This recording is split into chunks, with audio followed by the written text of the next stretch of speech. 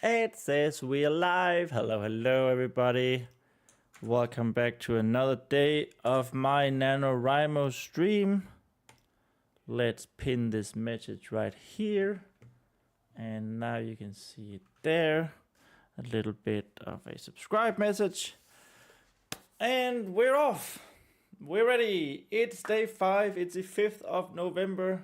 That means we're like, I don't know. What are we? We are a sixth of the way. Is that right? I think that's right. Yeah, a sixth of the way to our 50,000th. And now we should also have some 50,000 word. Was what I wanted to say. We're starting out great.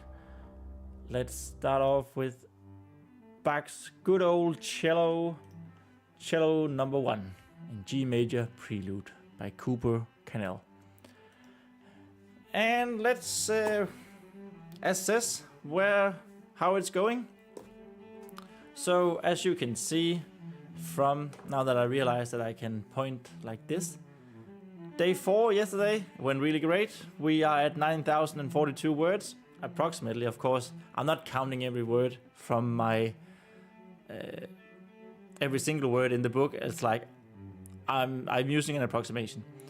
And day 5 goal is 8,333. So we're actually over 700 words ahead right now, and we haven't even started day 5.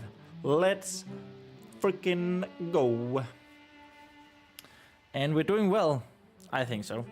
We are about to end chapter 3, which somehow I think almost manages to become 9 written pages as well. 1, 2, 3, 4, 5, 6. Okay, so 6 pages right now. It's probably not going to be 9 then. As you can see, we are fairly close to the 6th marker, just 2.5 pages away. And so yeah, it's pretty smooth sailing. It has been pretty smooth sailing so far, I think. And I remember us ending last time with the... I was a bit sly yesterday because we had a whole entire stream where we didn't have to name any characters. And that was great. And that's probably one of the reasons why it went so well. Because we spent like... Yesterday we wrote the most that we've written so far. And we spent half an hour less. Half an hour to 1.5 hours less than we did all the previous days. And I think that was in part because of the naming. But there is a name that we need to figure out, and it's the name of the Grand Protector. But let's have a little bit the leader of the Paladin. Of the Paladin castle here, a Paladin Oath, the Vigorous Oath. So let's see. Vespa is down in some dungeons. She's down in another dark of the darkest dungeons. She has been led down there partly by who she thinks is the son of the evening, Sire Brendan, who's a bit in the ass, and partly by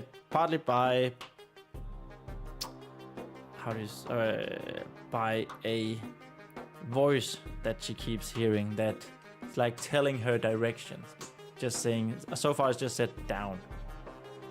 Anyway, down, deep down in these dungeons, she has found the blue hooded cloak figure, which she thinks is Son of the Evening. She thinks it's Sire Brendan. And there's also a shadowy figure, and these two are talking.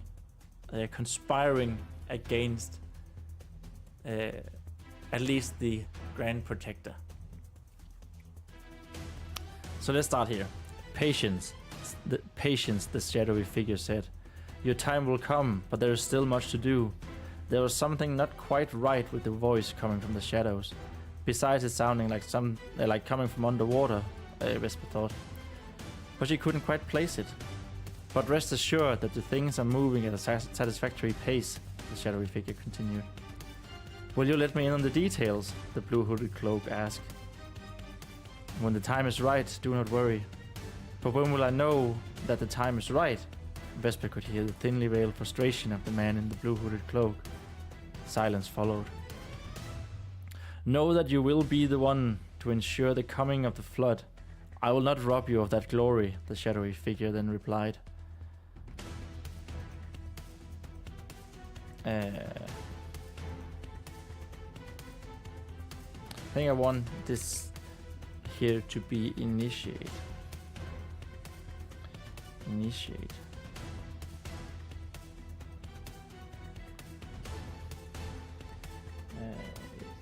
Initiate the coming of the flood. I will not rob you of that glory, the shadowy figure then replied. That seemed to settle the blue hooded cloak a bit. But we need time to repair the sacrifices. Sacrifices? The blue hooded cloak asked. He sounded puzzled, as if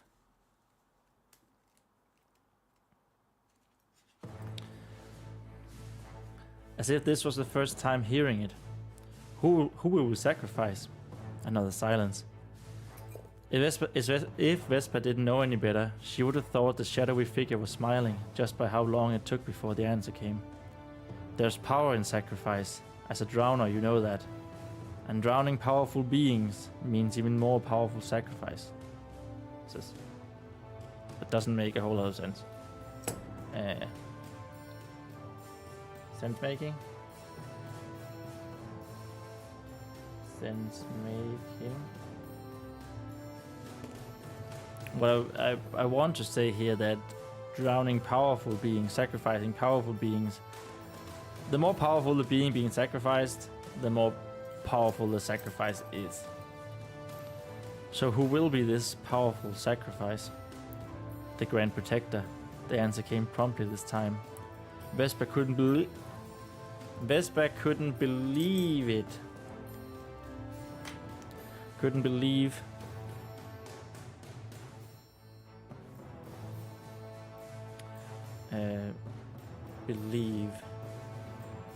what she heard.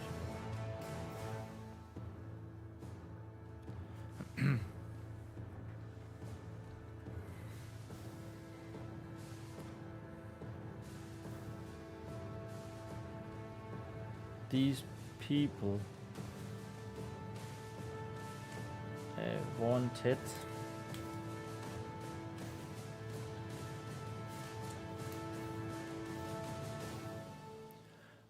people wanted to sacrifice to kill Grand Protector.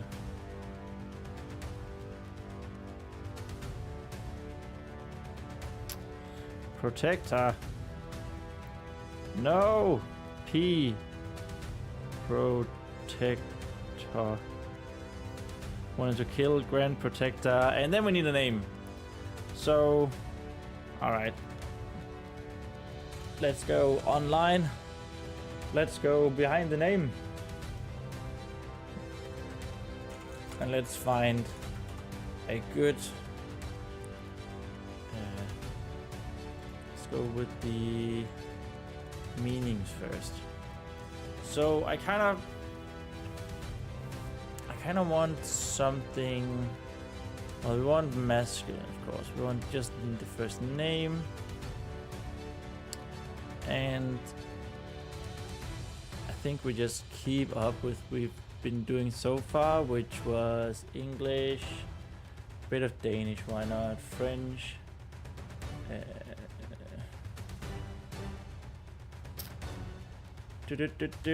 Welsh, was it, Scottish, Norwegian's basically the same as Danish, so Swedish, Urdu, no, Celtic, not Roman, Anglo-Saxon, Celtic, Germanic, and Arthurian.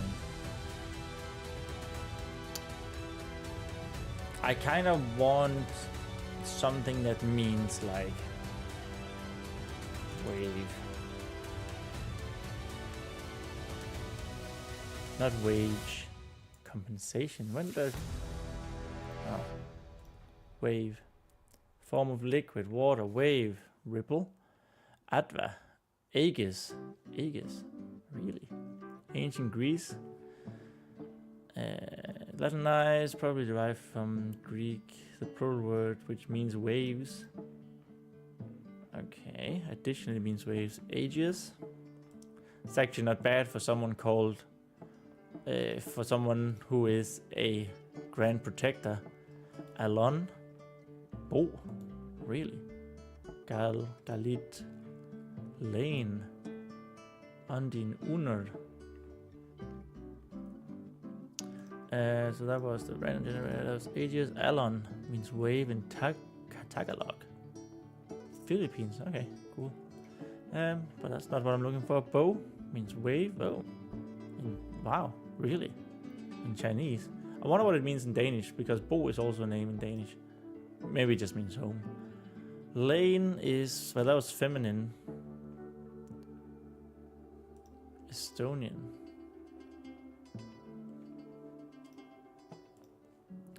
You know, I didn't hate lane. But it could also mean something like bear. You know, something that is a protector. We already had... not Bisser. Bear. We already had... in my 1 minute short story, the Grand Protector of the Knights of the Lily, which was the knightly order before the Paladins and Templars. He was also called Grand Protector. Maybe I want to switch that up. Let's say name TBD. Name TBD. Oh, you couldn't really see that.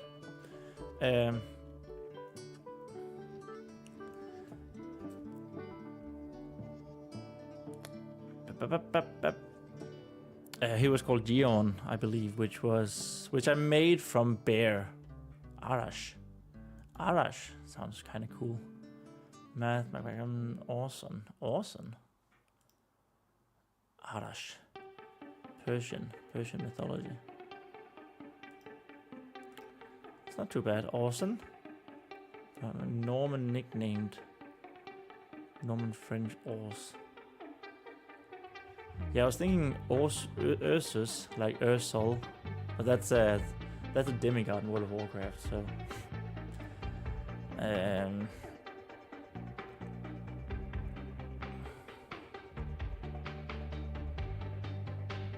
Awesome is cool. That could work. We also do have bear.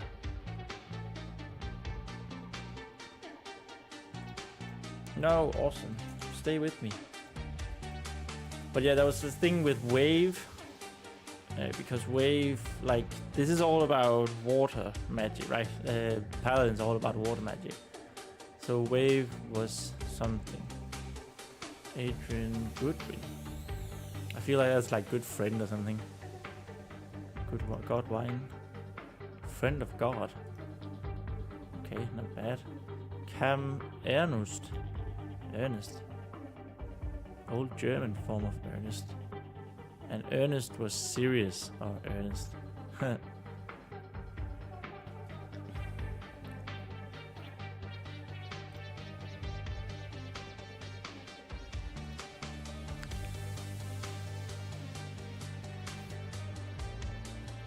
Ernest could work. Awesome, Ernest.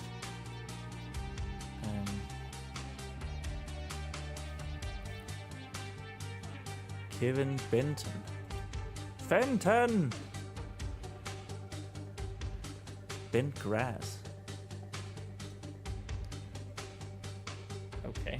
Brendanus. Kelsey. Durwood. Stuart. Durwood. Dorgard. Oh, Dorward. Neil, Abel, Folker, Weston. Pierce. Pierce. Medieval form of Peter. What does Peter mean? Oh yeah, that means stone, that's right.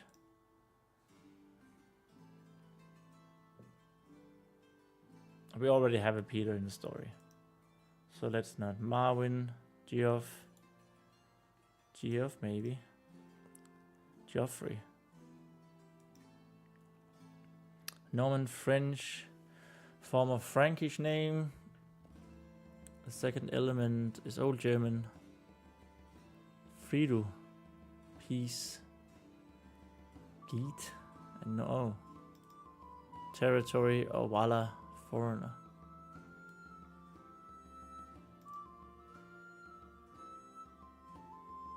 So what does that mean? Geoffrey is then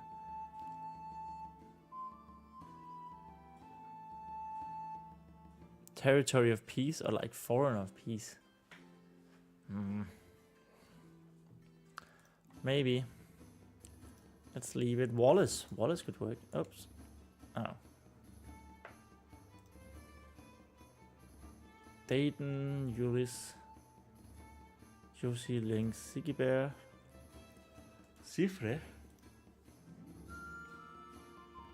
Oh, that's Welsh of, okay. A Welsh form of Geoffrey. Camden. A variant of Camden. Enclosed Valley. Enclosed Valley could be kind of fun to have. Because we're in a valley, of course. Ethelweald. Emerson, Artie, Craig, Askelin. Marty, Placid Harbour. Dewey, Presley. J. Ern, Tarish, Glen.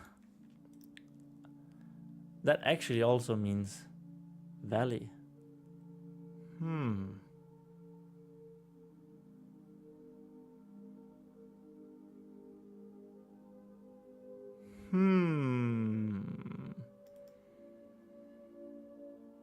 I just had a thought. That the strife with a valley that we are in, important landmarks, it could also be called Strife Glen.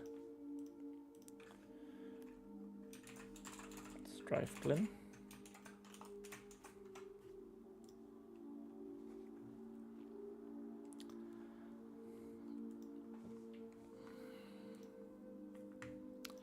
That was Glenn.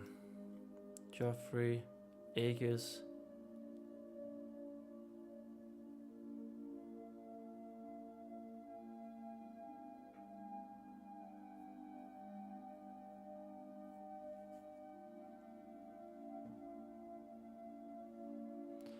Oh, this was the name of a king in Athens, believing his son Theseus to be killed by a minotaur, threw himself into the sea and was drowned as Aegean. Okay, that's actually something that I feel like my my world lore needs. The Aegean Sea, for example, that there is some mythology to the naming of things. We have a little bit with Strife with a Valley, of course, or Strife Glen, whatever we decided to be. Lane.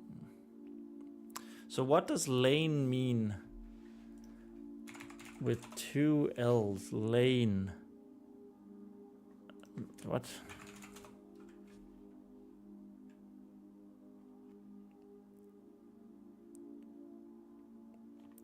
Originally, someone who lived near a lane. Okay. It wasn't as cool as name as I thought it was. Ern. Oh, that's short from Ernest, okay. Tavish was also, no. Ebewin, Julian, Shirley, Edwin, Luke. Rambert, Ender, Ekdok, Hector, Cairo, Lohengrin, Jules, Kemp, Hank, Steen, Samuel, Freddy. No. David. Oh, that's the form of David. Okay. I'm laughing because of the character from an old English TV show called Little Britain, who was called David. He was gay, but he was only doing it for the attention. So when he had the chance to actually be gay, he backed out. Elliot, Caradoc, Marin, Thane. Thane is a good one.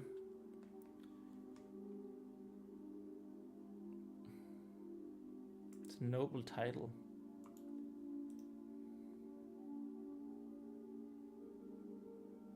Uther. Welsh of Uther. From Welsh name Uther meaning terrible. What? But Uther in World of Warcraft is good. He's a good guy. Oh, not settings. Chris Sybil Baldrick. Oh shit. Ah, damn it. Give me Baldrick. Baldrick.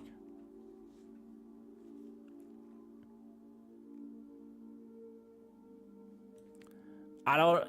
We have a leader. We have a leader name. It's Baldrick now. There we have it. Good names though. Awesome means bear. Should probably remember that. These people wanted to kill Grand Protector Baldrick.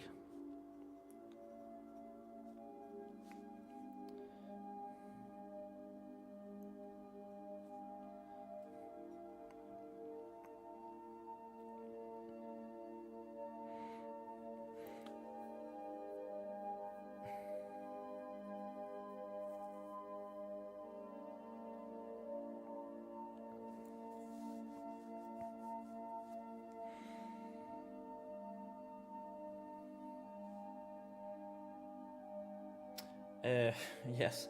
Okay, so we got Baldrick now. That's cool. Let's go. The names. Okay, so I want Vespa.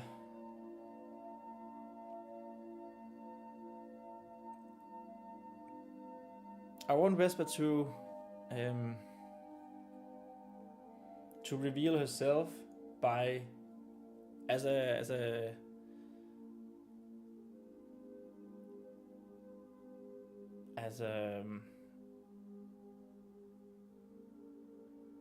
direct consequence of her narrating her own story, her own world. Because I wanted to get her into trouble. And this is like prime example of trouble. But should we?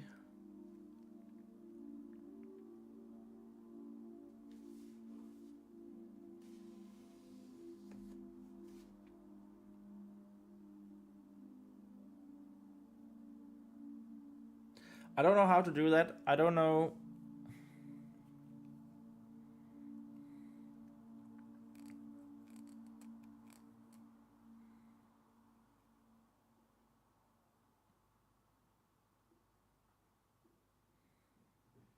Okay, maybe the hooded cloak talks first, then Vespa whispers, and then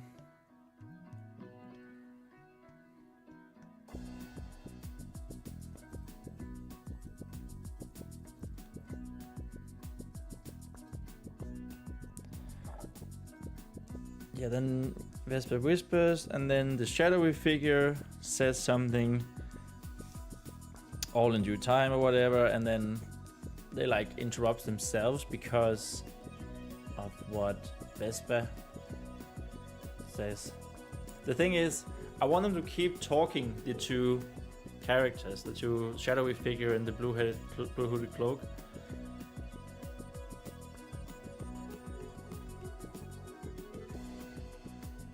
But I don't really know how to convey that in paper, where, you know, Well, I can't have multiple people talking on the same line, of course. That would be weird.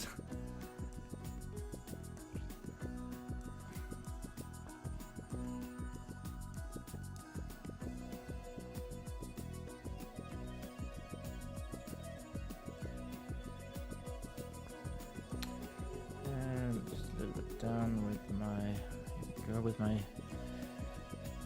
table.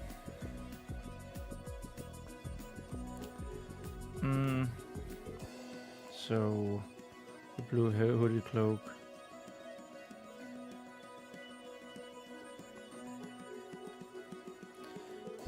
The man in the blue hooded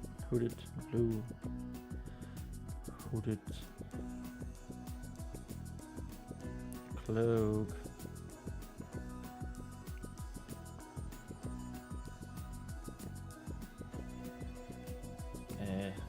spend a moment thinking.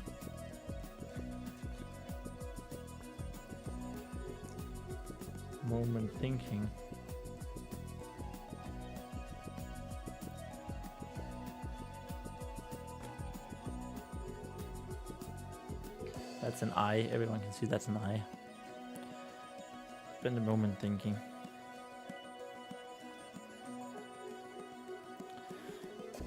It will be difficult.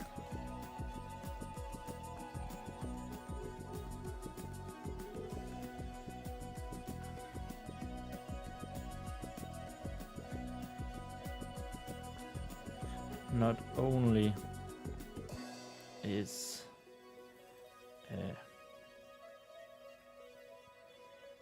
the Grand Protector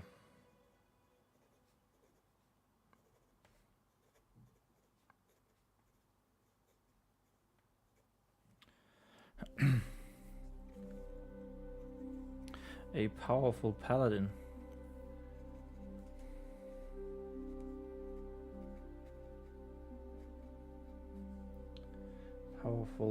Paladin.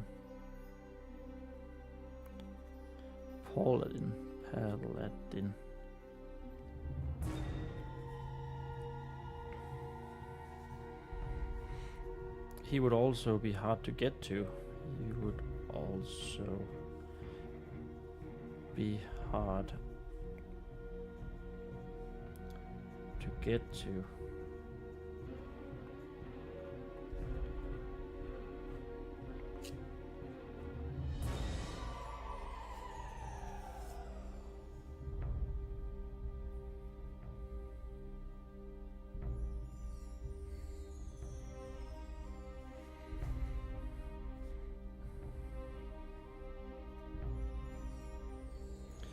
You leave that to me.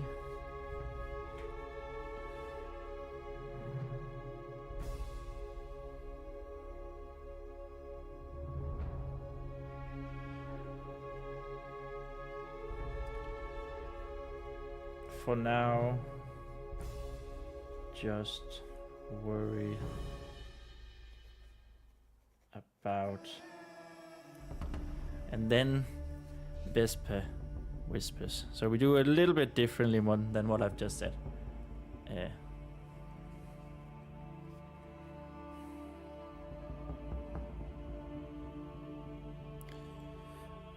Our heroine had heard enough.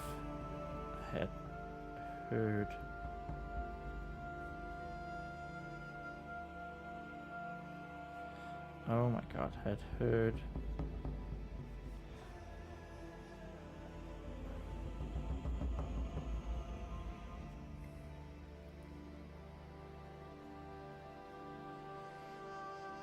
Now she just needed to make. Why have I stopped making intelligible writing? That's supposed to be a D. Needed to make her way out. Vespa suddenly realized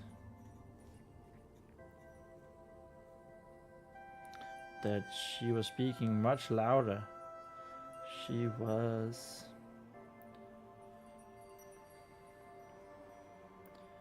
speaking,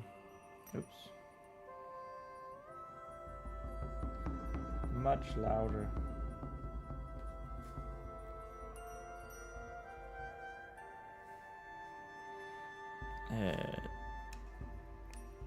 Than what she intended. She had intended.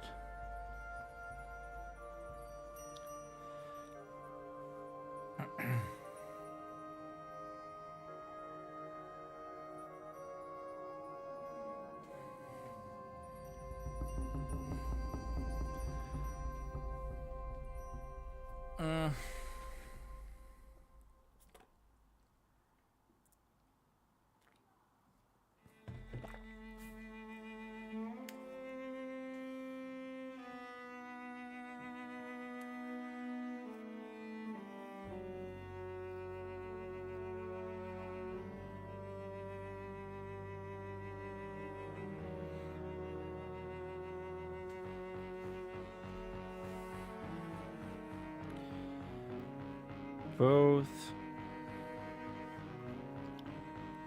the blue hooded man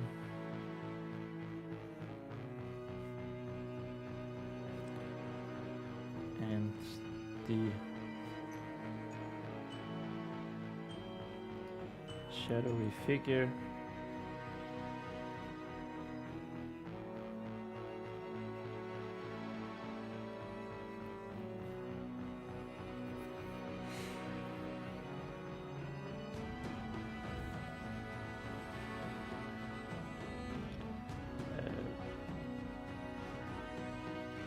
looked towards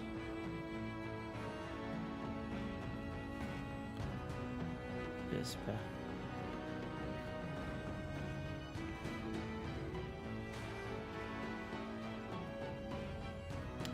As they heard her narration.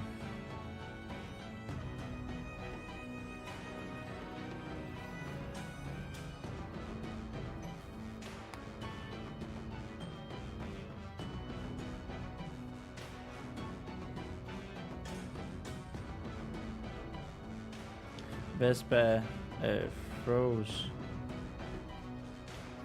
for a second.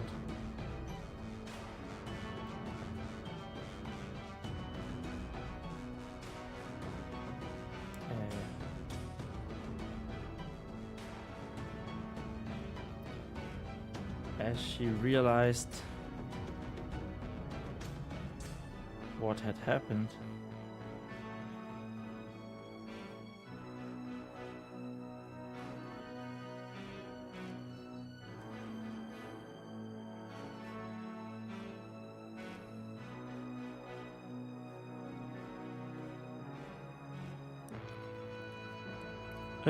Actually, froze for a second, realizing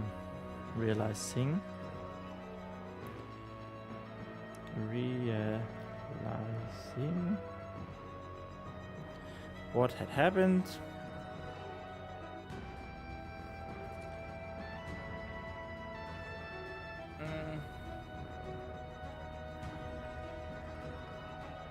Realizing what had happened, because I want I need this opportunity to show that as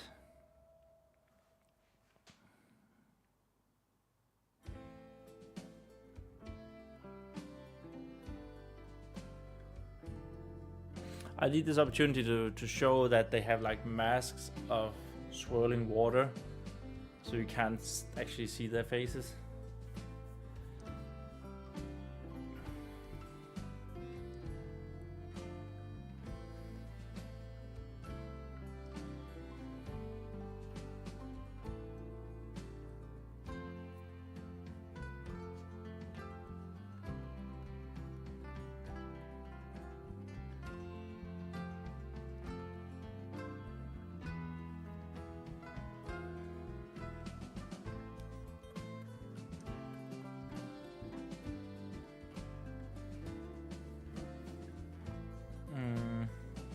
how would we say that? We would say it by saying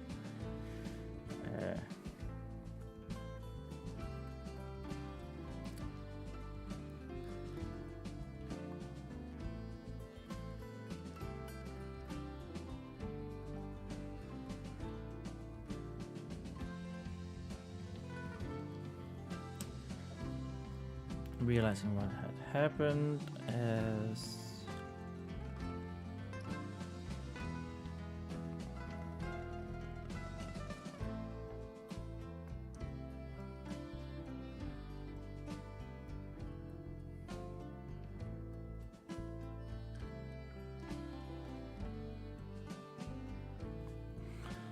two watery masks. I don't, but one of them is shadowy, so they're standing in the shadow, so she couldn't see that.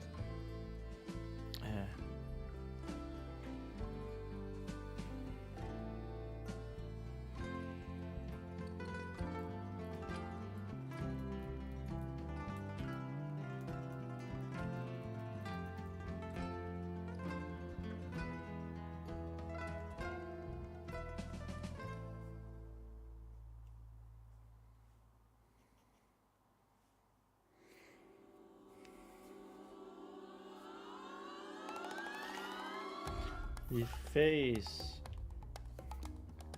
of the blue hooded man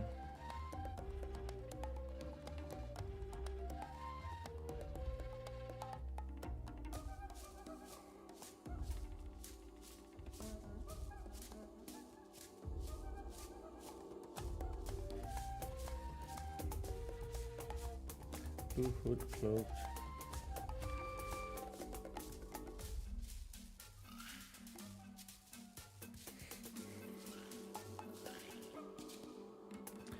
The face of the blue cloaked man was hidden away by what looked to be a mask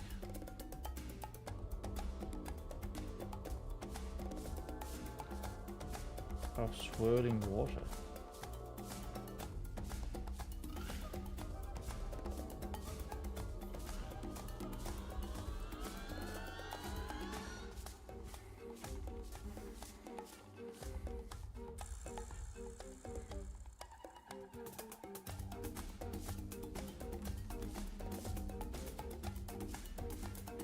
But Vesper didn't look around, didn't stick around, but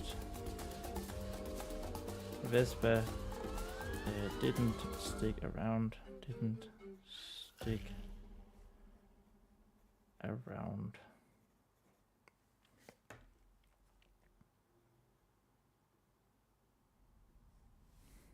Oh my god.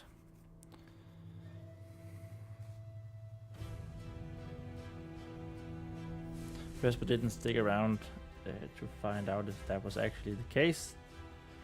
To find out if that was actually the case.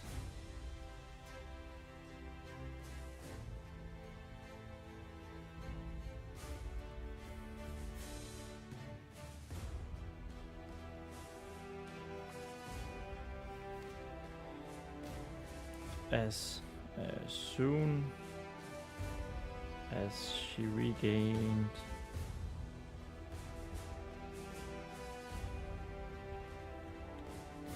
her composure,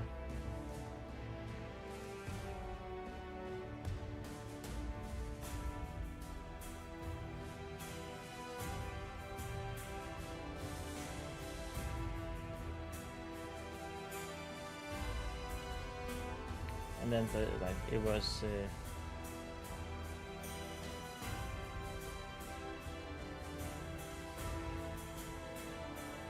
luck was in her favor. Luck was in her favor.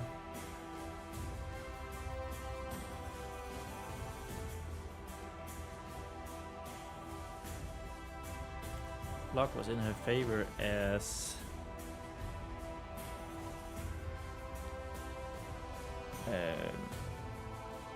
as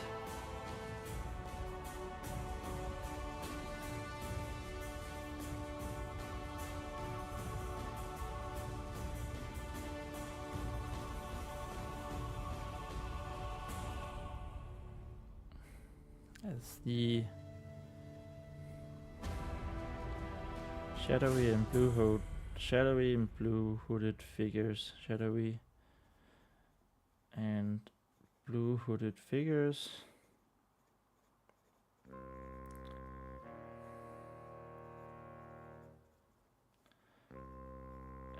seemed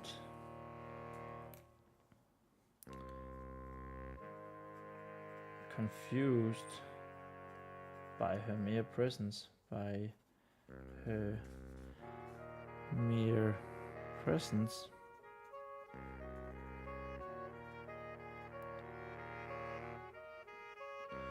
Come on, just write a good E sometime. For once, just write a nice E. Please, thanks. Oh my god.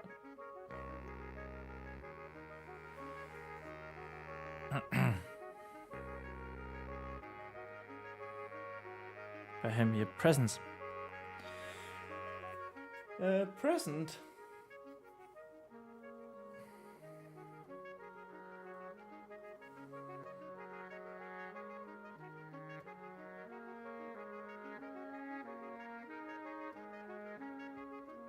I wonder if I can hit marker number 7 today. That would be nice. That would be 1, 2, 3, 4, 5, 6, 7.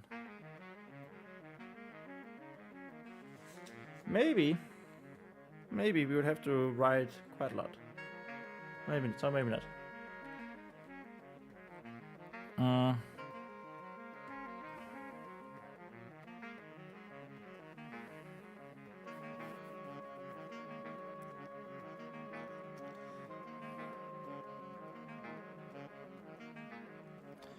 Shadowy. Blue figures.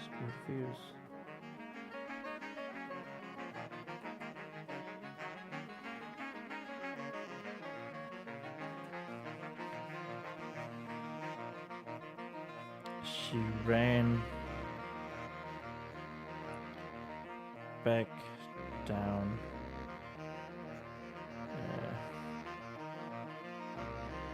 the black corridor.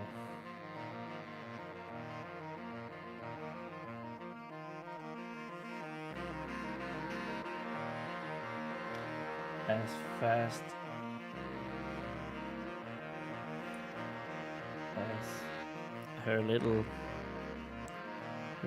legs. I have little legs.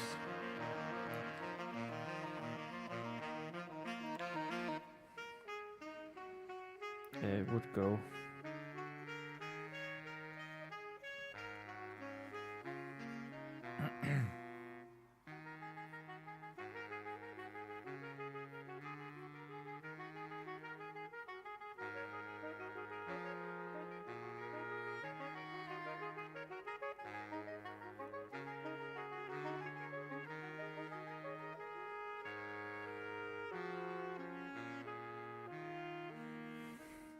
Turning around the corner.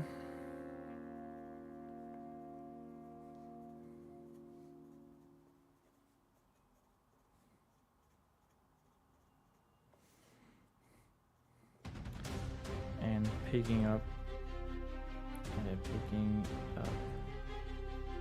the torch.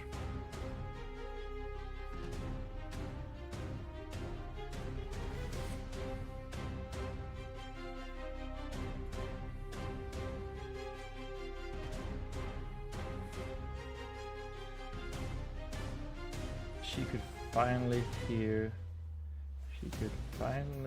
yelling. Finally hear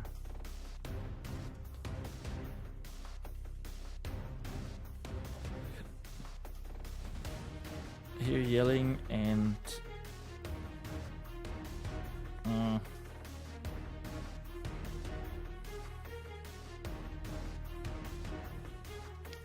least one of the two.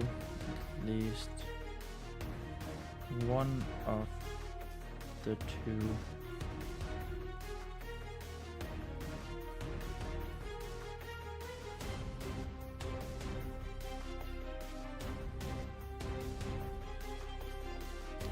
One of the two men.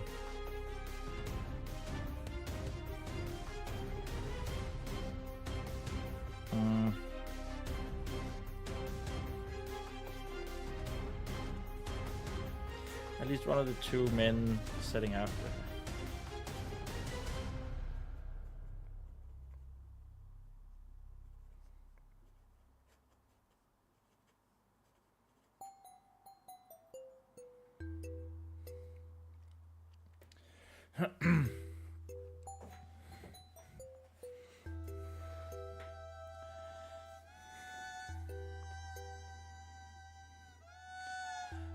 Hard racing.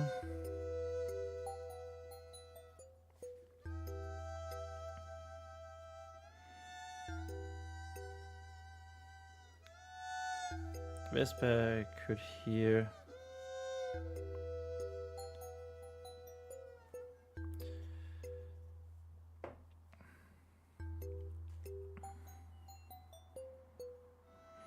the clanks of an armored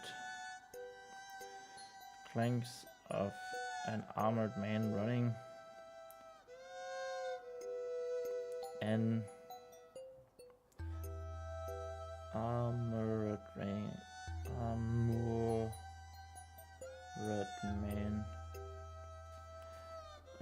getting closer and closer.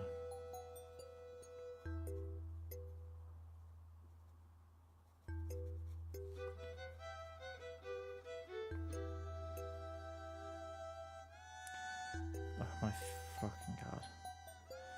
And closer. Getting closer and closer.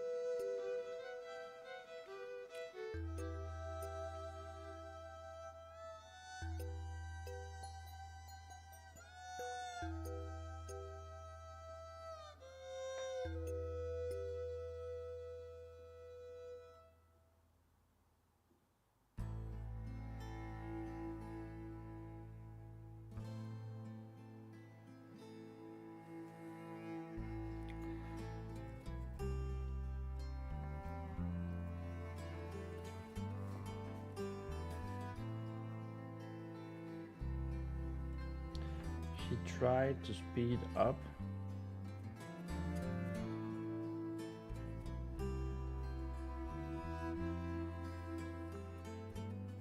To speed up, down. That's funny. I don't know if you can actually say it like that. Speed up, down the corridor.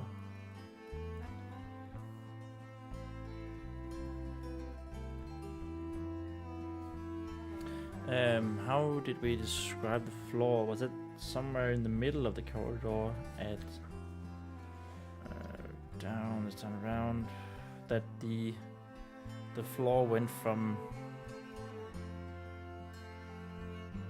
stones to ground, stamped like soil, but it didn't sound like the Brenton's on the eating this, but realized just by the corner the floor had changed. Oh, okay.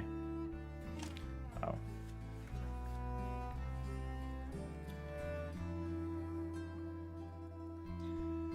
Did she stumble?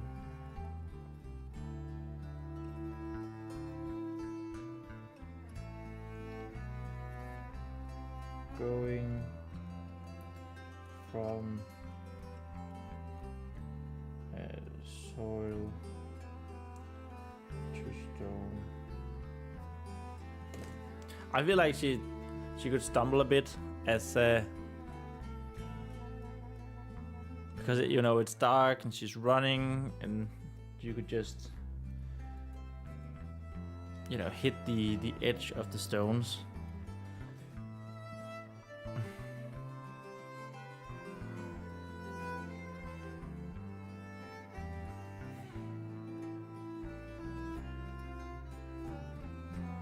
Which was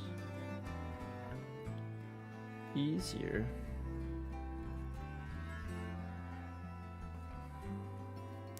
Now that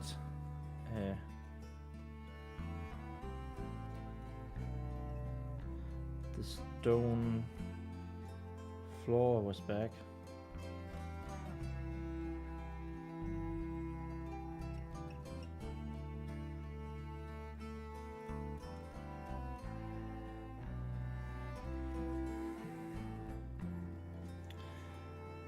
But it didn't sound, it didn't.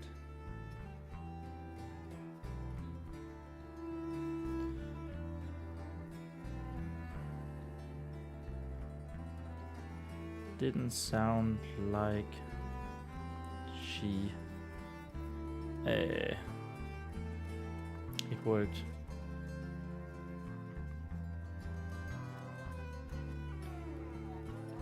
It didn't sound like it worked.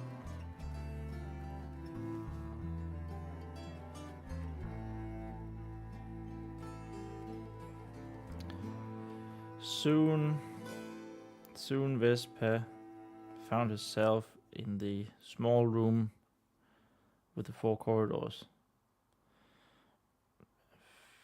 Found herself in the small room with the 4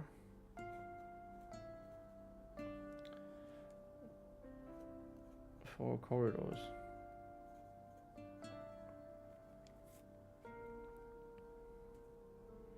The 4 corridors connecting.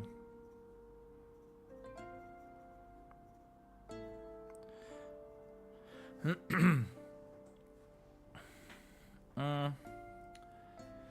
4 corridors connecting.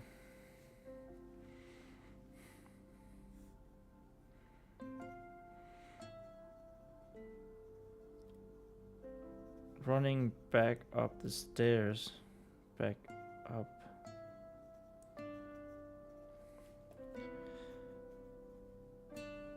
The stairs.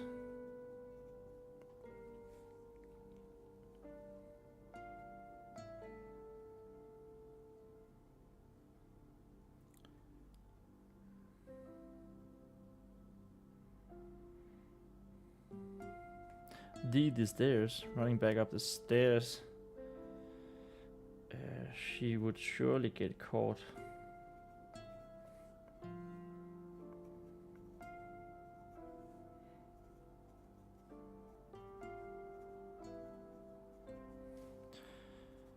Sooner rather than later.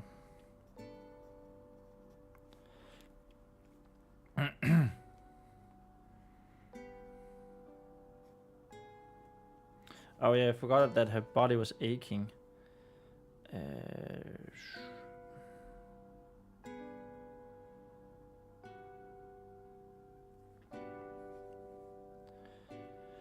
Aching body.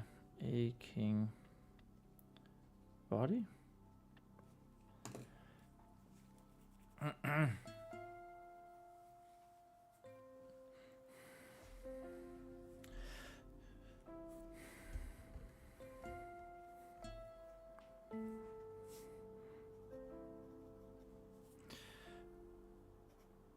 But Vespa couldn't see.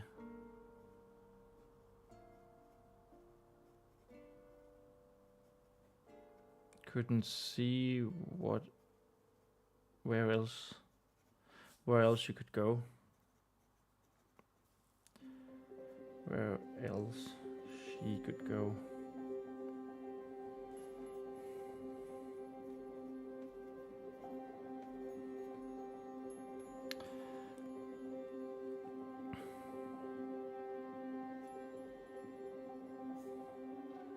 Actually, full stop here and then.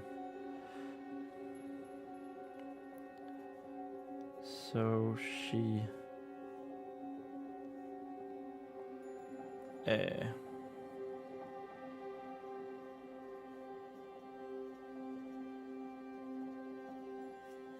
So she ran towards the stairs.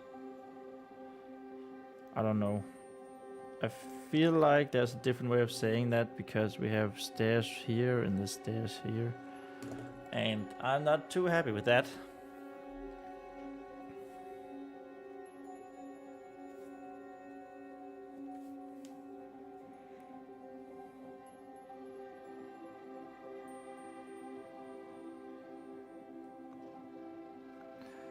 Stairs leading up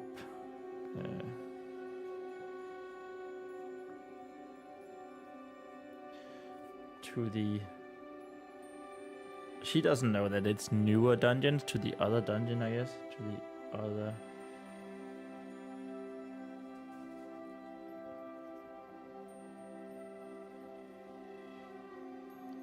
To the other dungeon. And all of its many cells. Of its many cells. And then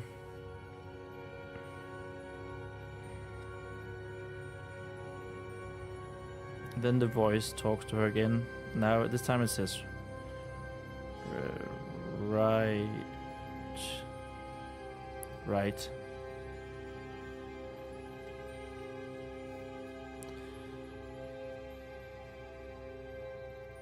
The voice was back.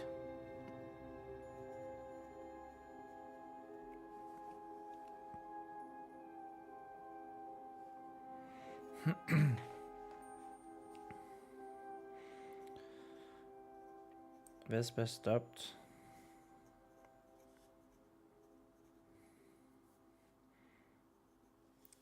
Stopped just before the staircase. Just before the staircase.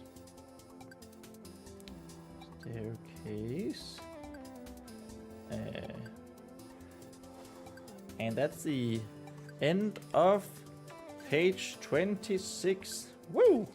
Let's go. 27. Stop just before the staircase. And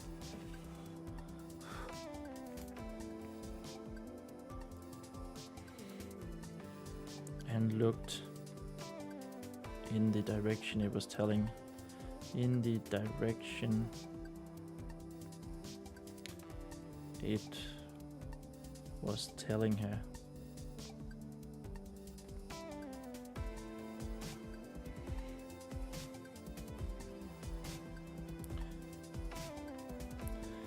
To her right,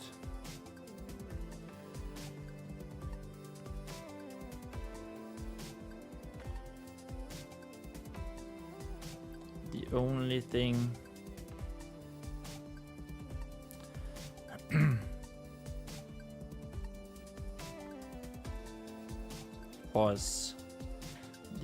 was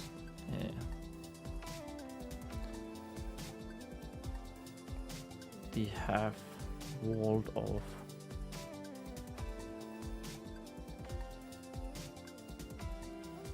other corridor.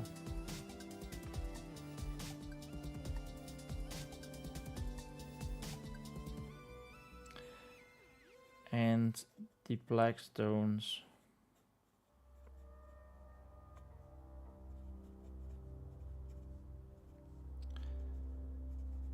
that had once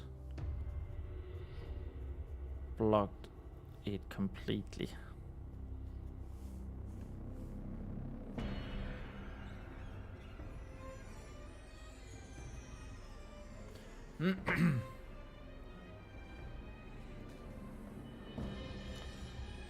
Blocked it off completely. No, just blocked it completely.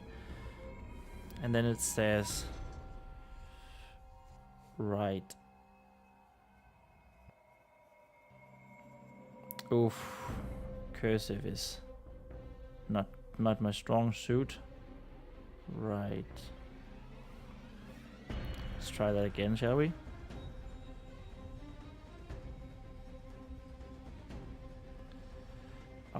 Almost had it this time.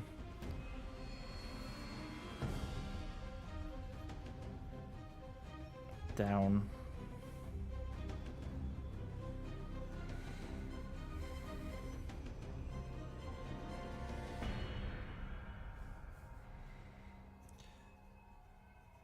Vesper was of 2 minds.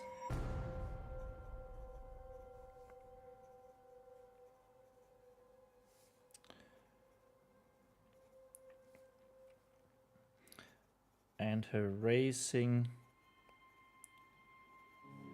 pulse didn't help.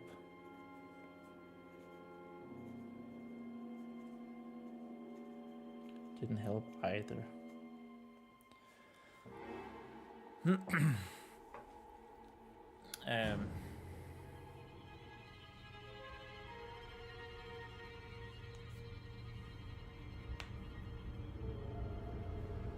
Racing pulse didn't help either.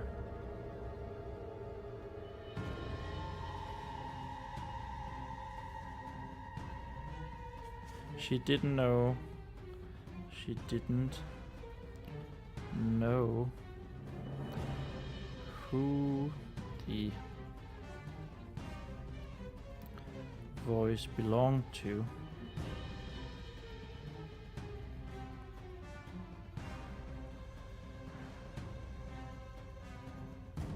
But running up the stairs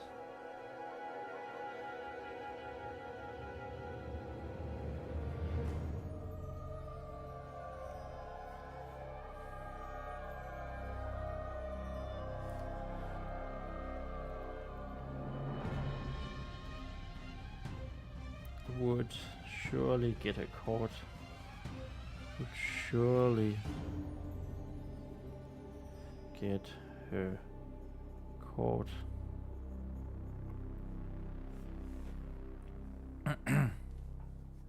I think I need the corridor to be like winded or something, and then maybe go down as well. There needs to be more corners, I think. Ooh.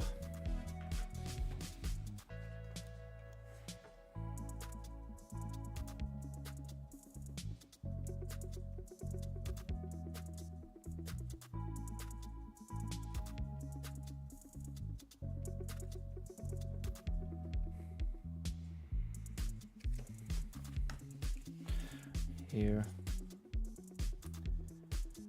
needs to be windy, to be windy.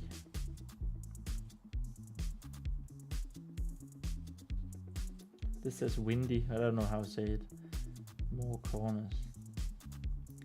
More corners. Mm-hmm.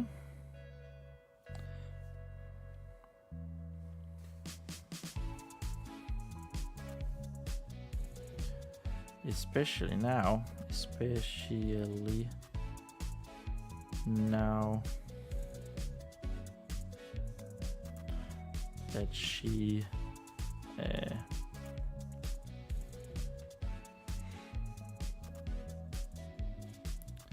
that she was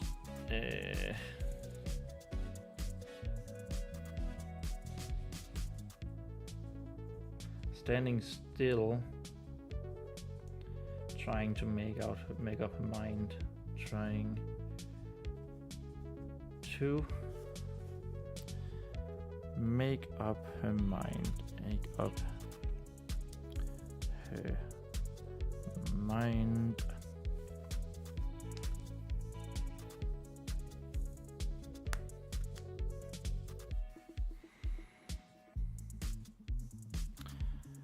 and she could see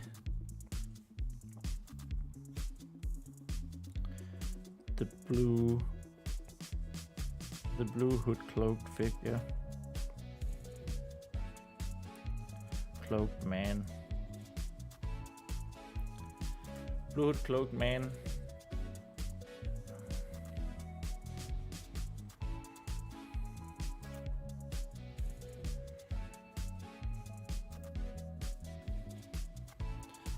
Torch high, and his swirling water mask still on. Swirling water mask still on.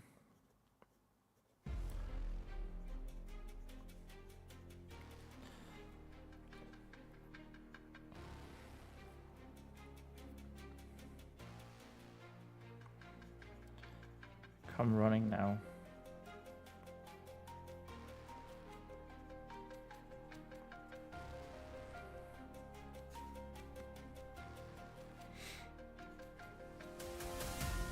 Go.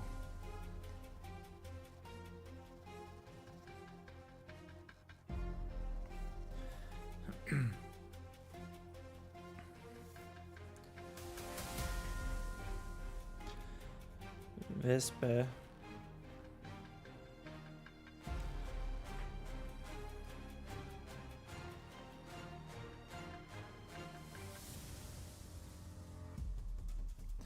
Vespa decided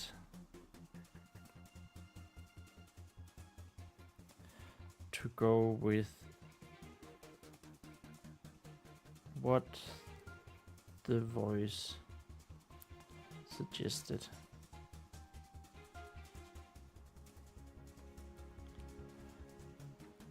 Decided to go with what the voice suggested.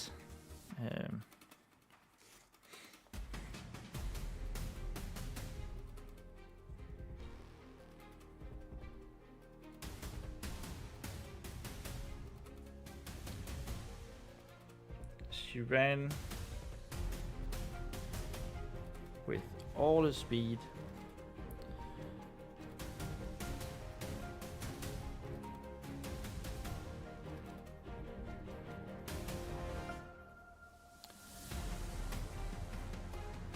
to the half fallen down wall, half fallen down wall on the other side, of the middle room on the other side of the small room. The other side of the small room.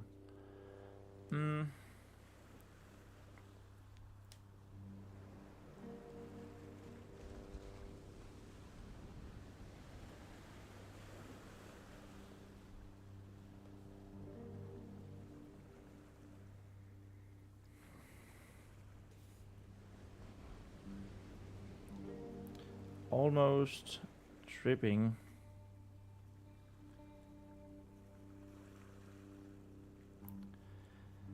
And falling over.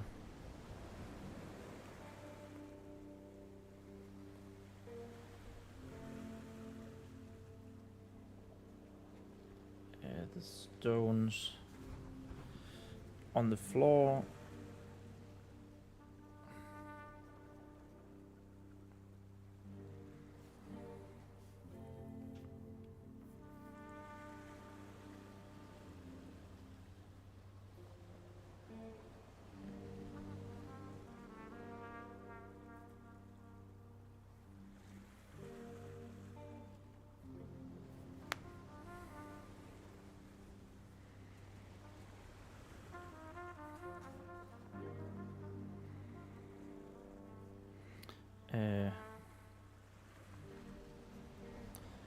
Vespa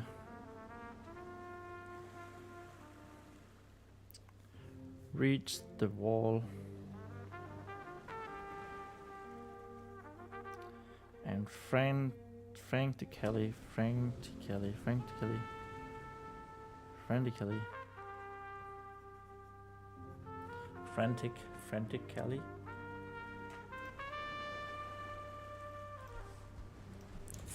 frantically. Yes. Frantically.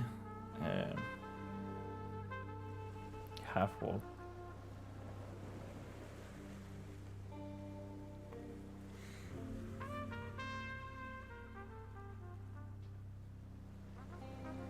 Search it with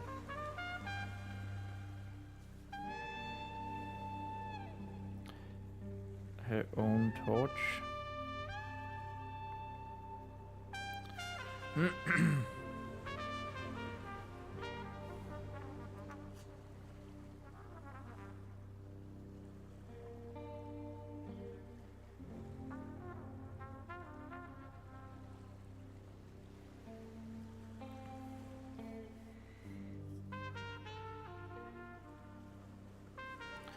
Soon realizing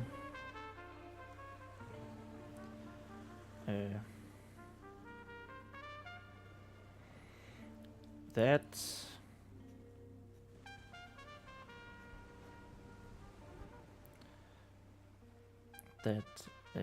hidden behind the wall was another staircase.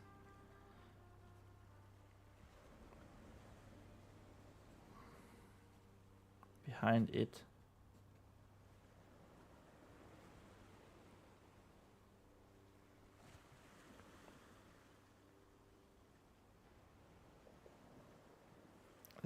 hidden behind it.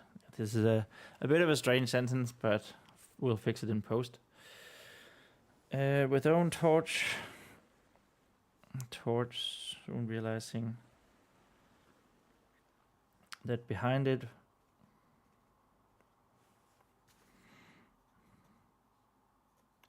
another staircase.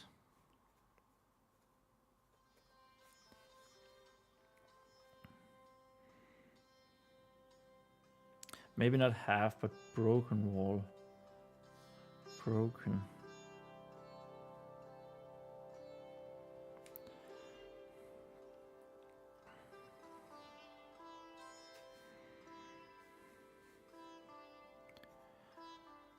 Or looking through the small gap, looking through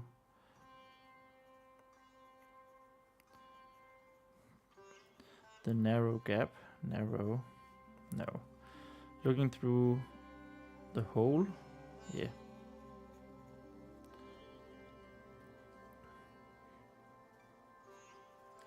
She could at least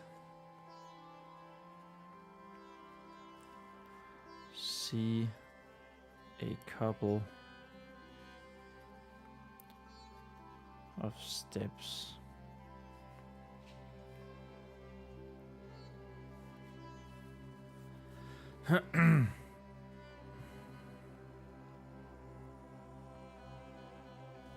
So she squeezed through.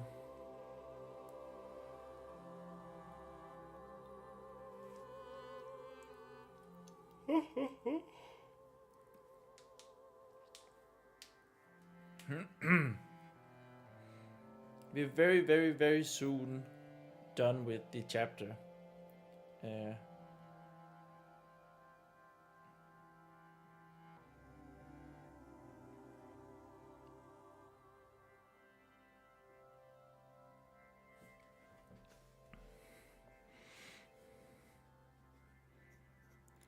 Looking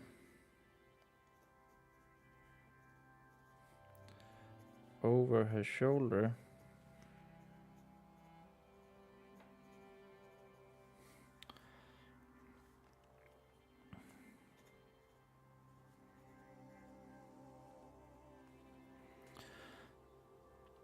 Vespa saw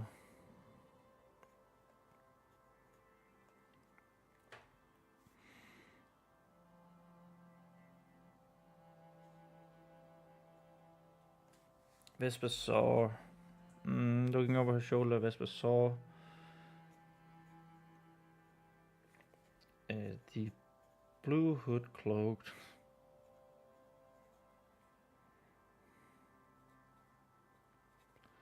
And cloaked. I definitely need a different way of describing this guy. Cloaked man.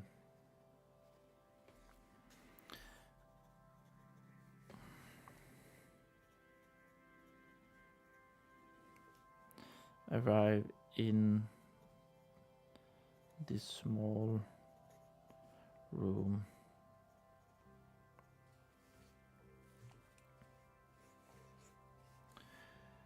New description. New description.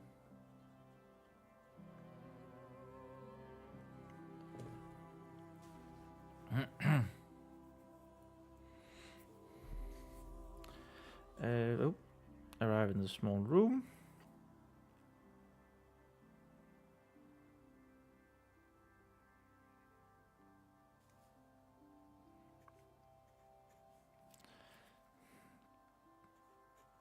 So she immediately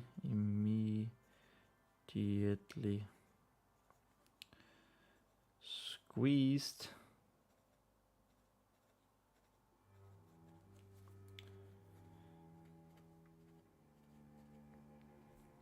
through the hole in the wall. I don't know if it's going to be a hole or a gap. Hole or gap. Hole or gap. Because I kinda don't want the same. Like she already squeezed through narrow windows in the. Kai is here. Hello, Kai. Welcome to this live stream. You're just in time for me to finish chapter 3. But what I was saying, I kind of don't want the same thing. Like she already squeezed through the narrow windows in the temple, and I sort of don't want her to squeeze through the same narrow windows in, or of the, how would you say it, but this wall. So maybe it's a hole, maybe not. So she immediately squeezed. That's supposed to be a D. I already cranked out 7 chapters today at like 4. Wow. Well done. 4 a.m. Oh. You know, we talked about this. You should go to sleep around. You should be asleep around 4 a.m. I feel like, but good for you to have cranked out 7 chapters. Someone really takes this challenge seriously. You must be way better off than for the challenge than you were yesterday when I stopped the stream. It is supposed to be a D. Squeezed through the hole.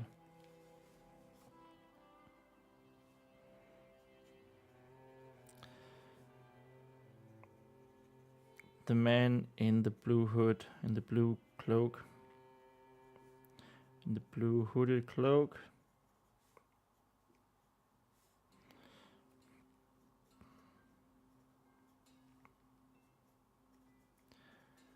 yelled for her.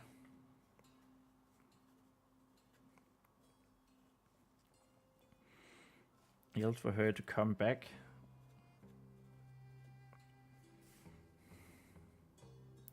To stop.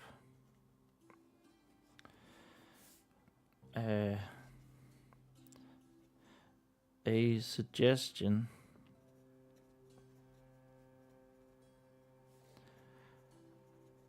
that Vesper did not heed. Vesper did not heed.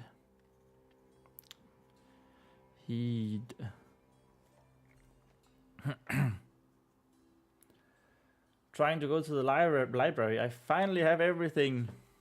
Yes, another victory. Another great victory for you, Kai.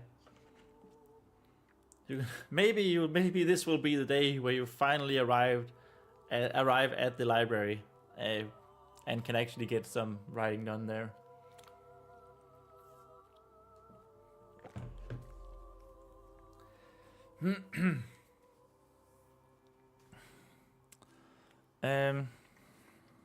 Yeah, she did not heed the suggestion.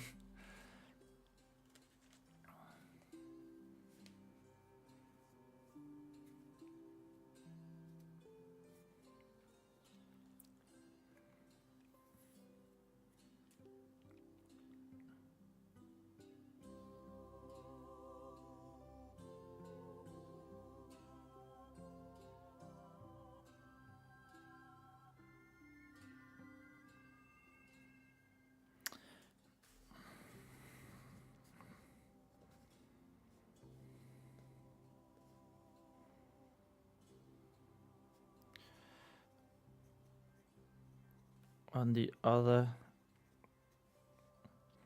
side of the wall,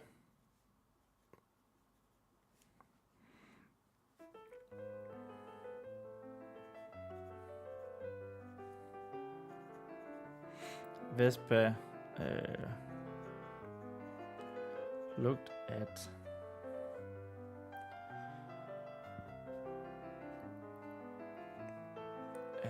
the staircase, at the new staircase.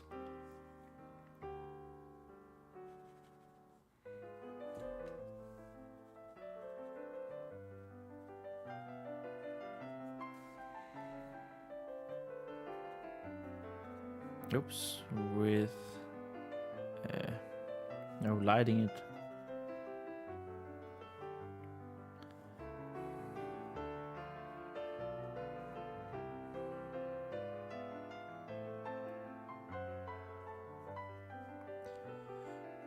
Shining a light with it. Shining a light with it.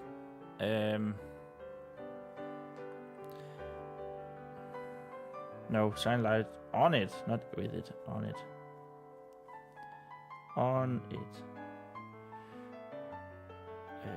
With her burning torch.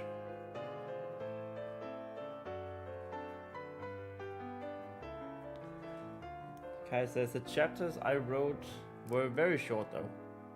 But done is done, and I will add so much in editing. Nice, nice. Exactly, done is done. And you know what, there's also like, I think it's quality over quantity, right? If a chapter is short, but it makes sense that it's short, then it should be short. You shouldn't add stuff just for the sake of adding stuff. But I definitely have the same feeling with this chapter, that I can think of stuff that I want to add, or like maybe background stuff that I want to allude to, like the small cell room where she found the two bad guys talking, the villain and the shadowy figure. I think that should be like a really old, terrible dungeon where water could rise and lower with the ebb and flow. I'm just not sure if there's an ebb and flow in a river, but so I need to figure that out. But it would be this like terrible torture-like cell. That would make sense for a place where water is so much centered so much around water. Heavily relying on editing. But yeah, like you said, done is done, and that's all good.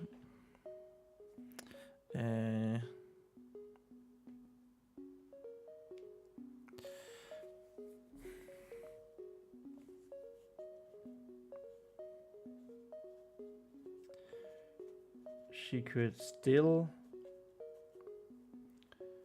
only see 2 steps.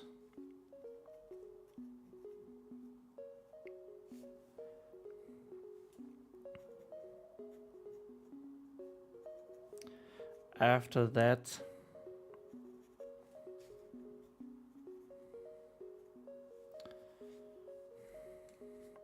maybe here she tried to get a breath under control. Vesper, something along those lines at least. Try to get her breath under control, and after that,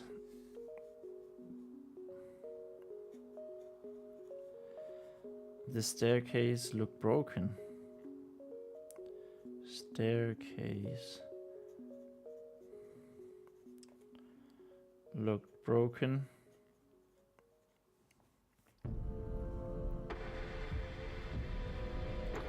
And there was nothing.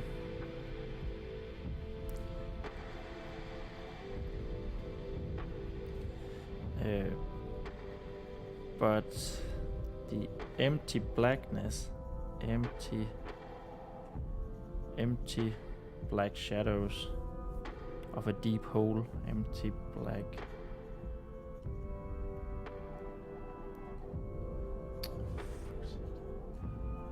Empty black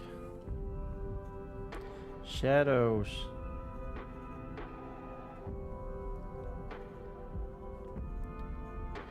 of a deep hole.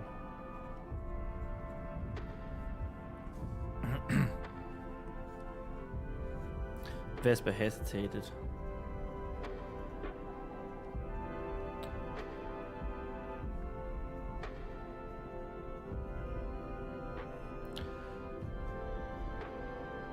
The voice had told her.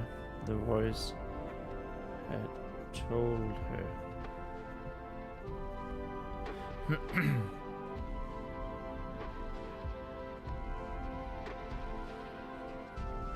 To go down there.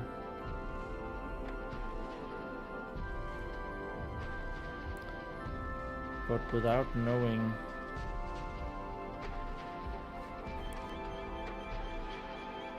what would wait for her, would be waiting for her. Waiting.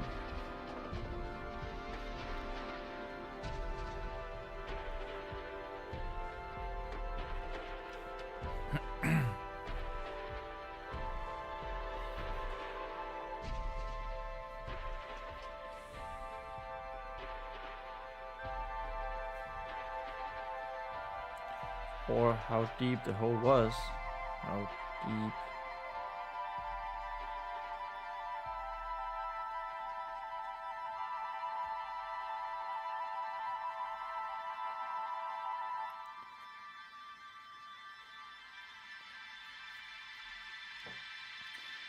Vespa stood there and reconsidered.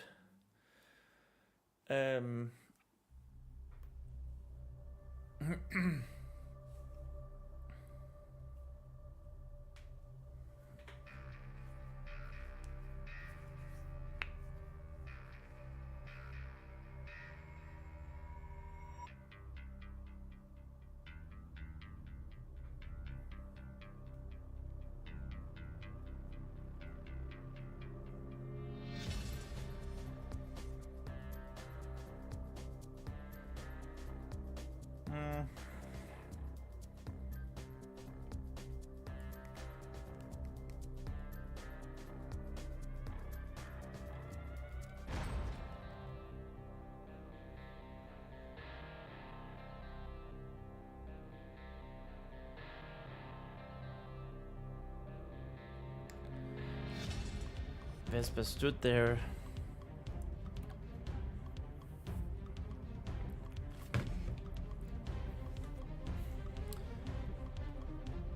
Vespa couldn't.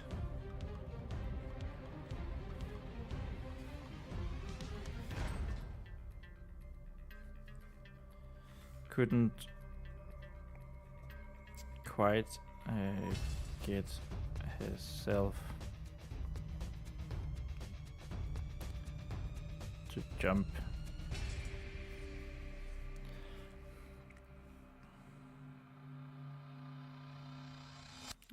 This should be knowing. It's so strange when you forget words. Like you're writing, and suddenly there's just a word missing. How did I know I said it, but I just didn't write it down. It's weird. Knowing.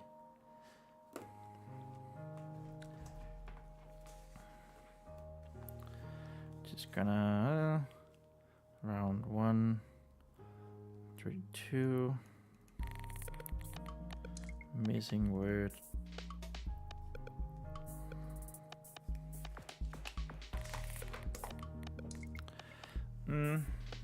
Couldn't get herself to jump.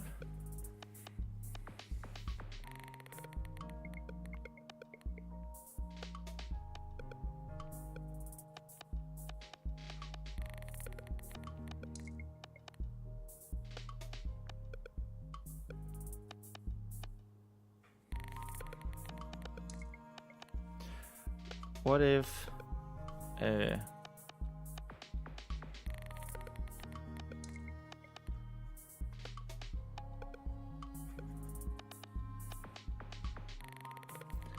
jump?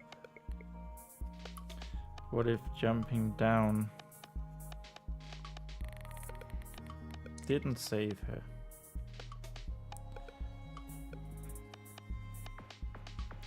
But instead made things worse.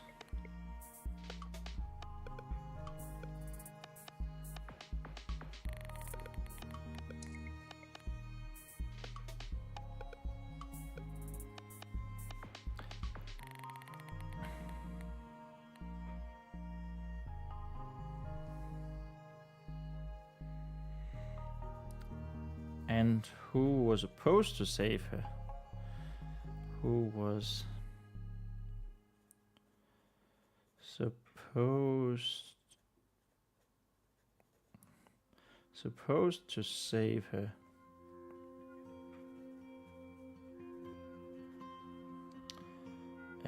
If she jumped.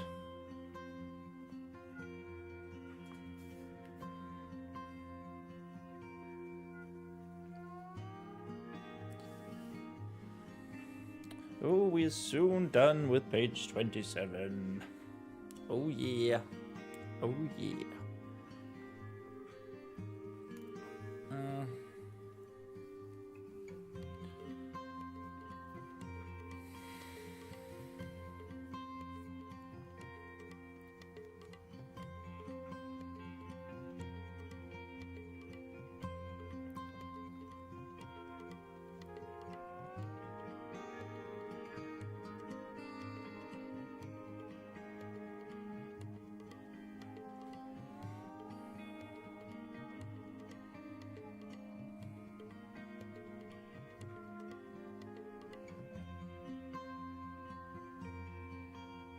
I don't know if that's too much. Like, if it's too much wondering by her. If she's thinking too much. Maybe it should be...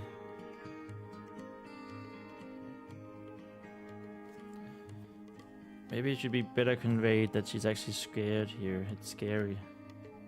Scared.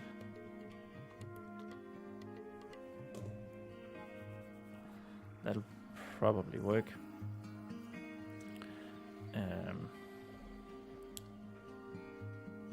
And then we just let go.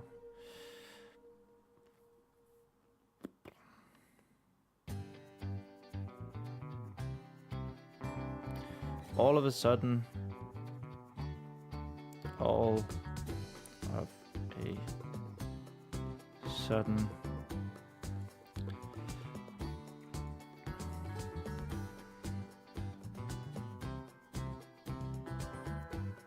a hand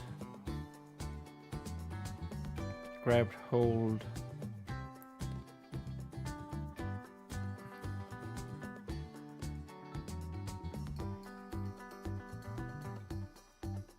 of her arm.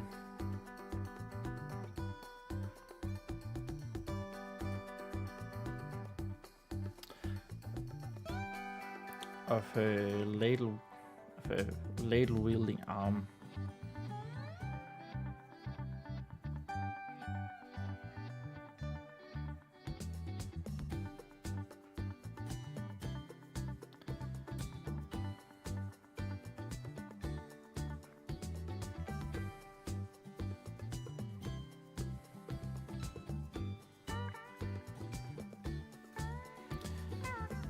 And Vespa let out a shriek.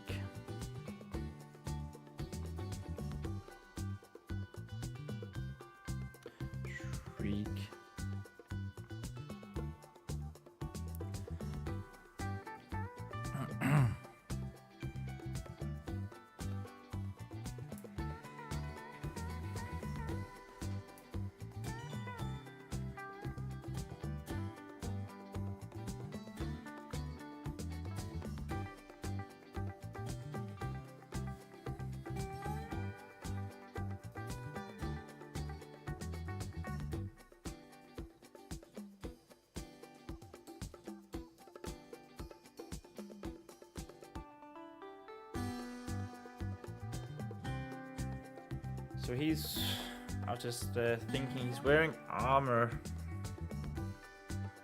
This villain guy.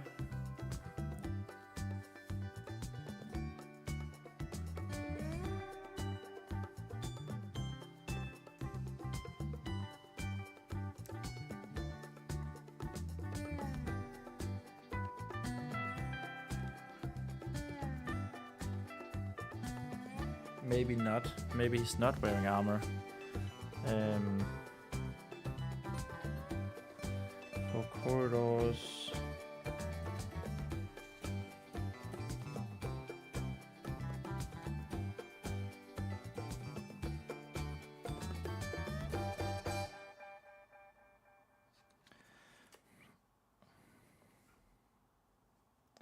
Is he wearing armor? Is he wearing armor? I don't think he needs to be wearing armor. I think he actually needs to not be wearing armor.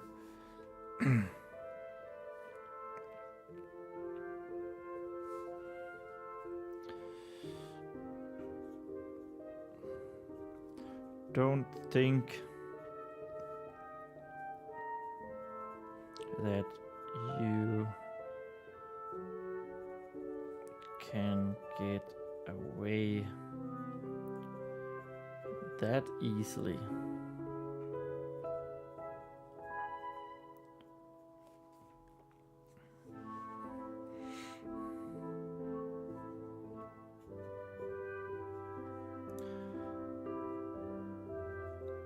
The water muffled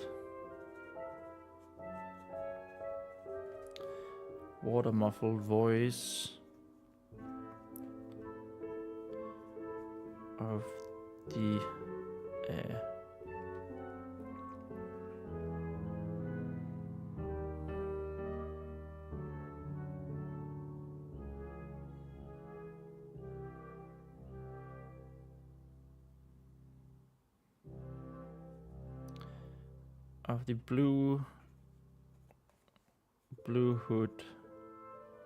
hooded and cloaked man. I really need a different name for him. And cloaked.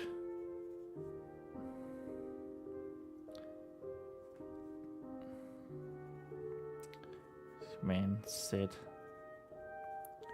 triumphantly.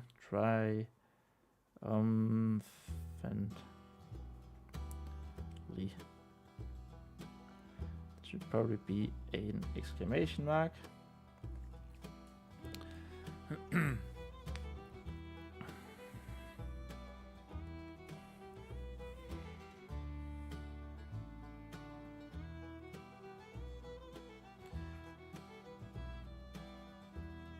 Vespa couldn't. A frightened Vespa. A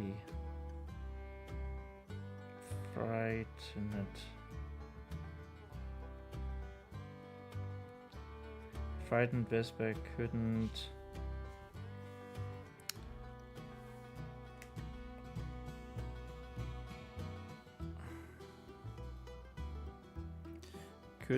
even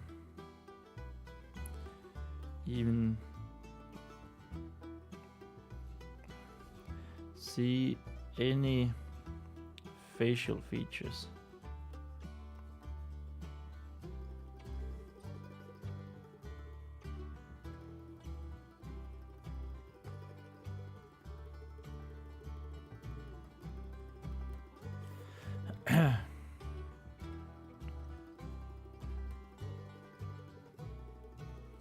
Because of the swirling water mask. Swirling water mask.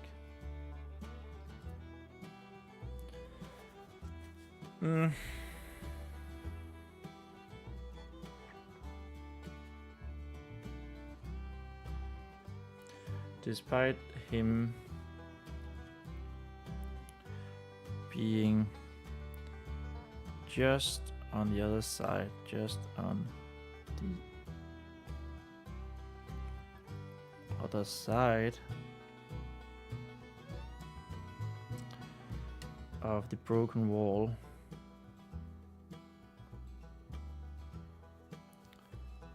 No! Smudge City!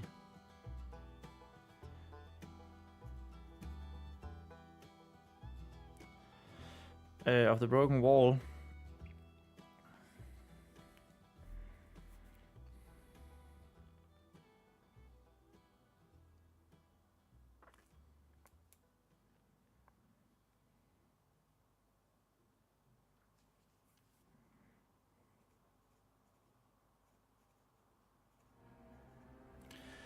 Reaching his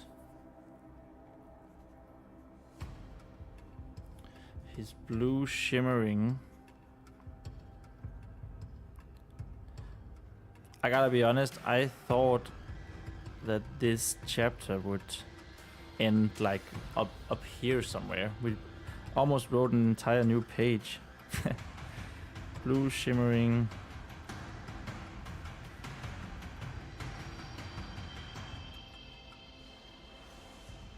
Plated arm through.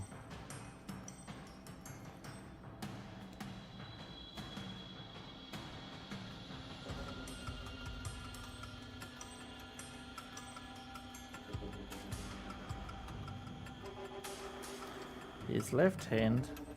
Ooh, his left. That could be a fun thing. His left hand.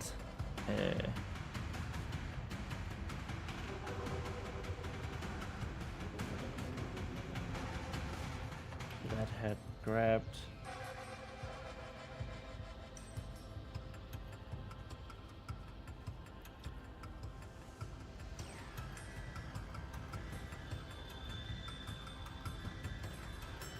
Grab Vespa's arm.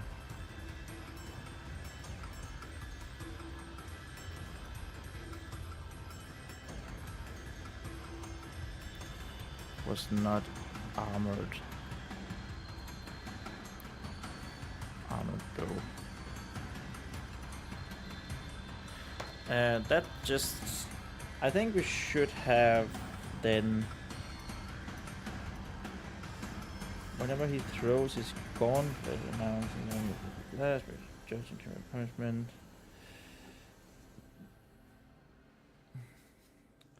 Should be the right.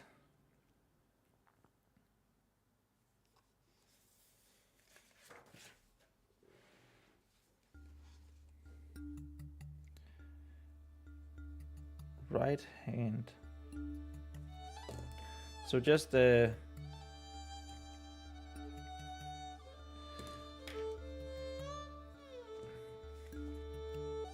just it would like it makes sense that Vesper thinks that it is Sir Brendan because it's a gauntlet, but if you look closely to the text, I don't know if it's too explicit though.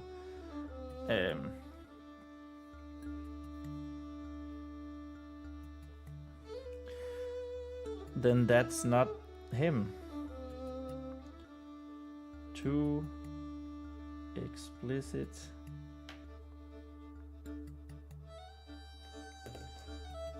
I don't know. It's just a little bit of an idea, I thought.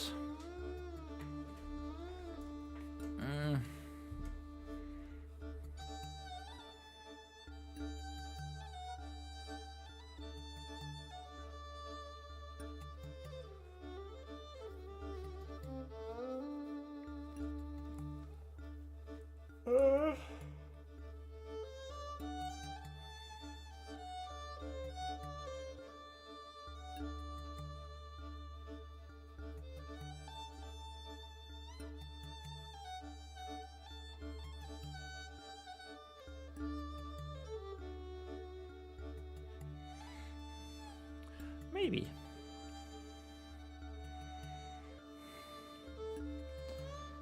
No. Vesper shouted.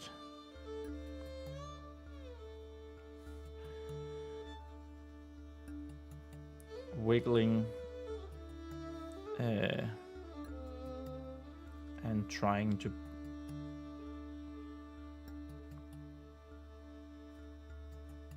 maybe it should be other way around. Other way around. Other way around. That it should be his right hand. Because Vesper is wearing the gauntlet on her left hand.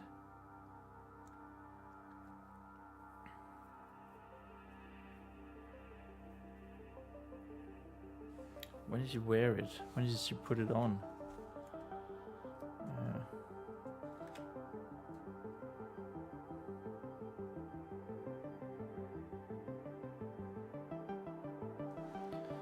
When, oh when does she put it on?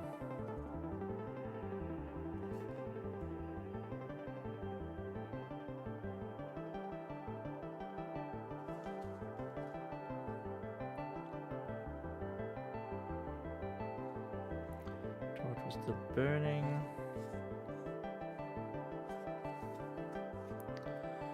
Stepping closer, quickly turn around.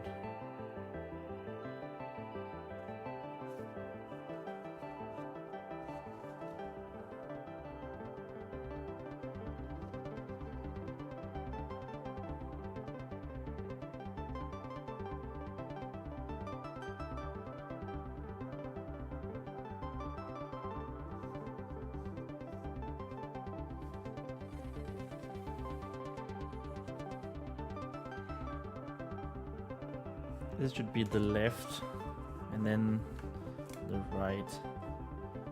Yeah.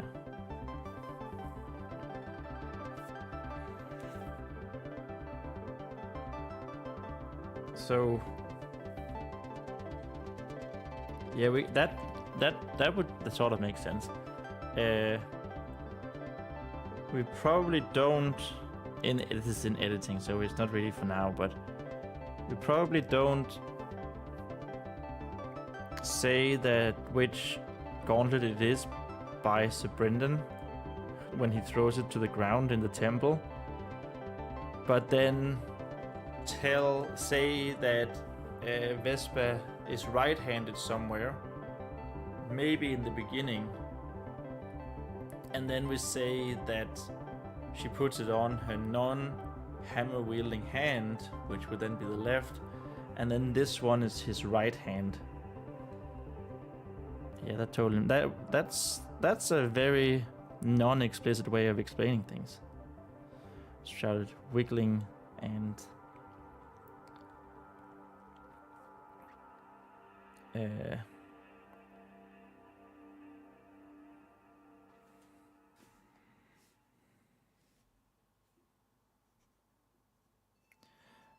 pulling her arm in an attempt to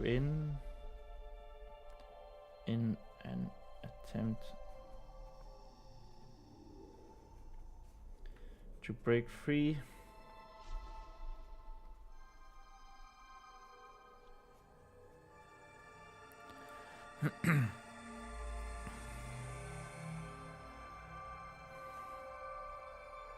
Release me, she's probably not going to say, but she will say,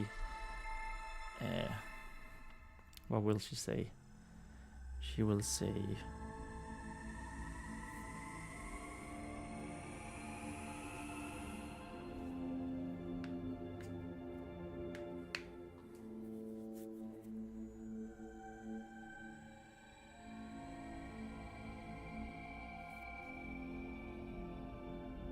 how did that happen?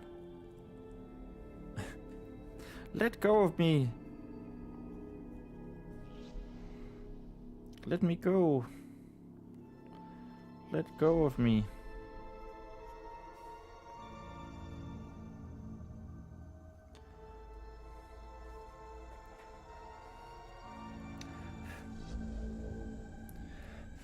And that was page 27.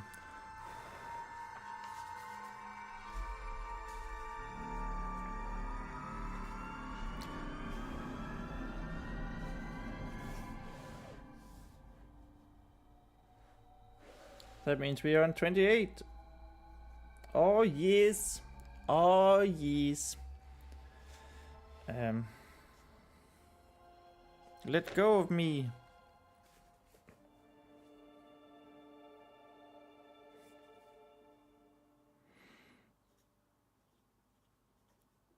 Vesper started to hit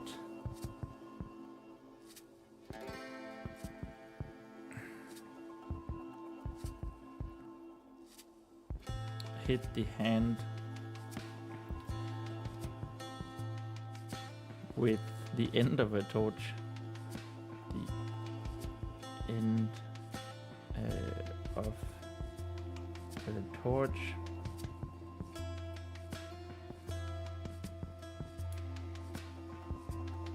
In an attempt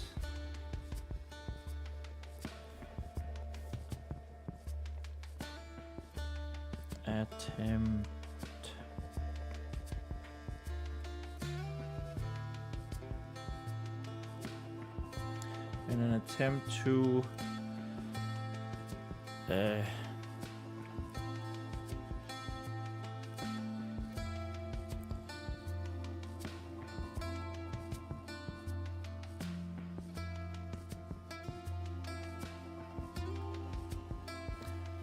attempt to break free. We already wrote break free. Like, can we write it differently?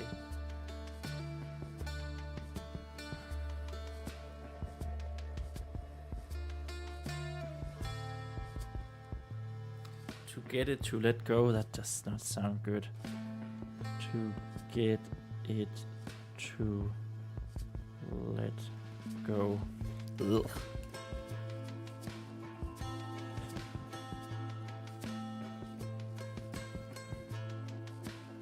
Ugh.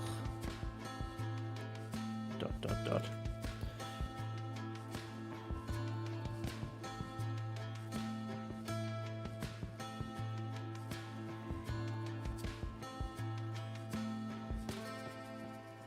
Her strength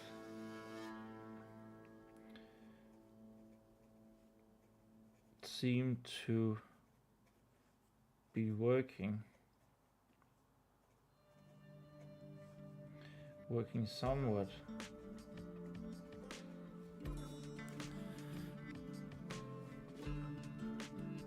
To her advantage.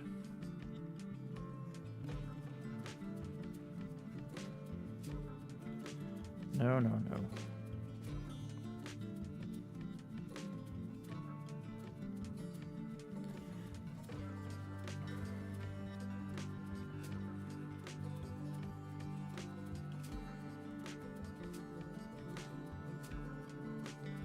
But despite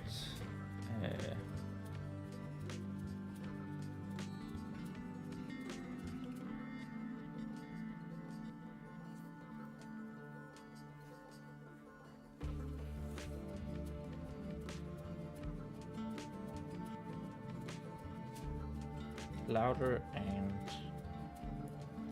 louder complaints to call complaints.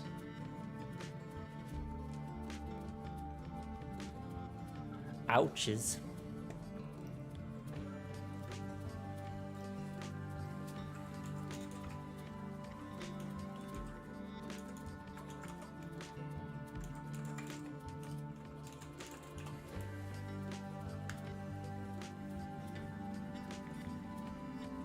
Grievances.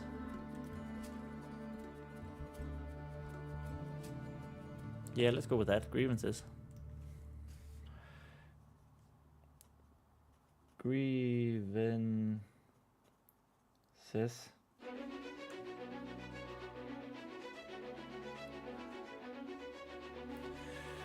The blue-hooded the man in the blue-hooded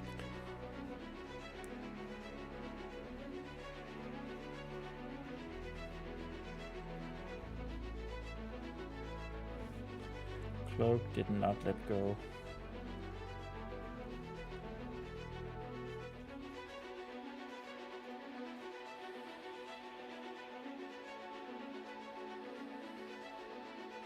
Ouch!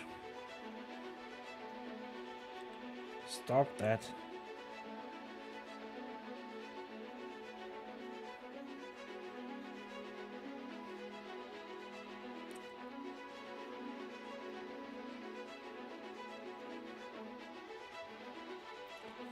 He yelled.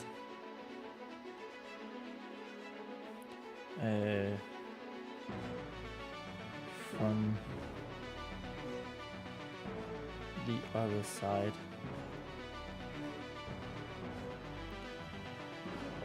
of the wall.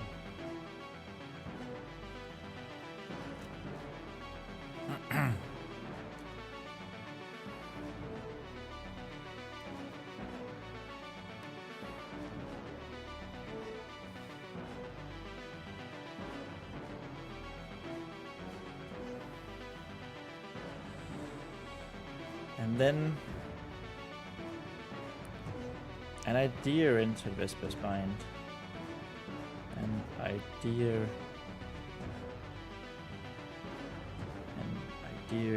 entered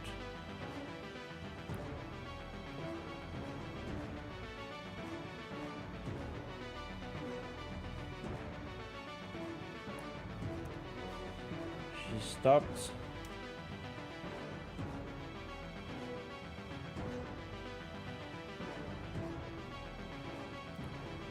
her assault on the hand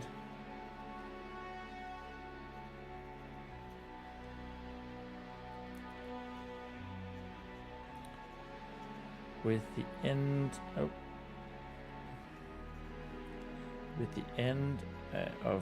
the torch.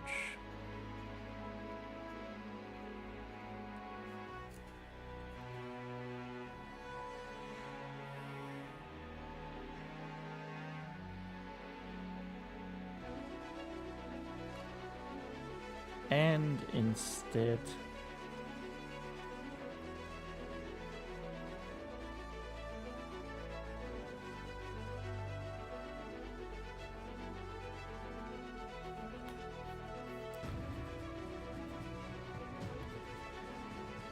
put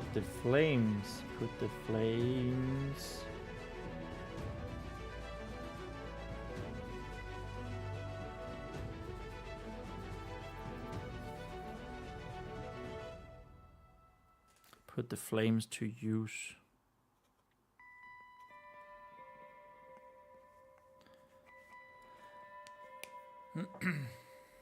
She's basically burning his hand now.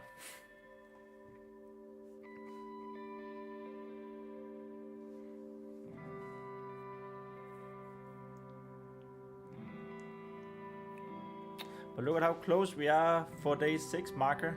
And it's only day 5. Yes! Freaking yes!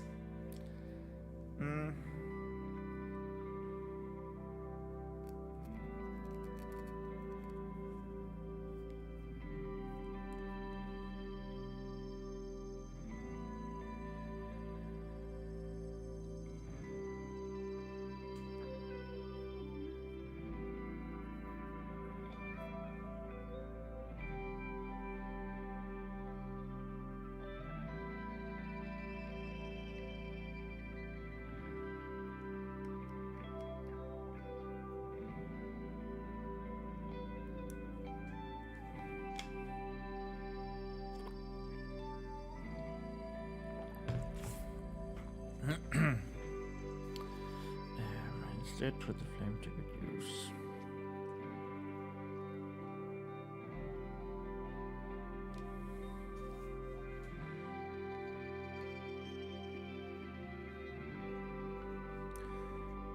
Placing the flaming end. Flaming end on top of her aggressors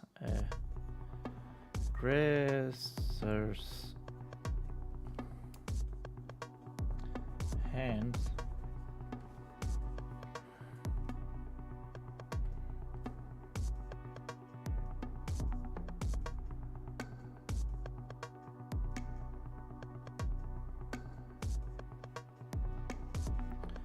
She stopped her wiggling.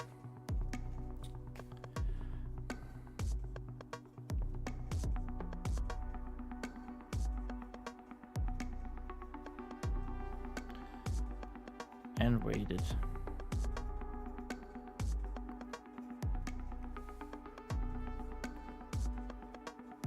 For a moment. For a moment.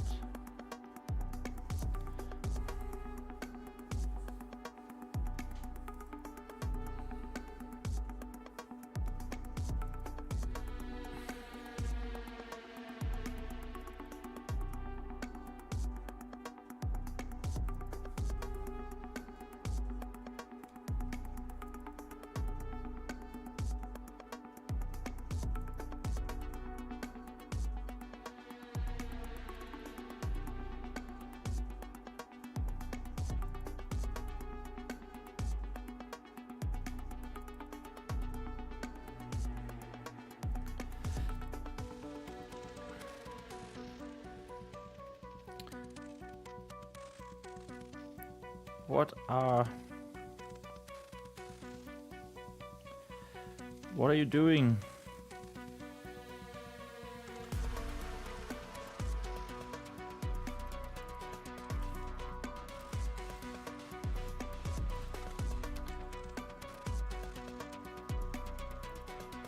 Muffled yells. Muffled yelling came from the blue hooded man. Blue hooded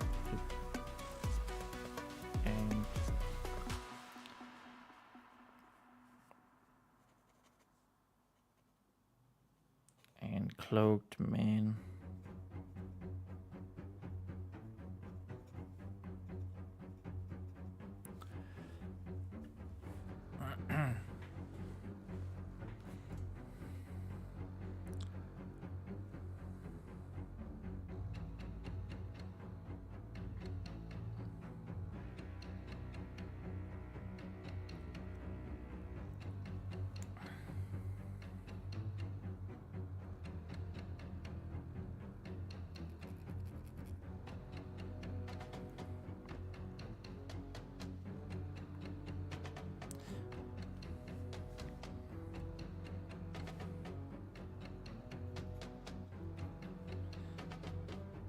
Will you stop that at once?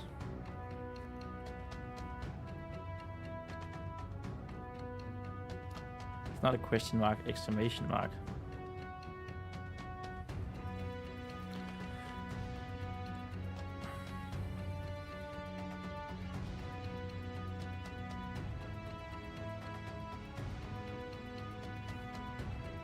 Ow. How would you write ow?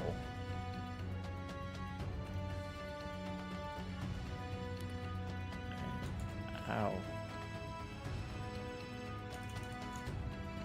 English word. Ouch. English words.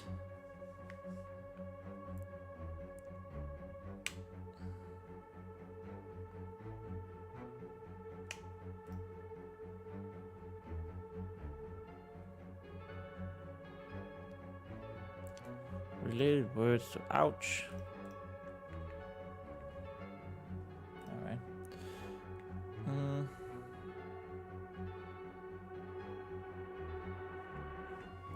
Really?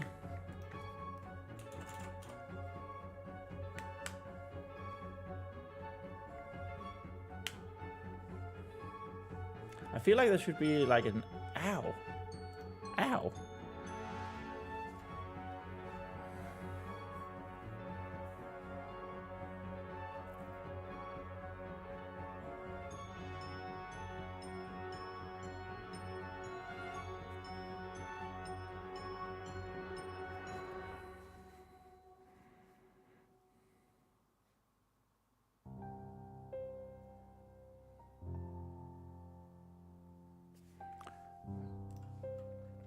Frantic.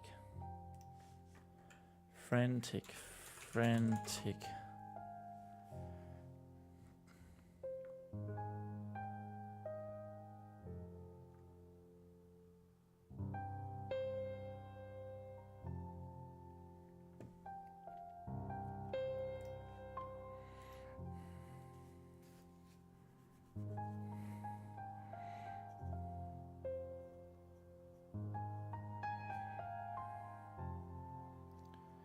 His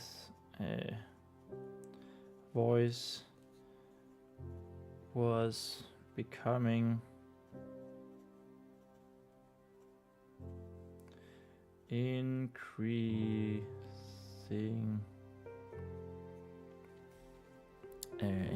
distressed.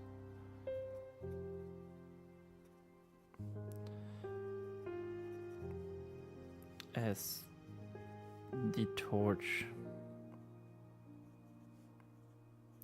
started burning his skin, started burning his skin, his hand skin.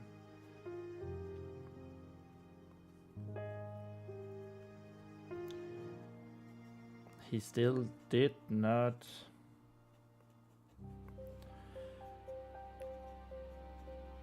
let go. However,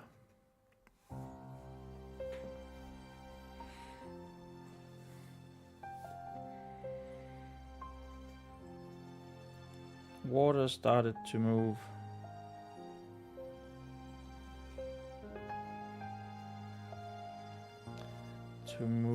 Down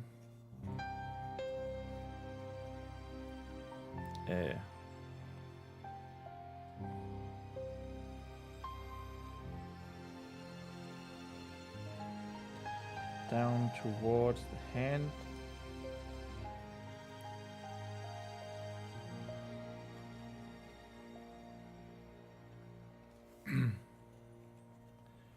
From the blue shimmer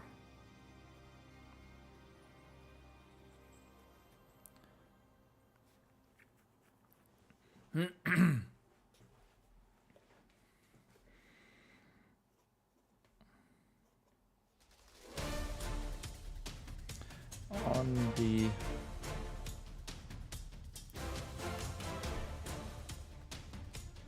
blue-hooded and cloaked.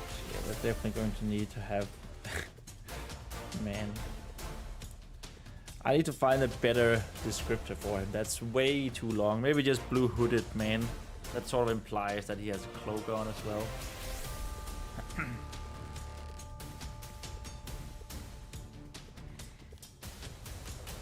But it's not gonna be much longer.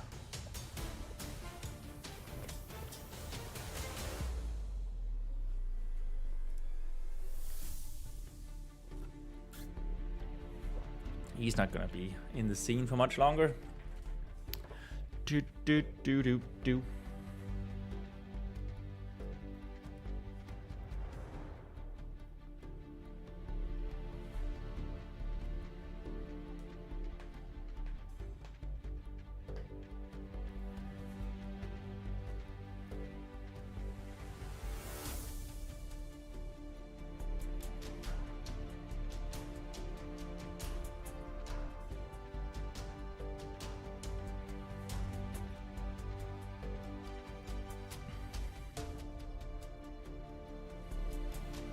On the blue cloak means armor.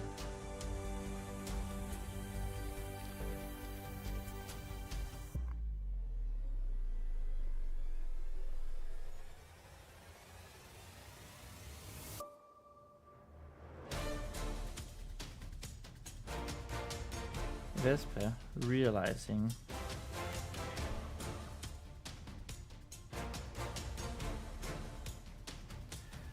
attempt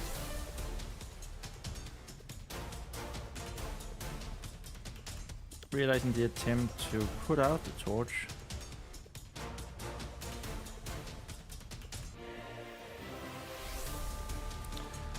started to move, started pulling her hand to pulling her arm to herself,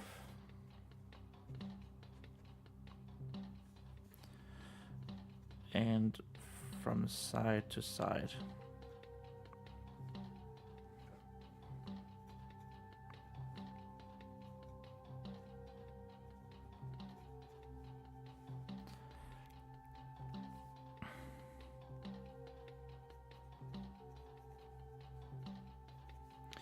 Keeping the torch, and keeping the flames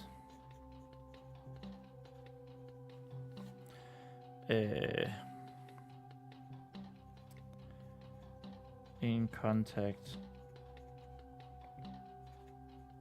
with the hand the best that she could, the best that she could.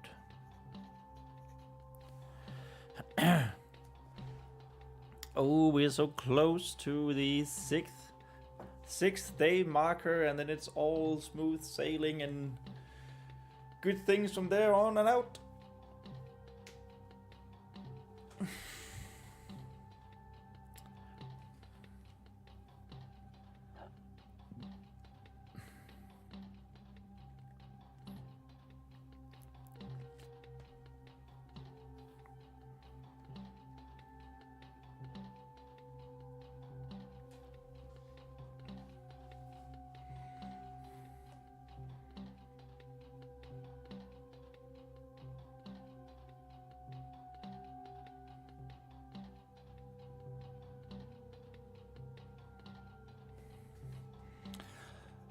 Let go of me.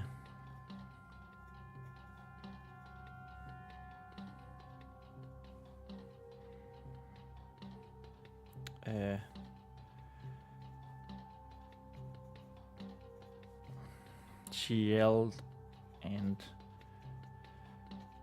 tried to dodge the incoming water, the incoming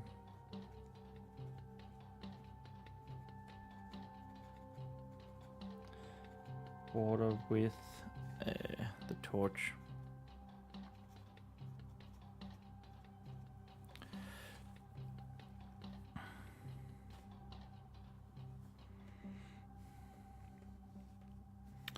In a final cry, can we say that?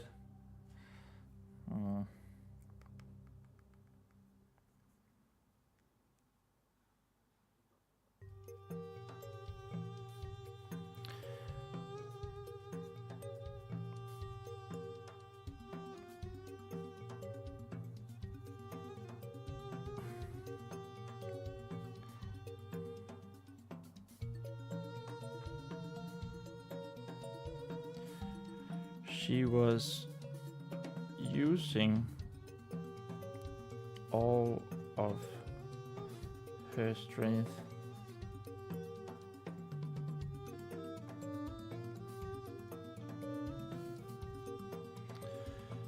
now when pulling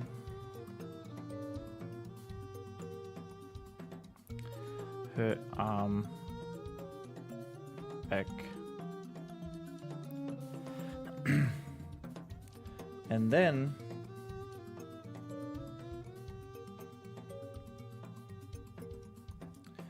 with a loud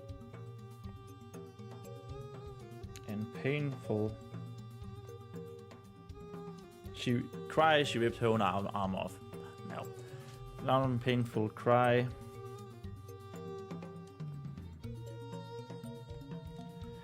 From the other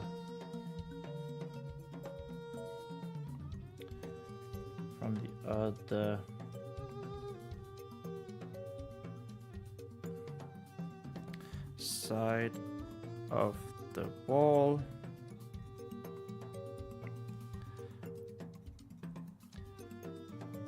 The hand finally let go.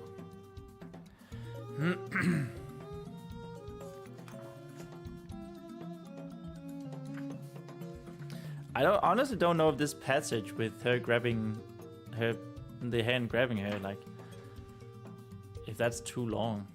If the tension is removed.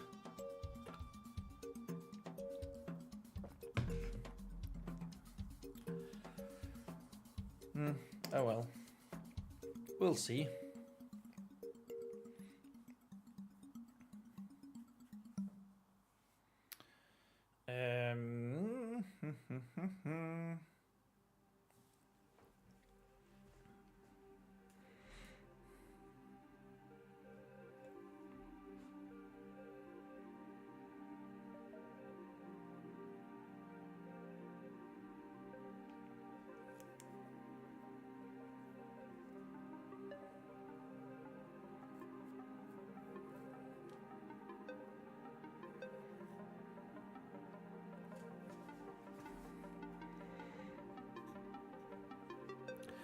Vesper was almost about to let out a triumphant yell of victory,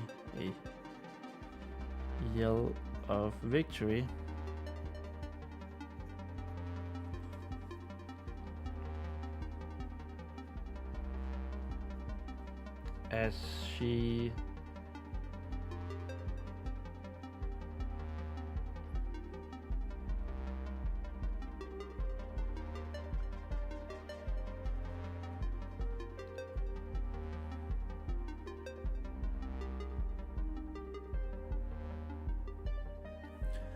her strong arm, like she yanks her arm back as the yanked, I don't know about that word,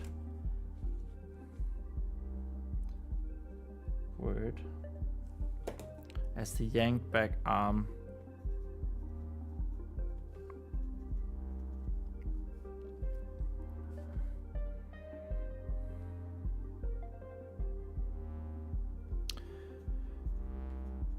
through her way of balance.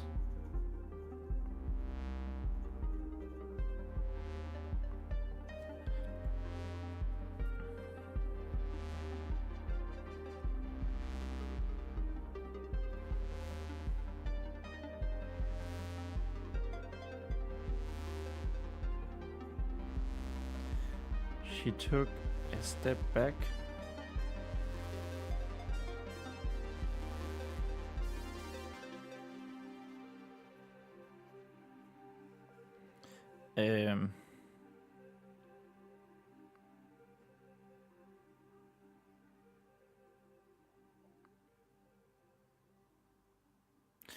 Okay, she took a step back,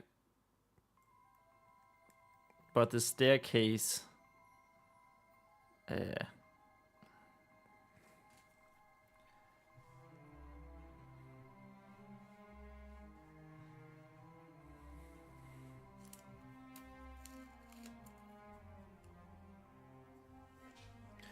she took a step back.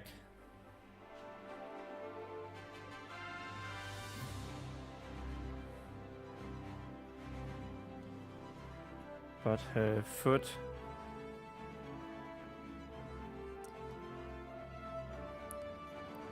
never found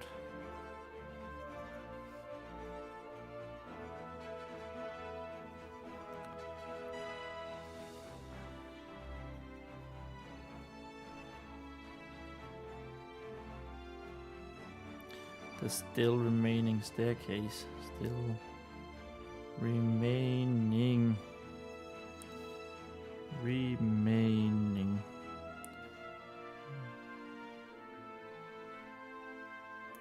The still remaining.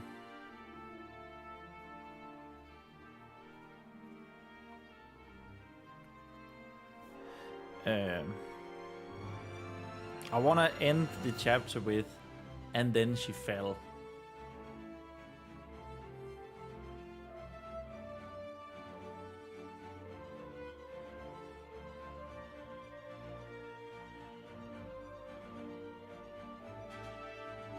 I don't want it to say like causing her to fall backwards with arms flailing and then she fell, because then we use fall twice.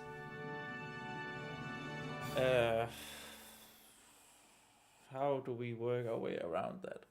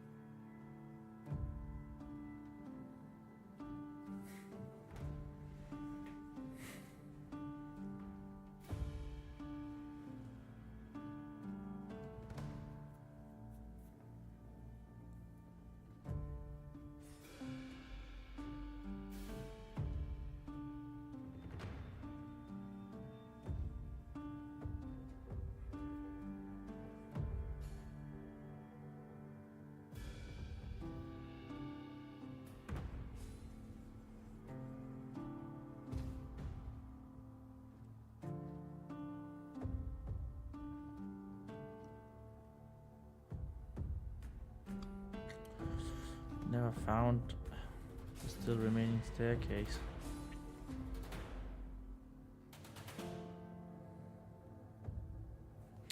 And so she tumbled backwards. And so she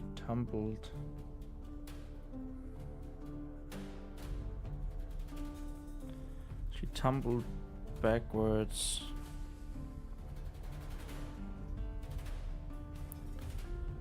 With flailing arms.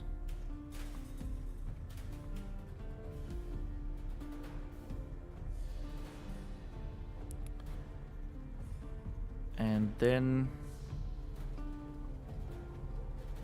she fell.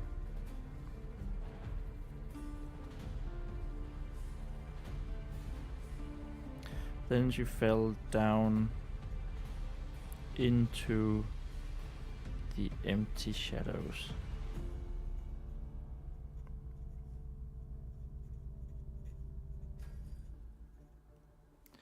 Boom! That was not only past day 6 of our NaNoWriMo marker, but it was also chapter 3. Yes, indeed it was. Let's go, chapter 3. So that's a half. 1, 2, 3, 4, 5, 6, 7, 8.5. A little over 8. Honestly, that was way longer than I thought it would be. I did mention that when we maybe yesterday or when we started the chapter, that I do tend to underestimate like how much I can just keep on writing, keep on babbling. And we're soon done with page 28. 28, yes. Fucking yes. So, chapter 4.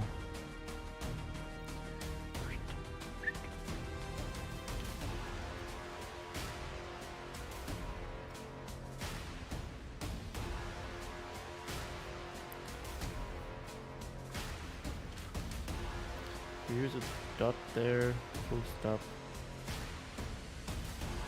Use full stop there.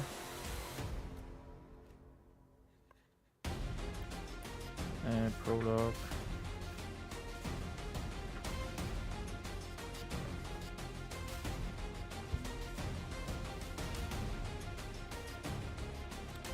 So full stop and this one. Yeah. Just need to keep up appearances. Okay, so chapter 4 is going to be, well, it's going to be Vesper down, because now she has entered the catacombs. So I guess this should actually be introducing the catacombs.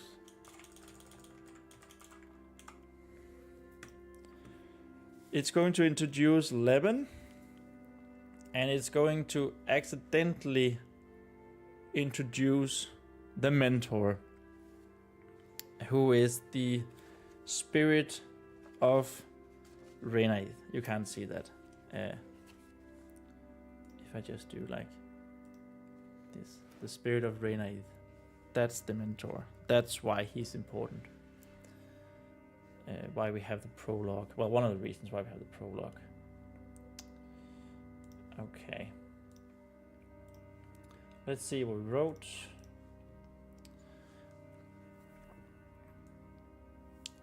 So, light to medium tension.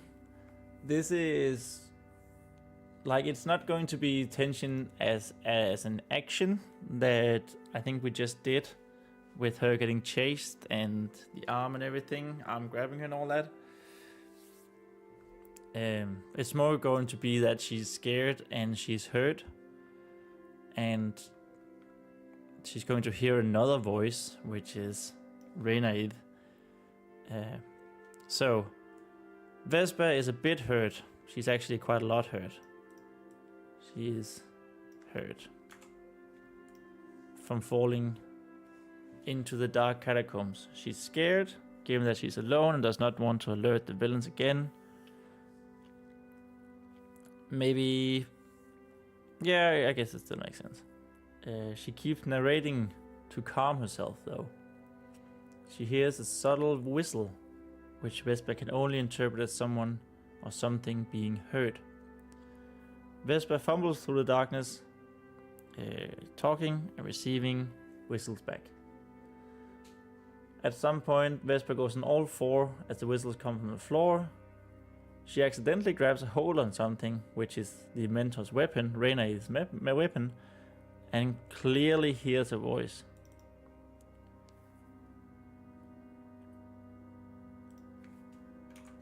It's like a "who's there" voice.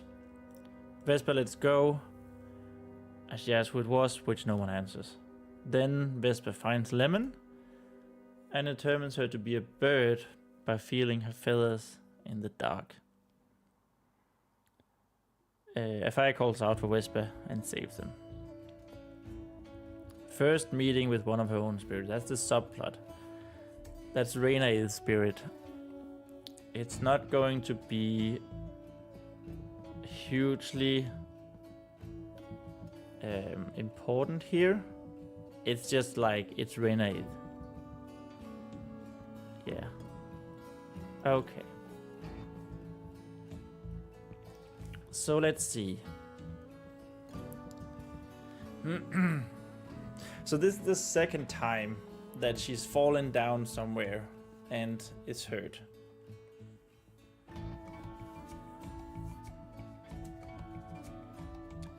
And of course, oh, I hope that was the right way.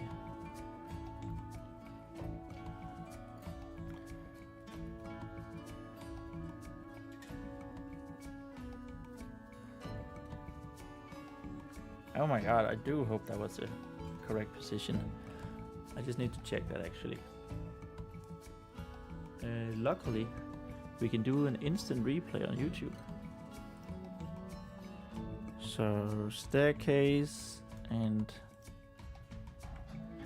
tumbled flailing arms. Yes, it was. It was indeed the correct position of the marker. You know, that matters. That really matters for our progress. Our daily progress. I mean, we want to do this the best that we can, even though we're writing by hand. Okay, so she is in the dark. She's in the catacombs now.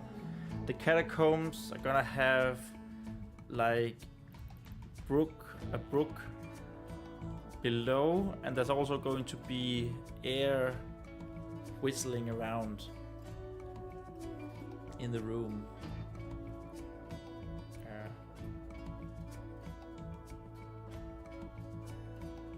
I also had, because I thought, now we do have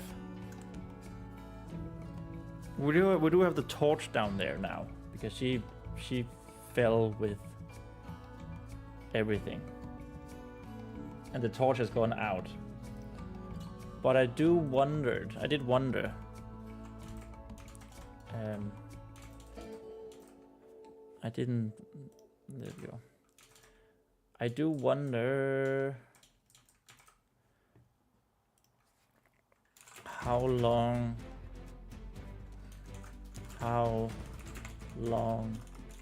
did an oil lamp last?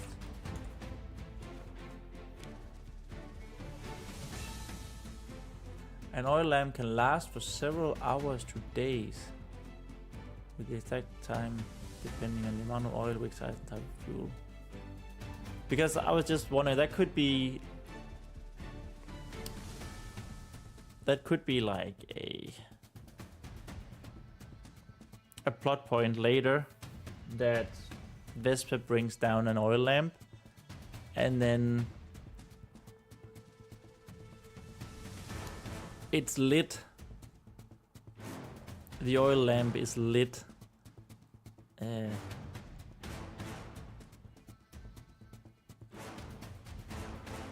When she ends down there, like around the climax of the story.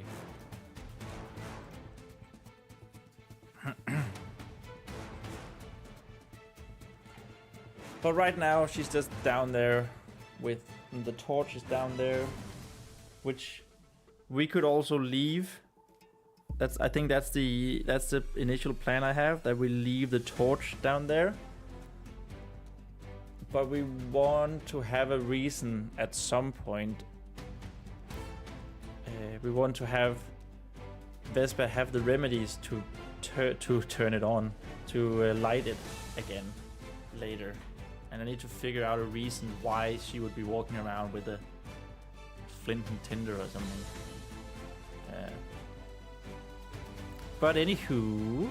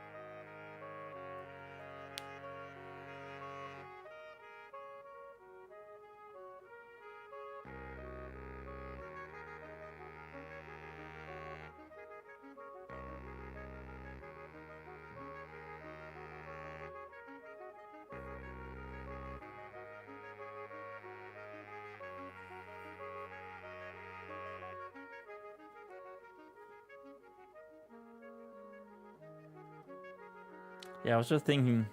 Sorry, I was just deep in thought as to how she should get out this time around.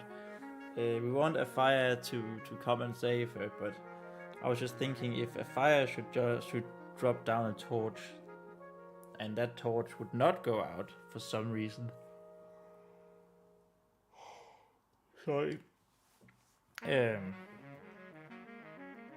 But yeah, that could be.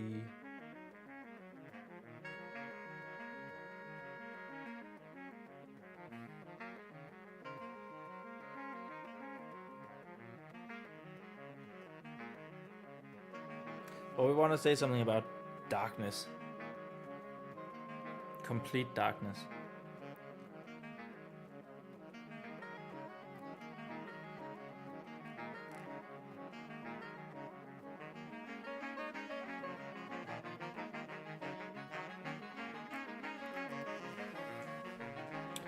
Let's just get something down. Complete darkness.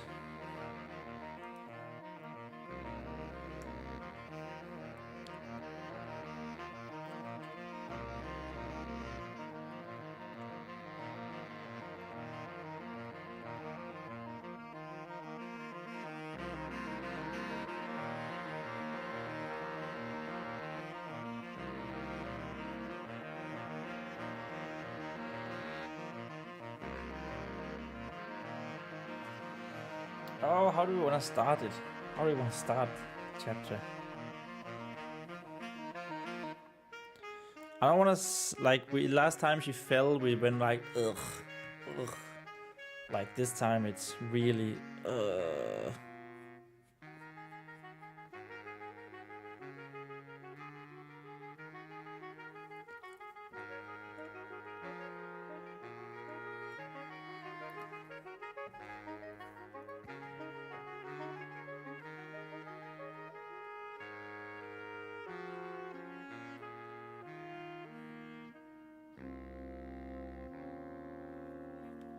Oh my god, how do we want to down? I want to start this chapter. How do we start the third chapter?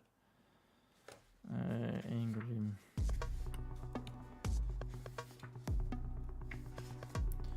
The Blackstone Dungeons were dimly lit. That's pretty cool. Chapter 2.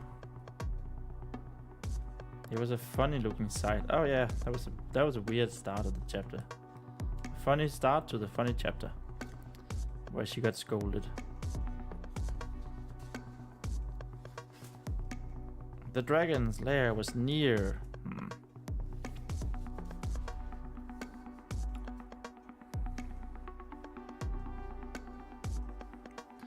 Let's go with darkness.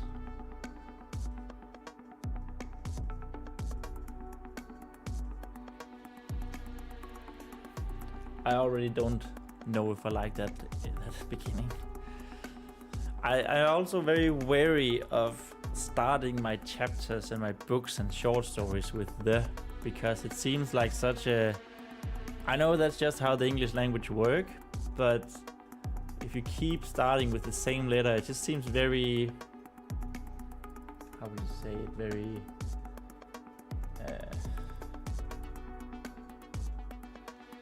I don't know. Templatey? Like, mix it up a little bit. That's I like to mix it up, at least word-wise.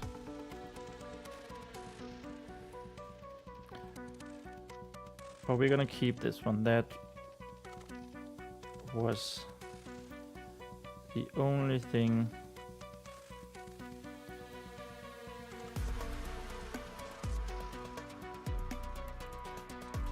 that Vespa could see.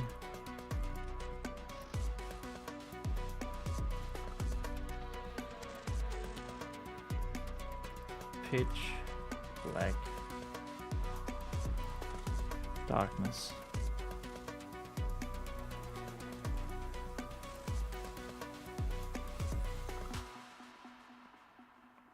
for a moment.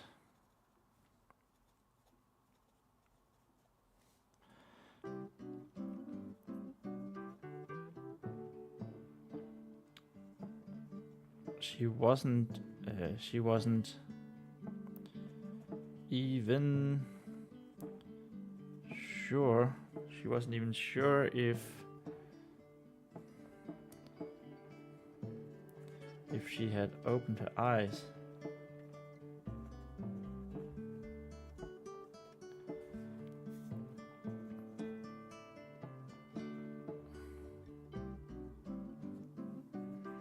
She wasn't sure if she had opened her eyes. Or maybe her fall had made her go completely blind.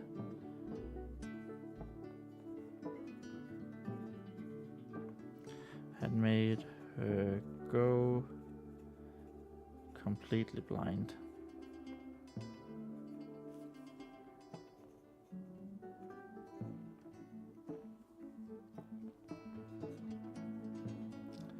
That thought scared her.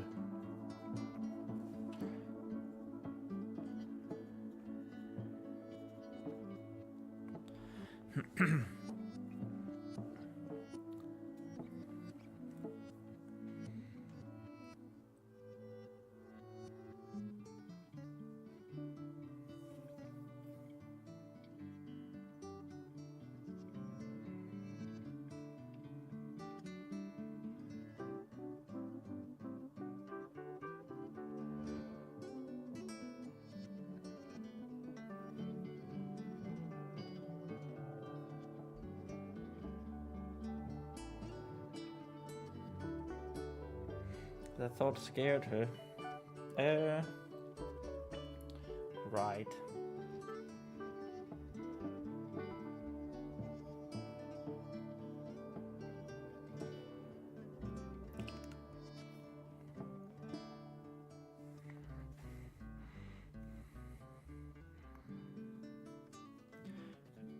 She was lying flat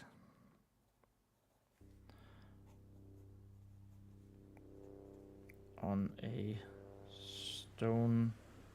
cold stone floor.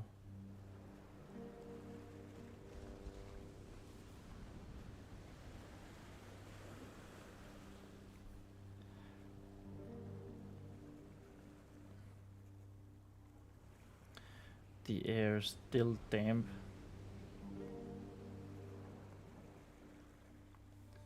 Damp like the rest of the dungeon. The rest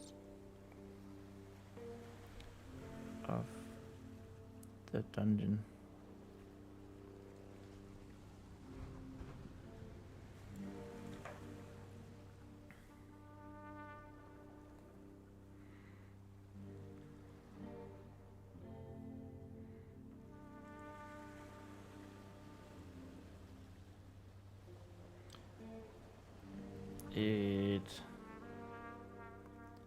It was also much colder now, though.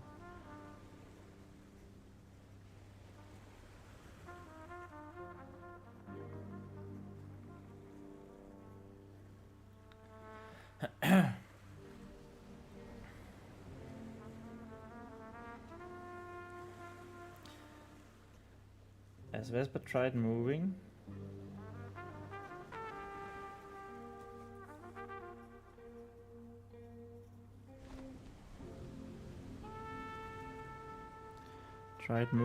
and to get up and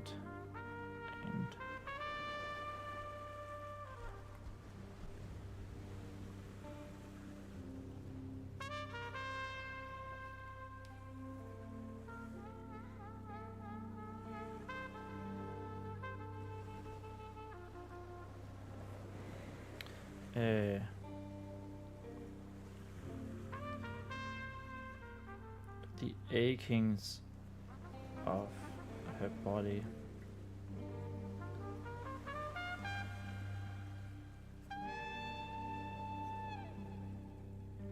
started calling in. That sounds weird as well. The achings of her body.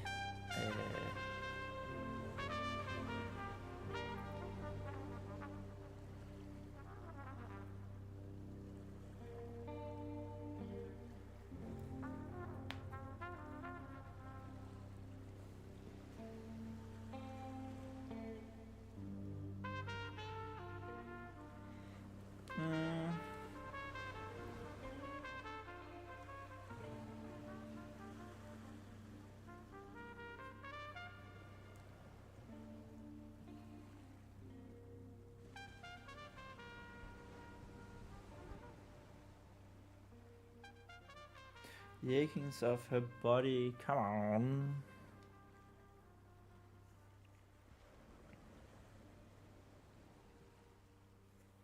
Announced their arrival. Yes. Announced their arrival.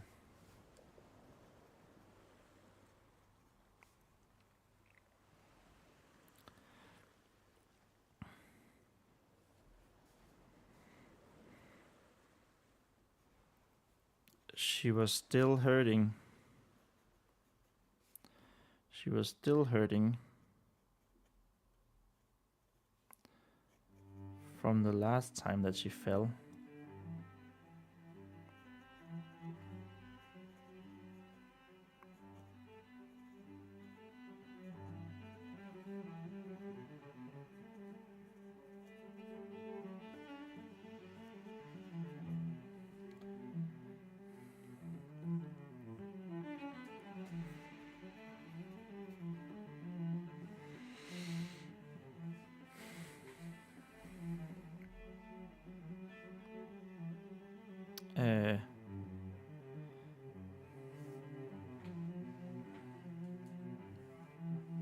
And now that hurt was much worse, and now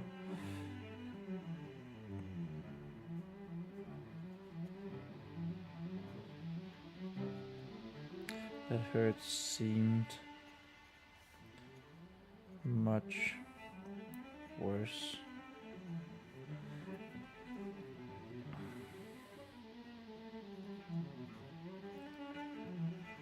Added on top.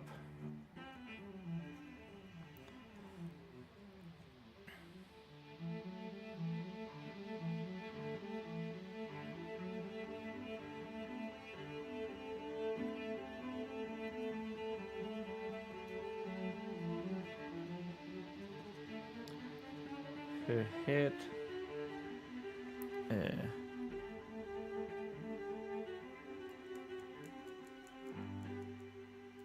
Her head ached. I don't know, there's a lot of achings.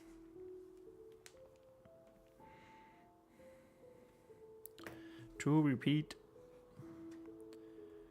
To repeat. Question mark.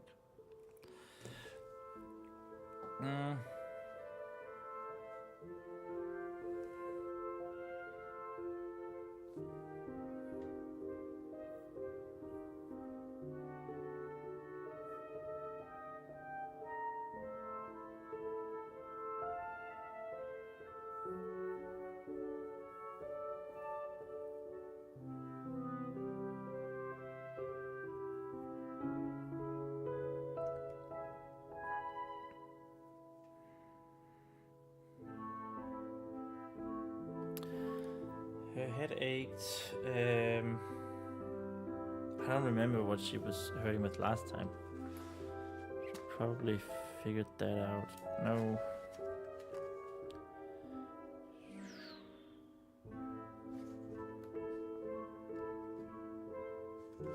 Single torch.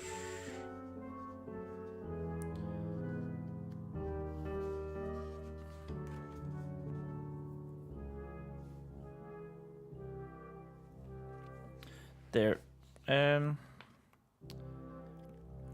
Her one elbow and both her knees were aching, and she stood up and realizing what it grabbed nothing more than cobwebs, attempted to remove them, spraying to get out of her mouth, realized the throbbing sensation from a scrape going to his hand, as well as the taste of blood in her mouth, touching her lips were real. with crack, and a sore bump had already started to form on her forehead.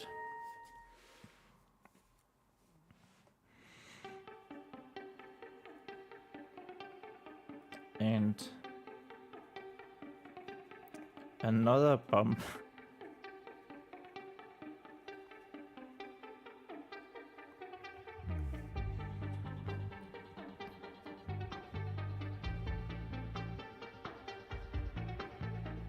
Had started to form. This time on top of her head.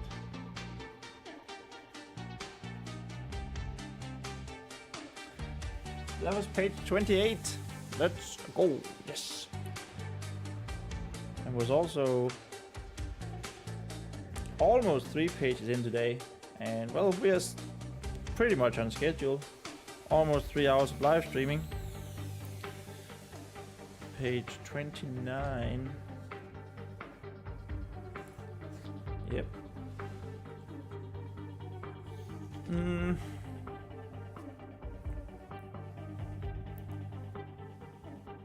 Another bump on top of her head.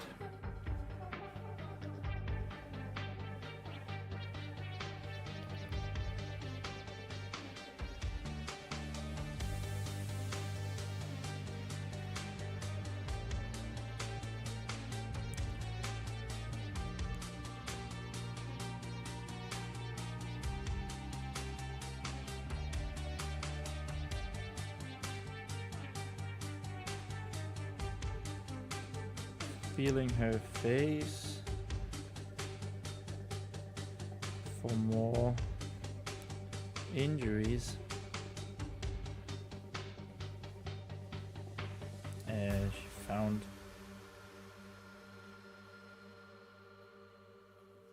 She found blood.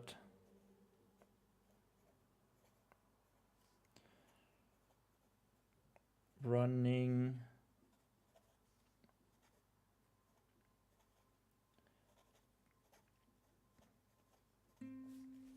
Oops. Running down from her eyebrows.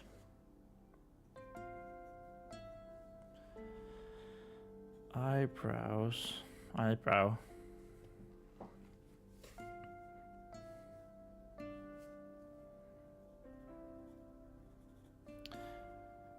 And flinched.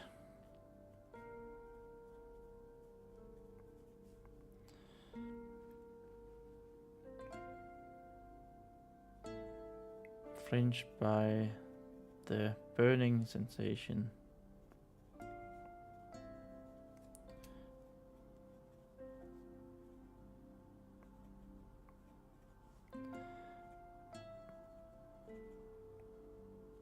As she touched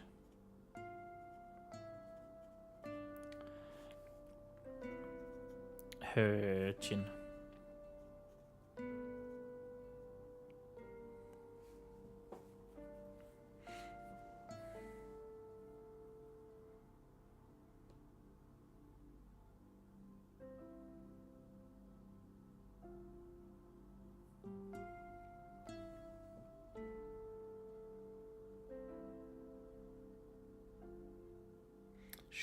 Does she break her arm here? No. Break her arm or leg? I mean, maybe she should.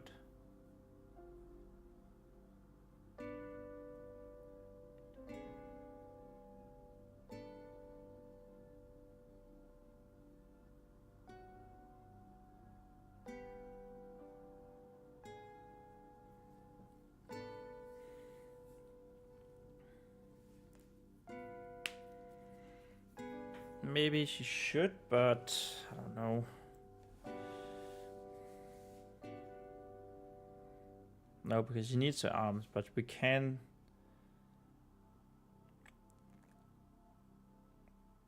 Maybe she got like a wooden leg. Not literally, but I wonder what that's called in English, actually.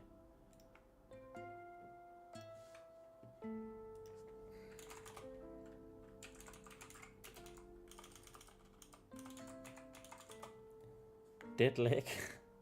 Maybe she got a dead leg.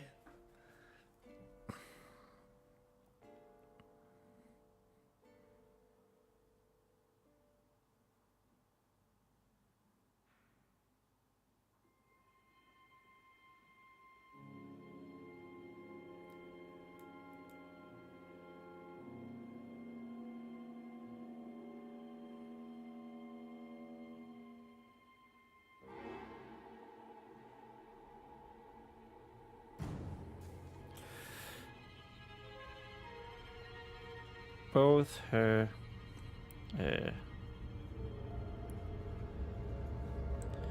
shoulder and chest was sore.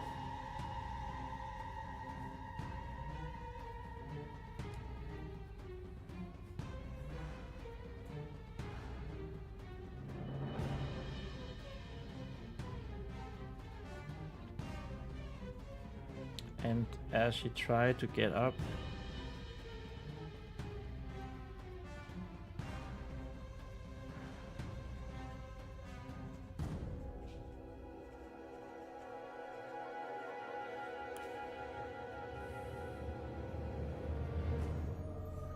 her left arm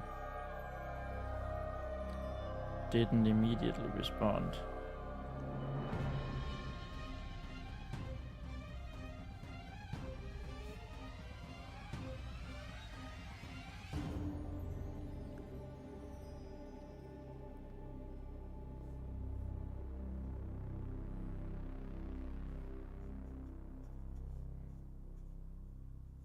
Her legs objected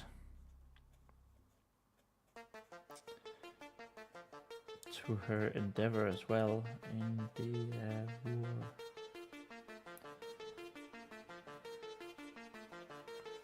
Her legs objected to her endeavor as well, but she eventually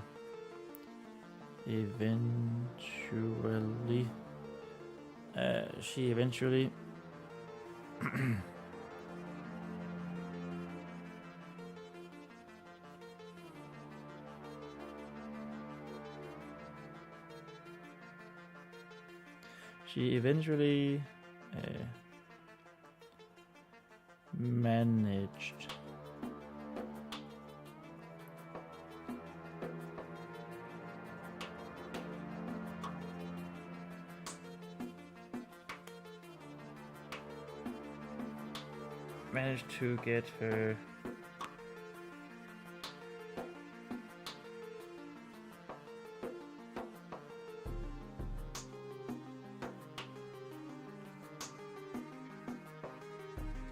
the body to work with her.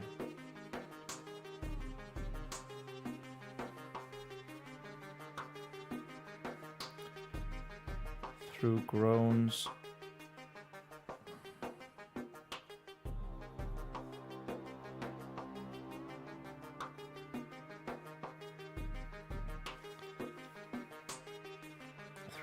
and pain.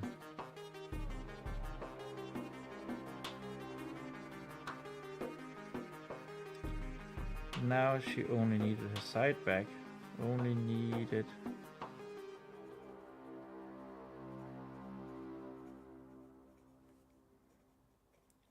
her side back.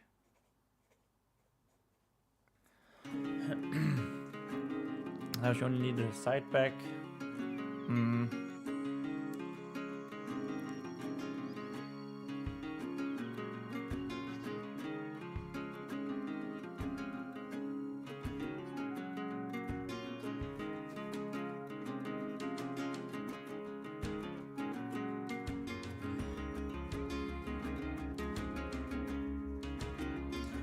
I feel like realized, I don't remember if I said it yesterday, but realized has become a crutch word for me.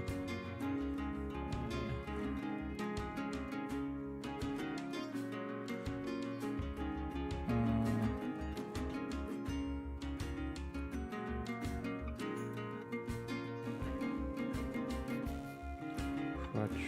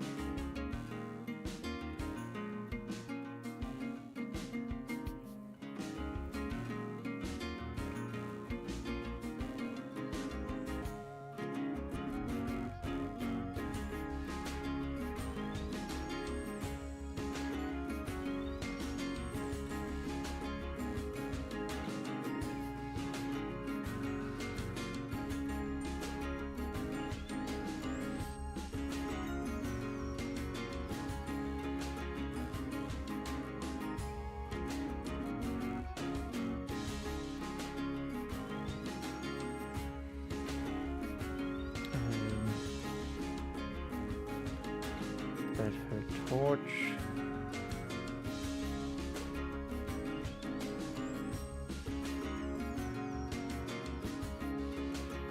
Wasn't lit anymore.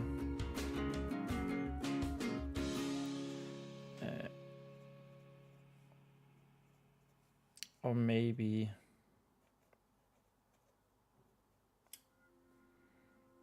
it didn't fall down with her.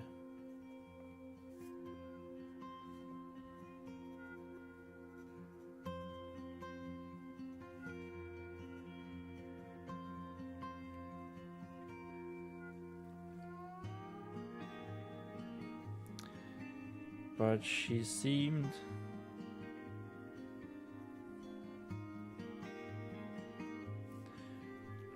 to remember.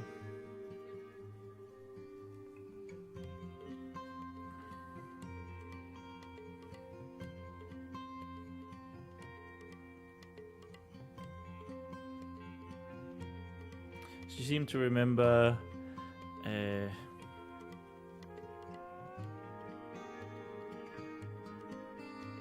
remember it did.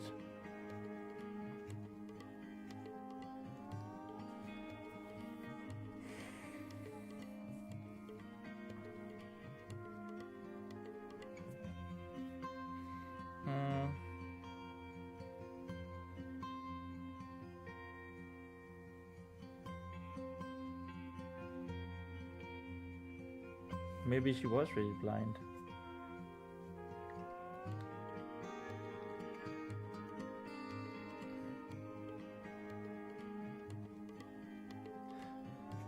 The more she thought about it,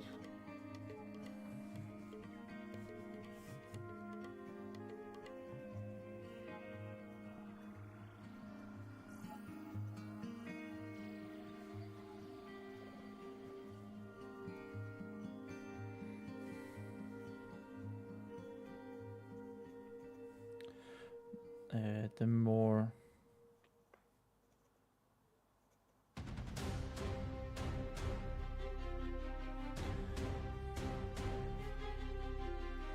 the scary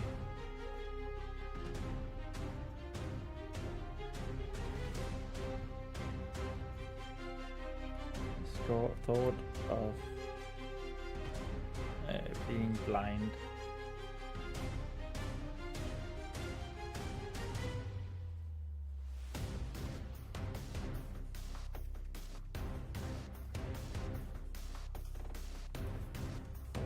Scary thought of being blind ate at her nervousness. Ate itself into her mind.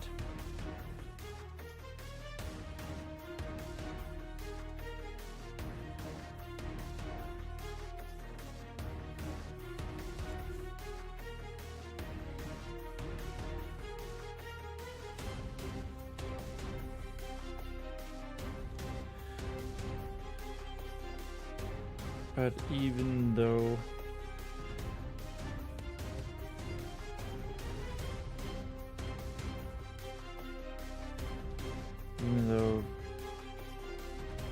Vespa is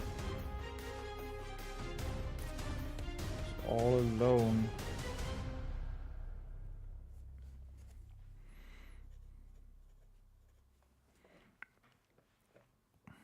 down in this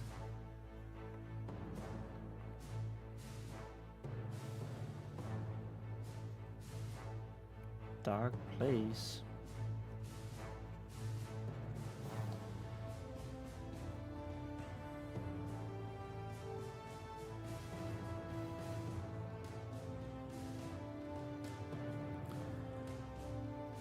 And her body hurting.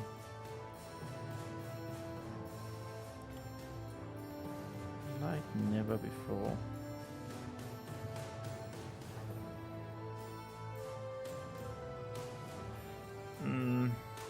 I'm not super happy with this sentence. I don't know. It's just a bit.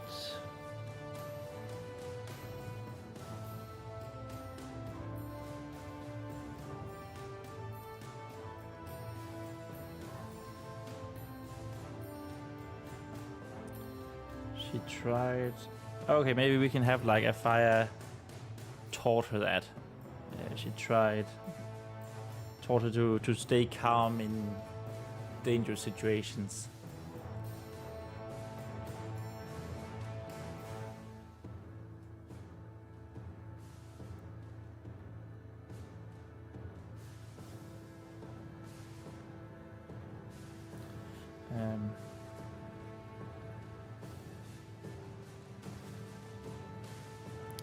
She tried to stay calm.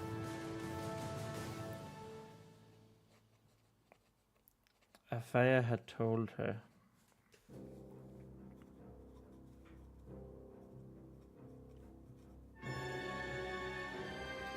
the paladins of the Vigorous Oath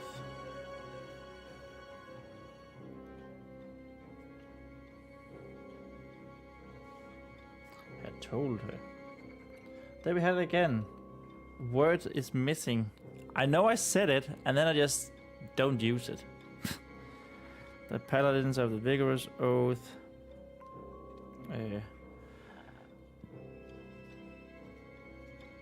Always kept calm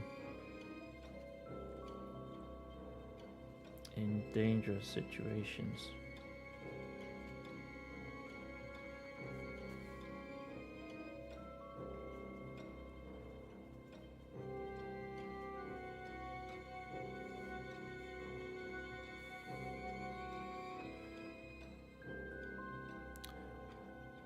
And this was definitely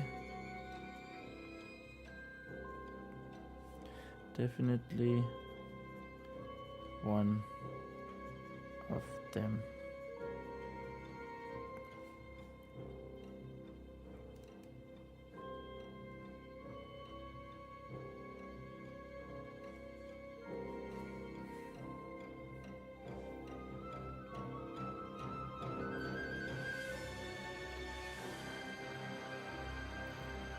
In an attempt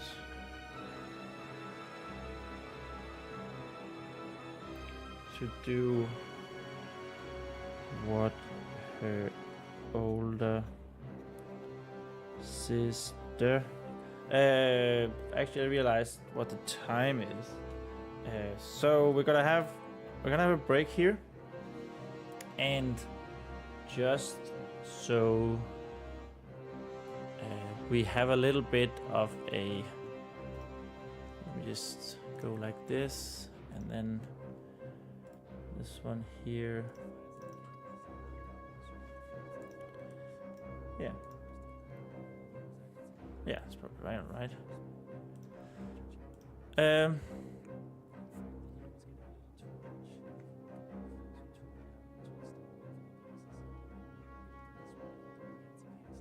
Yes, let me just go here and then here, and Calamity. I have a break for you guys. You can listen to me. The candles lit up, reading so Calamity. the flames of the I'll be back fireplace. in 15 They always minutes. did that when Huorhun was agitated. Furious might be a better word, judging by the roars coming from the hearth.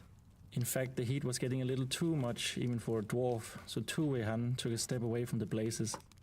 He looked at his wife with apprehensive hazel eyes.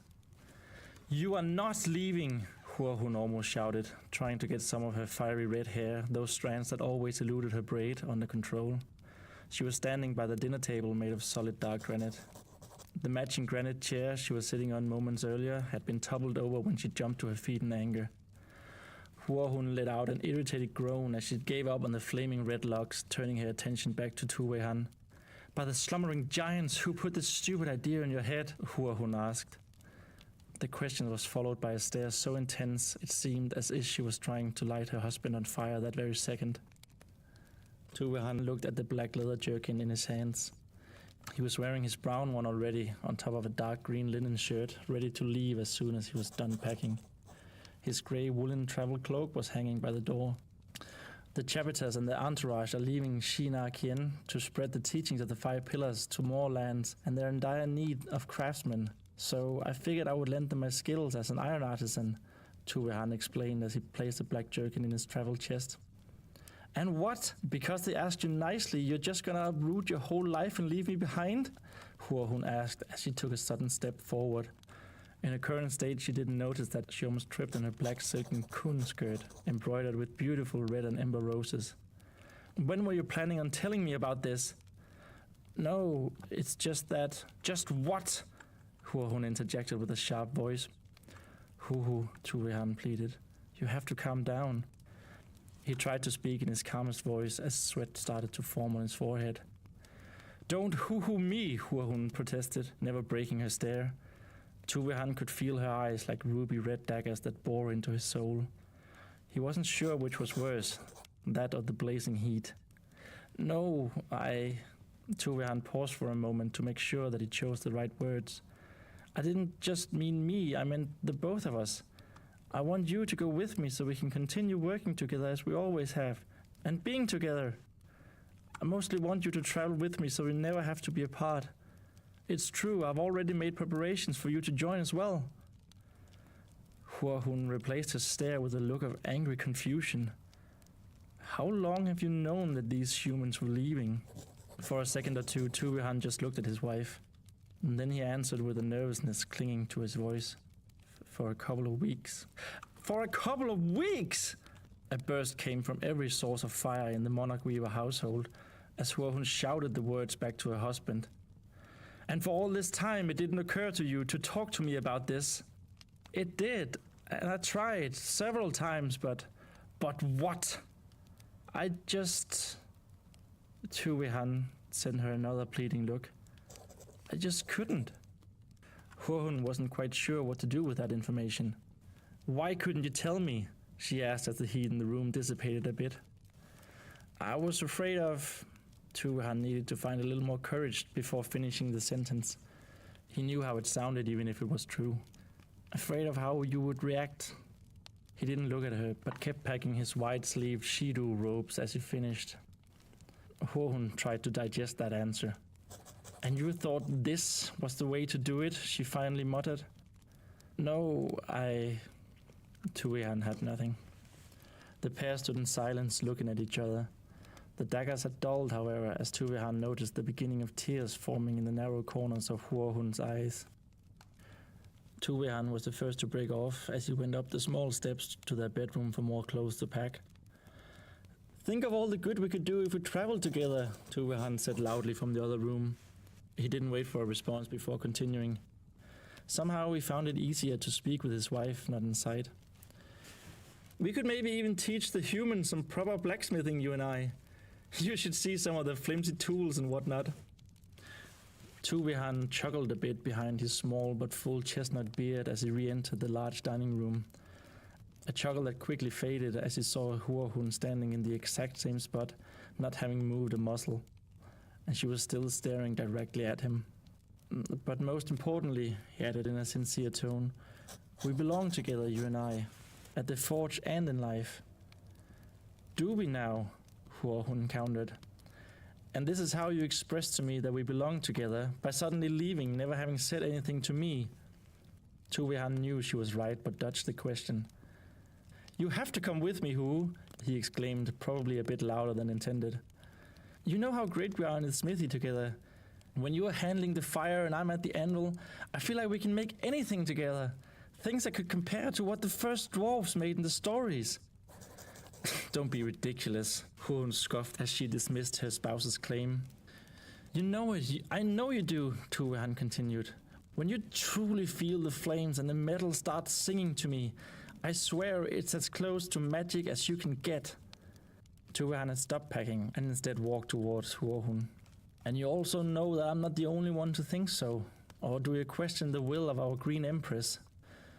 No, Huorhun did not question the Empress of Shinar-Kien, nor had she forgotten about her relieving Huorhun from initiate at the Chamber of the Heart. The Empress had done so after Huorhun and Tu Wehan, as young teens, had snuck into the smithy of the Shield Shaper family. Against the wall next to the forge, they had found a crate of rare materials and used them to procure the most wonderful scepter that the Empress had ever seen. Your dad was so angry when he first found out what we had done, Huorhun said with a small smile as the slightly crooked teeth began to show.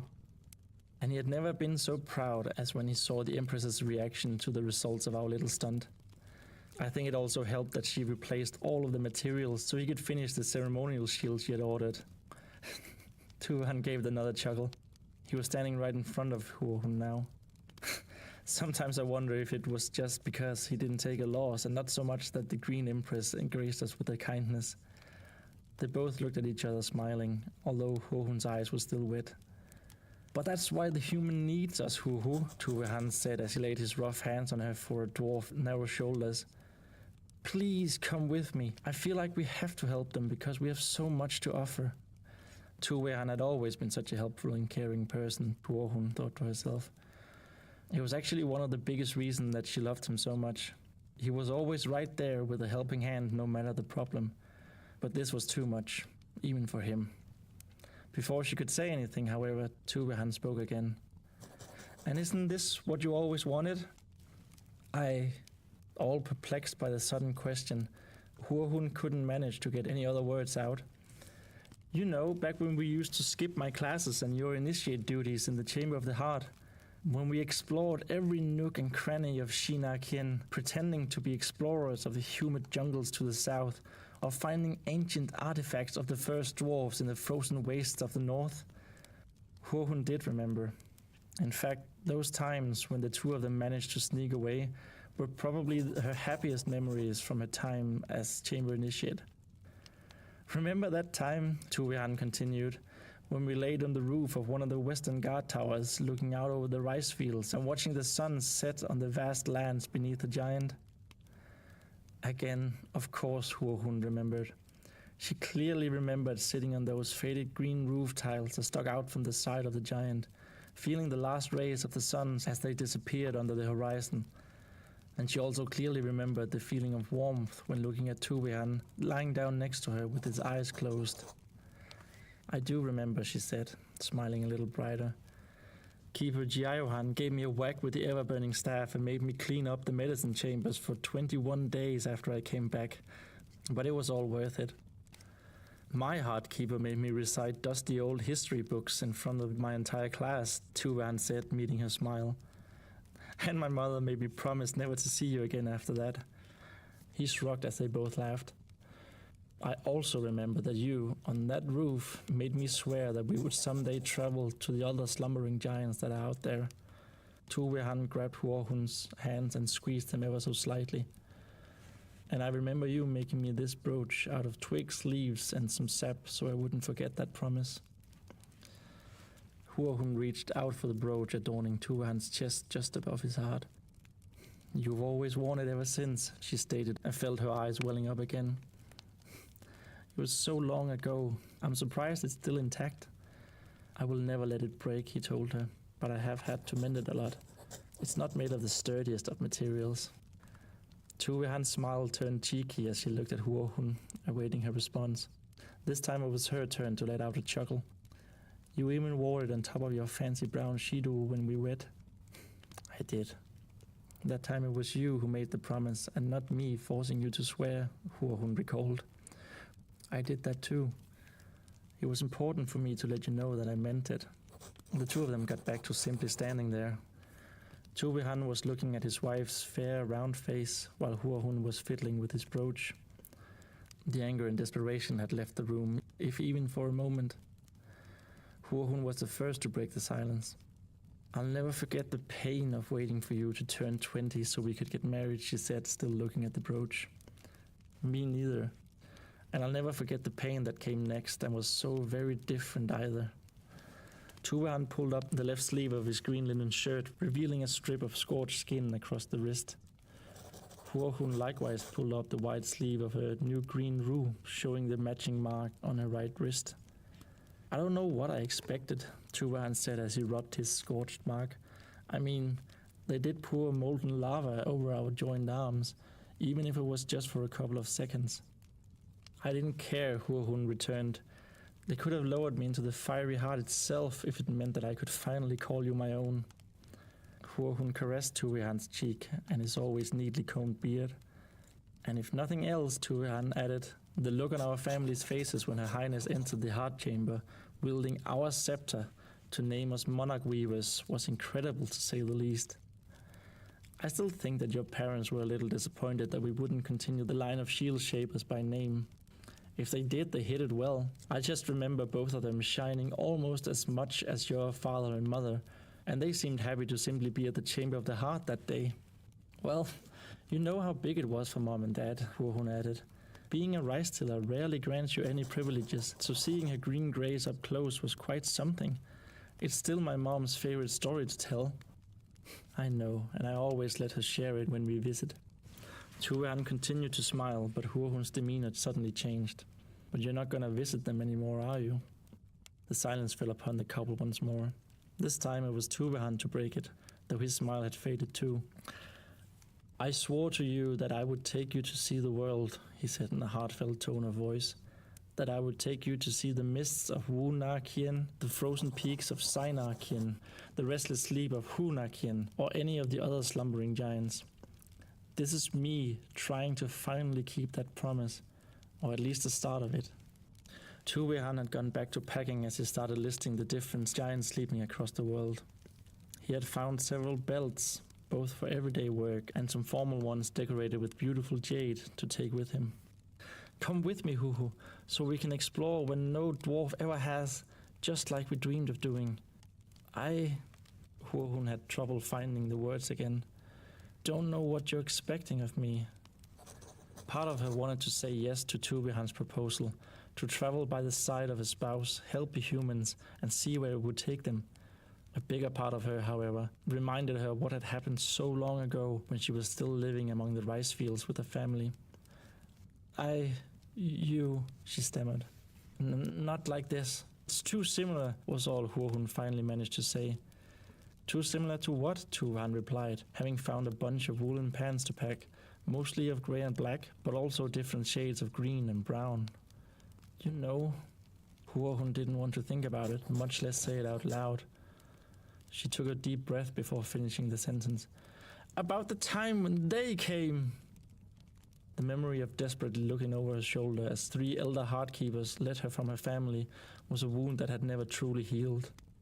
Of course Tuvehan knew what she was talking about, and he felt rather terrible for asking that question. Huhu, it's not gonna be like that time, he promised her. I'm not taking you anywhere against your will. But you're not giving me a choice, Huohun interrupted before Tuvehan could finish what he wanted to say. You are merely coming here and suddenly springing this huge thing on me and expecting me to follow? For all the slumbering giants out there, what did you think I would say? No, you didn't think that far. She once again didn't let her husband finish as the fires of the room burned brighter. You're giving me an impossible choice, and that's taking away control, and you know what that does to me and how much... Huohun could feel her body tensing. Suddenly, it got harder to speak the words she wanted. She tried to take a deep breath as a means to go on. You can't do this, she finally managed to say. You have already made a choice, and then you put it on me to decide if we... Not now, Huohun thought. Not now of all times. I can't. Huohun started to stutter again. You can't. A 1,000 thoughts raced through her head as Huohun's body started to shut down. The thoughts drowned out anything she was trying to say, resulting in her just standing there in the middle of the room with a slightly open mouth, looking at nothing. Not even her husband. Tu Wei-han had not moved either, but was staring at her with great concern. Was this really happening? Huohun thought. Why was this happening? All right. Are we actually breaking up? We can't. There we have it. A new pause screen. I'm back with my food. There we have it. Not that exciting. And we need to bring back the music. Right. Okay, a new pause screen, so you don't have to see nothing, but you can hear me read out my short stories. I thought that was probably better than nothing, right? While I fixed my dinner.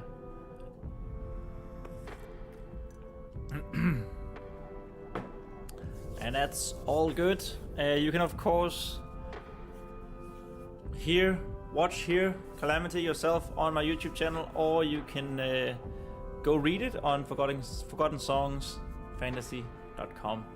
There's Calamity and there's Danger, and Fly is up as well. Yes, Fly is not on YouTube, but it's there.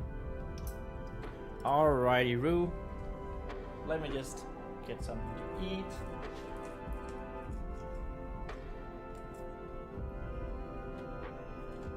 So that means we may continue our intrepid endeavor.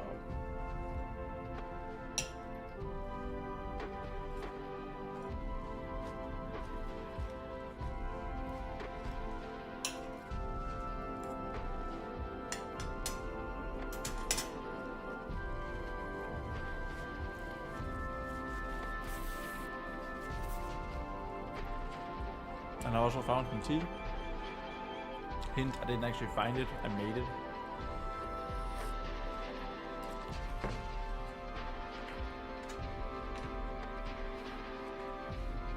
Alright, an attempt to do what her older sister. Oh, looks like we are soon going to be needing a new ink.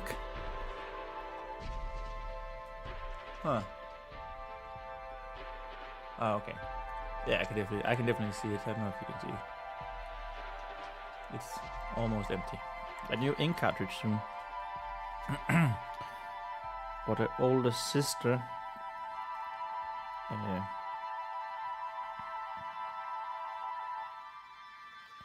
Older sister had told.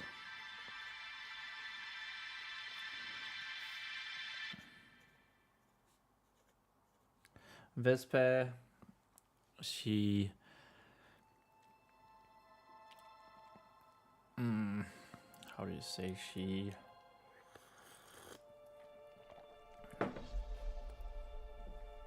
Vespa she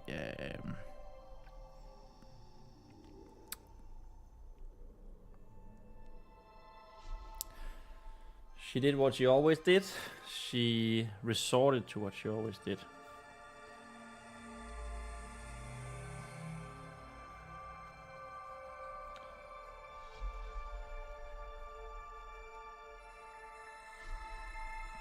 What she always did when things were scary.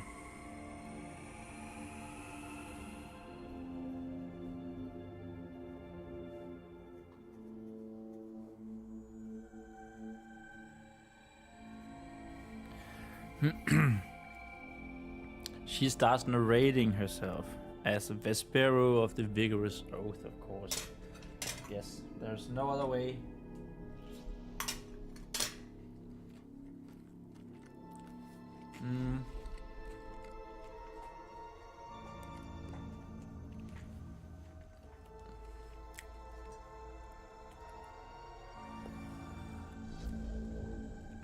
Simply no other way.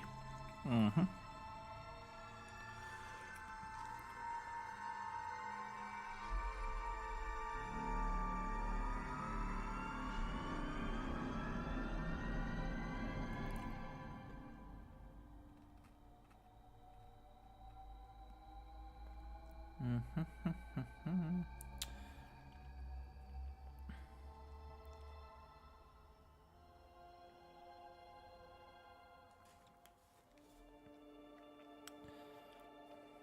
The Vespero.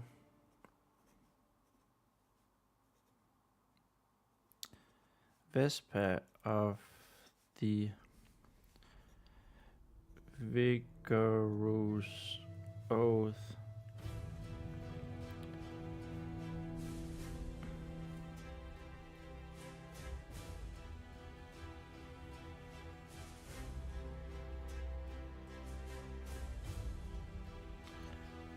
Was not afraid.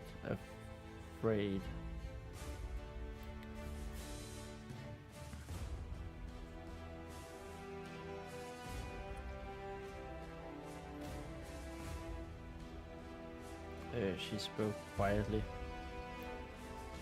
She narrated.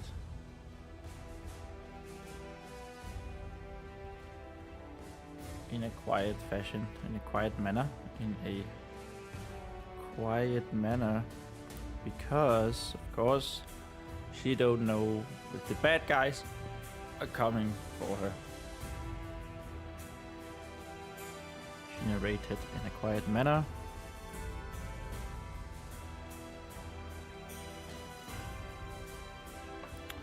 And if I can actually write a proper word here.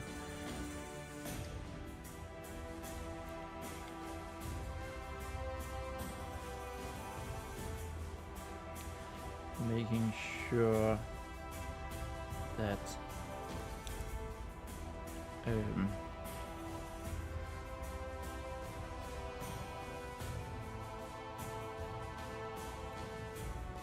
those who went after her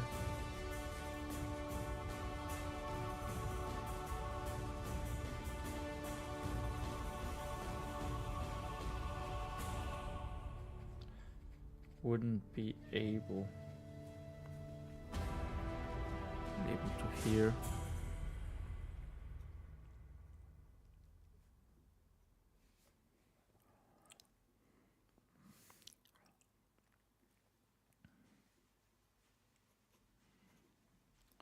This was not the first time.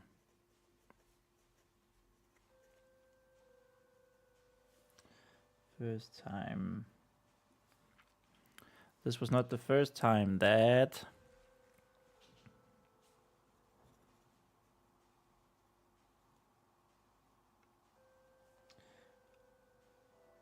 okay, it looks like M's are today's difficult letter to spell or to write.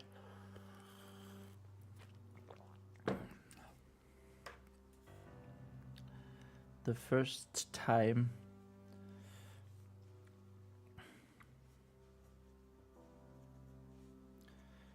that our heroine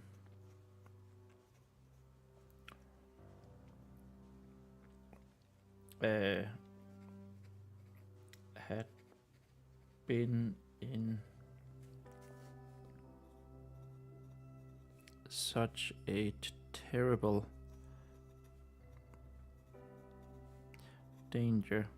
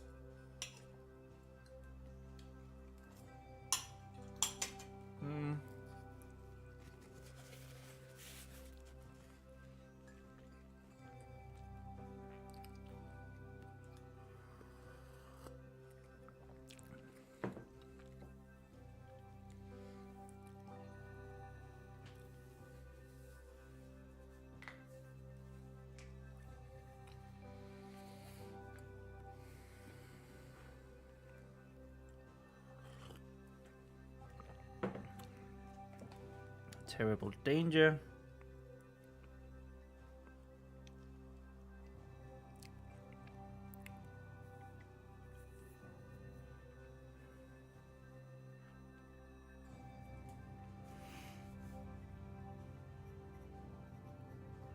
Slowly getting her courage back.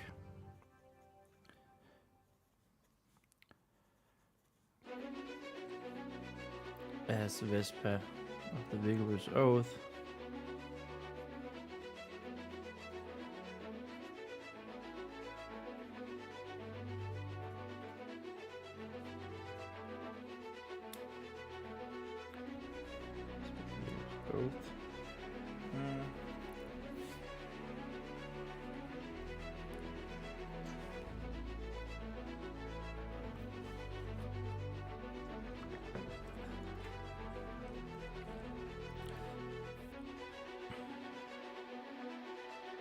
I don't think there's really a reason for her to walk around too much.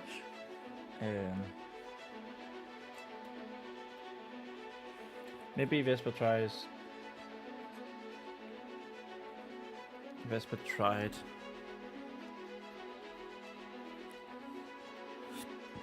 to come up with a plan.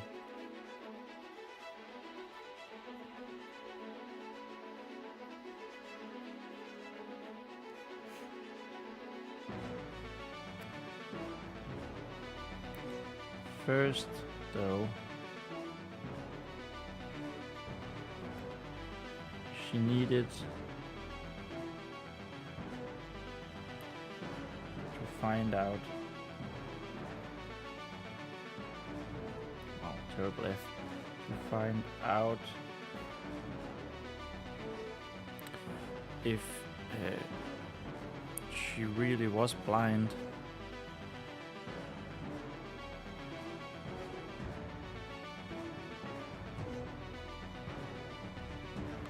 Or if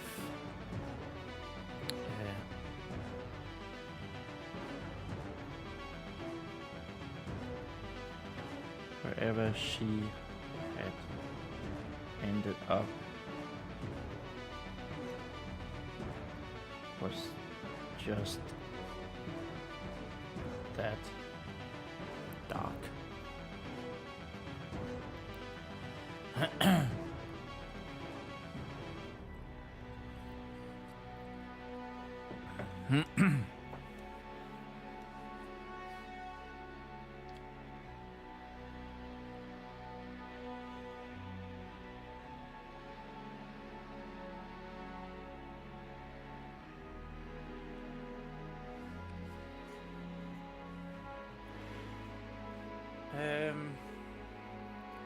Yeah, so here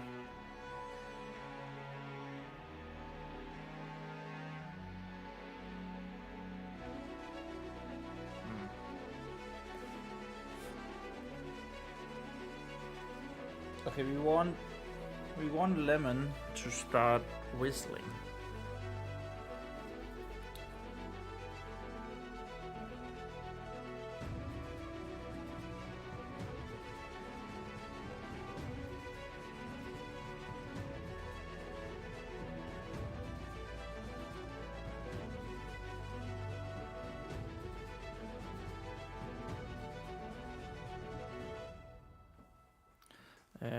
Maybe we write instead here. We add.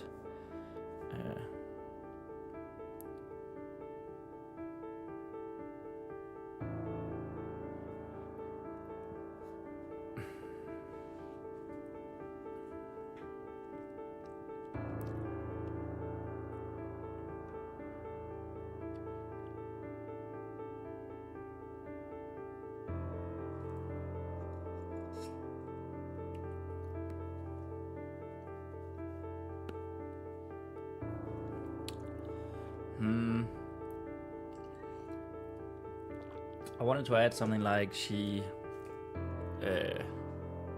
searched around.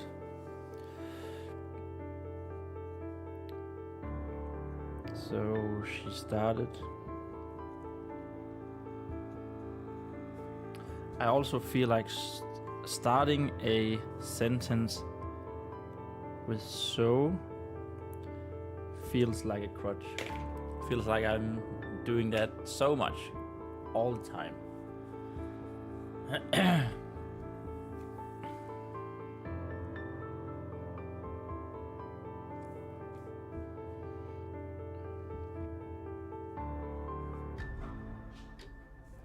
Started searching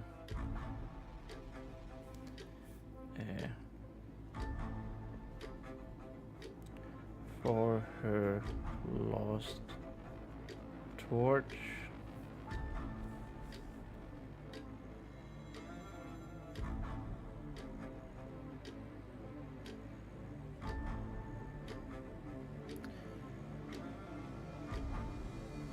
Slowly, careful,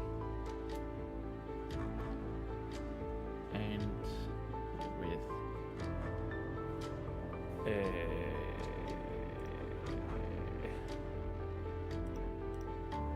but okay, there was that. And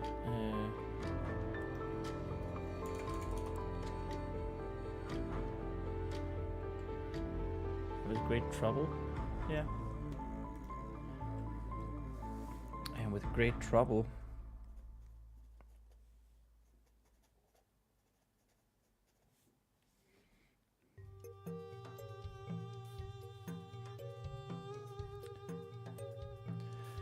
Her body disagreeing with her. Her body disagree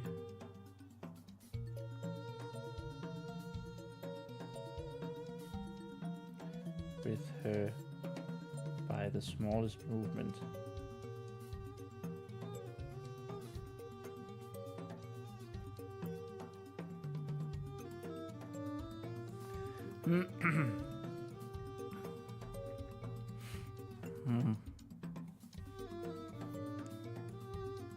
Oof.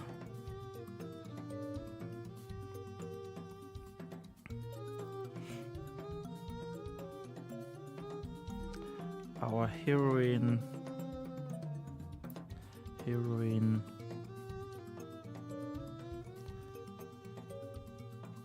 seemed to be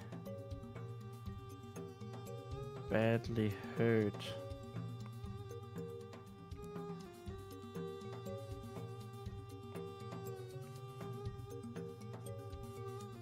After the fight.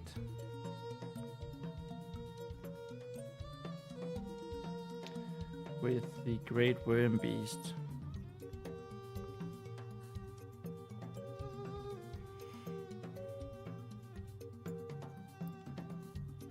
And its evil henchmen, not henchmen.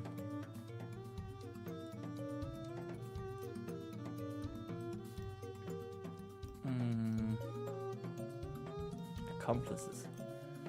Let's try henchmen as henchmen.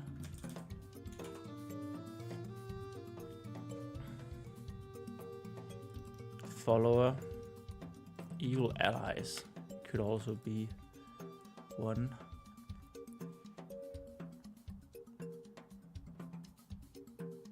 Devotees. Yeah, let's go with that. Devotees. Evil devotees.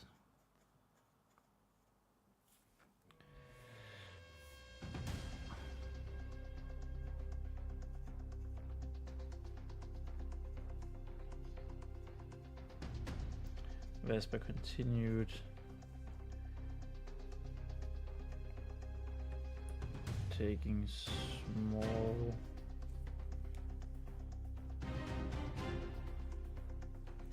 squatting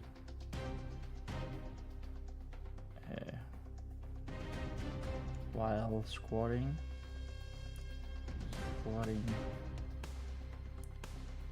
and while squatting and taking small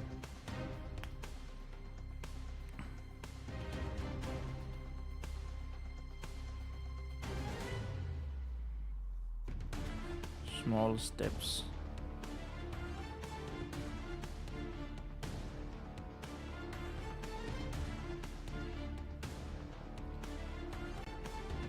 Comma here, squatting and taking small steps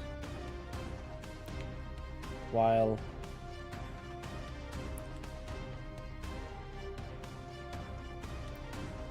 searching the floor.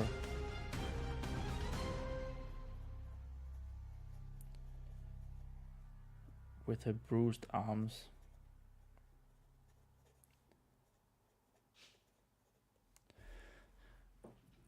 Yeah, I'm not quite sure if... so we had this great long paragraphs, but we discussed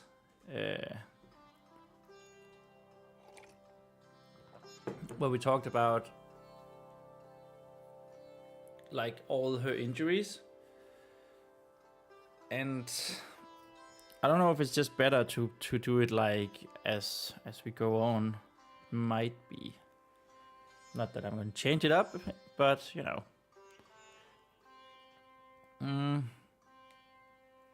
Bruised arms.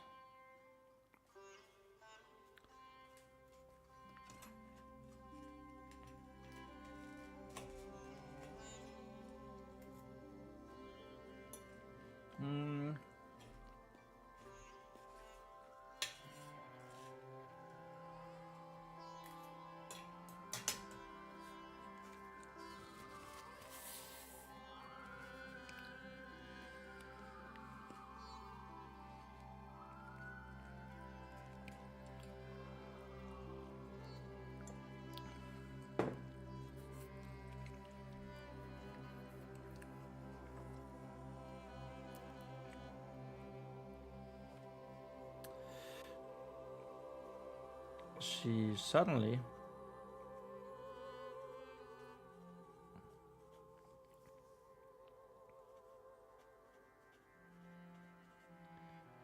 grabbed a hold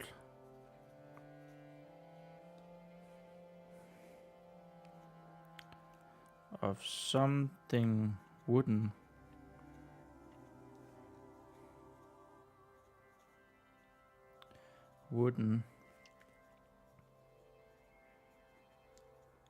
Thinking for a moment that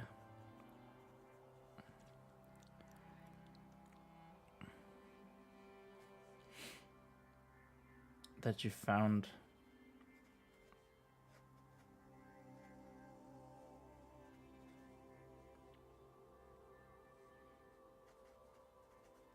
what she so desperately would needed. What she so desperately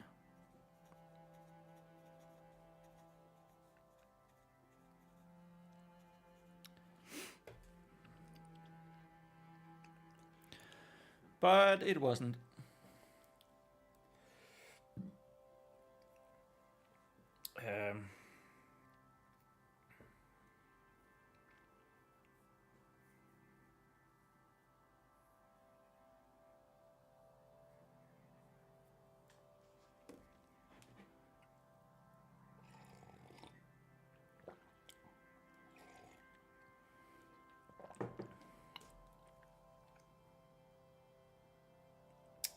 It was not. It was her wooden ladle.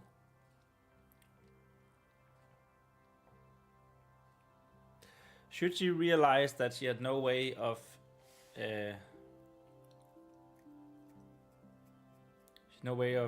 lighting the torch? She probably should, but maybe not now. Maybe it's not needed now.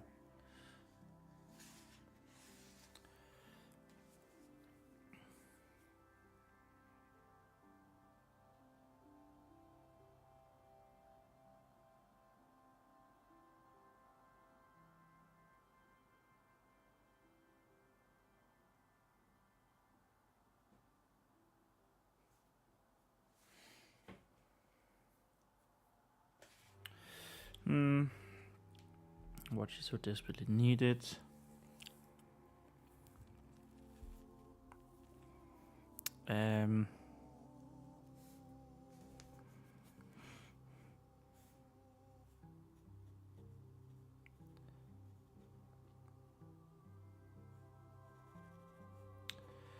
Except it wasn't the torch. Except it wasn't the torch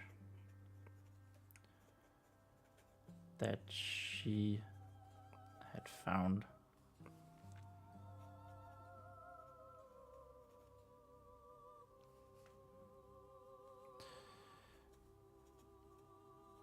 It was just her wooden ladle.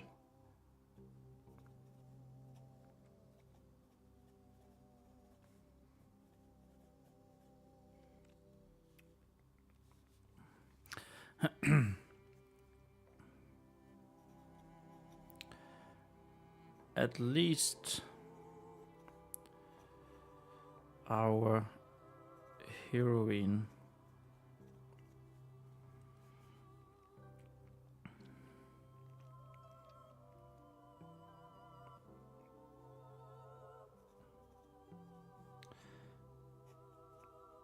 is reunited.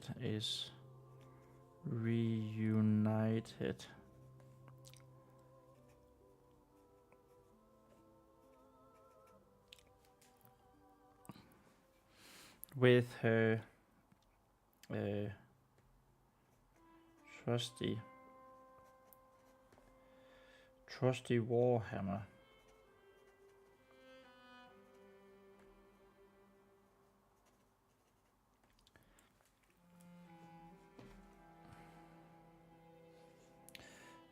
Was this the word used? I feel like we should have consistency.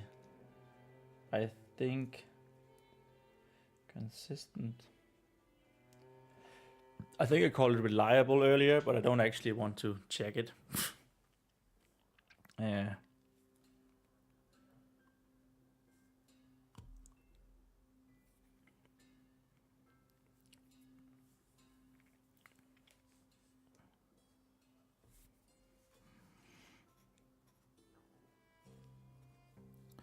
Vespa commented.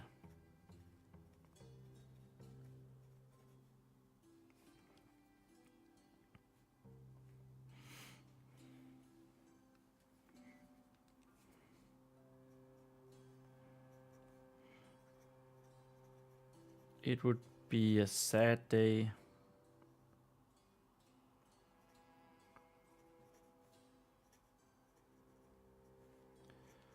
for the forces of good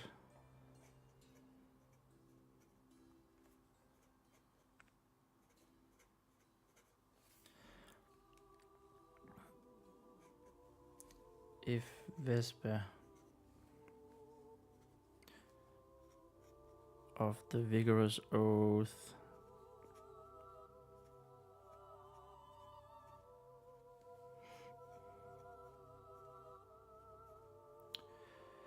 should ever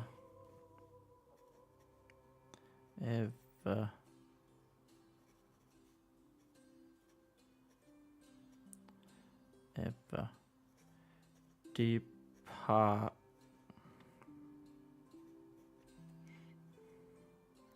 with, and then there's a whistle. Then there's a whistle. There's this faint whistle.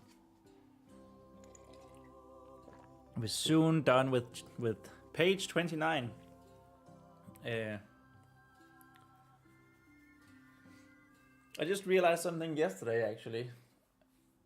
Like, I definitely knew it was gonna happen, but my short stories have been around 30 to 40 pages long, and we're so close, and they have taken months to write mostly all of the background lore. But I've been writing for 5 days and I'm already at page 29. That's actually wild. I feel like it usually, the first draft of one of my short stories usually takes like 1.5 months to write. Like, I never wrote this much so many days in a row, and I'm feeling so good because of it.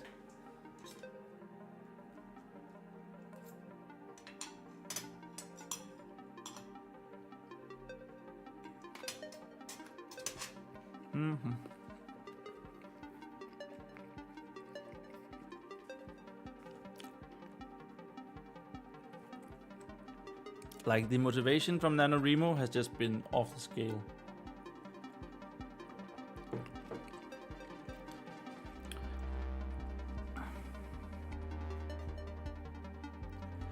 The faintest little whistle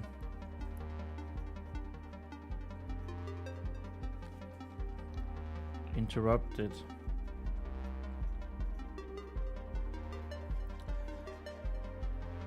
Vespa's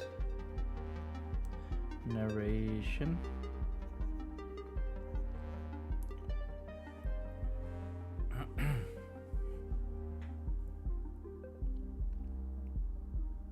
So this was something that Citron, my budgie, used to do, and it was the cutest, the sweetest thing.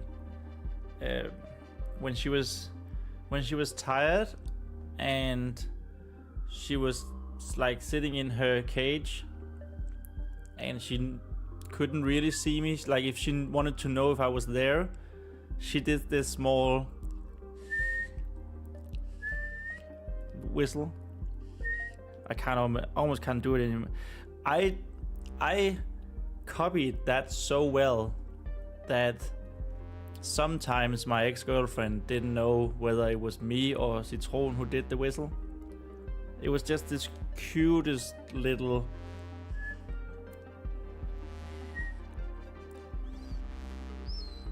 I think maybe it was something like that. I don't know if you could hear it. Yeah, there it was.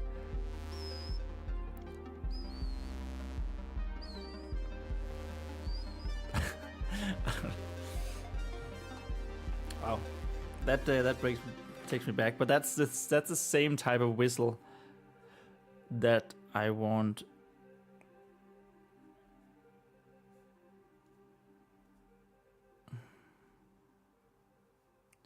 Whistle of lemon.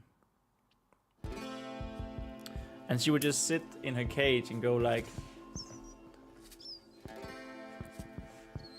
and just waiting for me to answer, usually with the same whistle, and then it would come back like that. Oh, poor baby, I miss her so much. It's been 6 years, but I still miss her.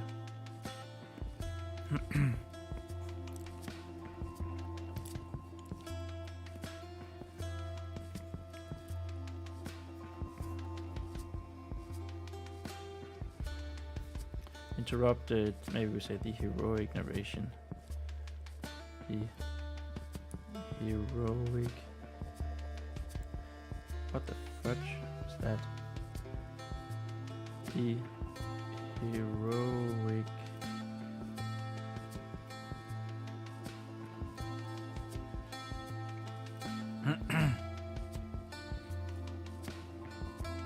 I don't know if that...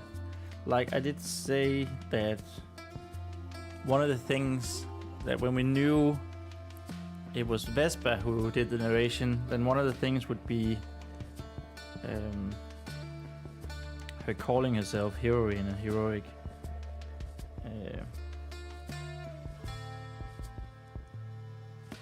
Too much mix in narration.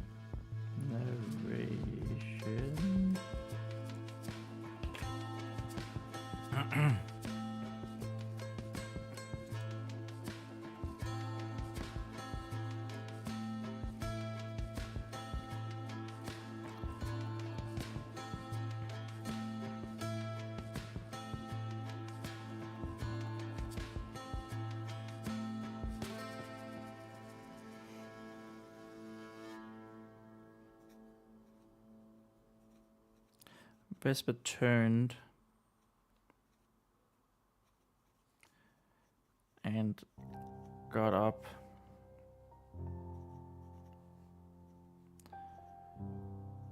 With another groan, another aching groan. Oof, this aching is turning into a crutch word. Crutch word.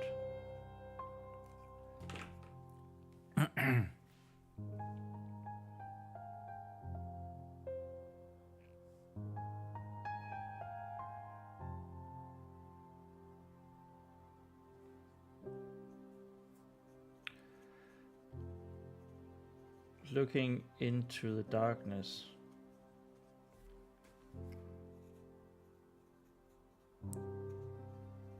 And they started playing I believe anything can love, just listen to the rhythm of my heart.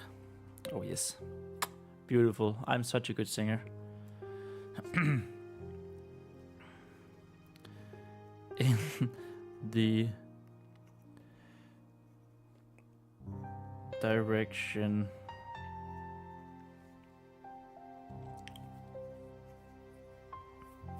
the direction of where the whistle came from.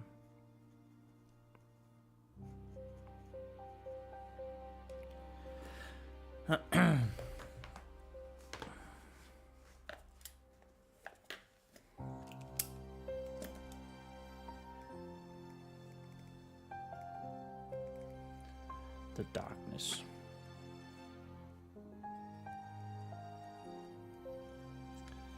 Plus singing.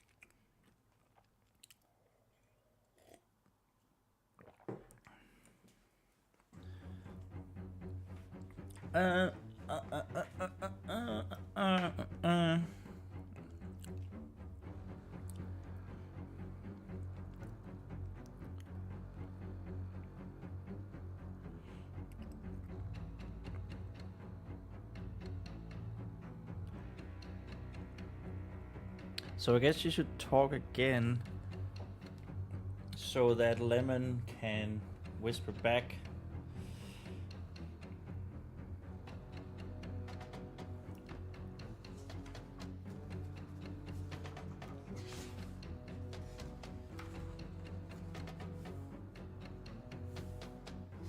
Oh, really? Oh, we did start up there. I was like, I feel like we had written almost 4 pages, but we did have written almost 4 pages. And then I miscounted. We are sort of keeping up with the tempo.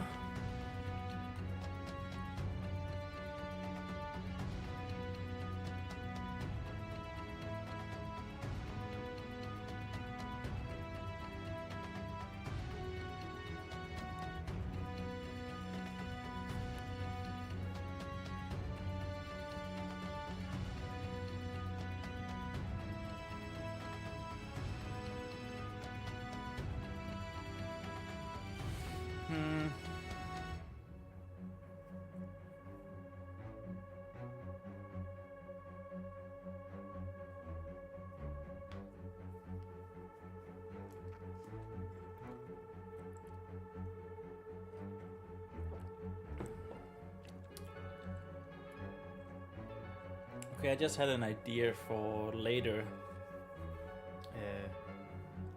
because that's going to be like the middle of the book.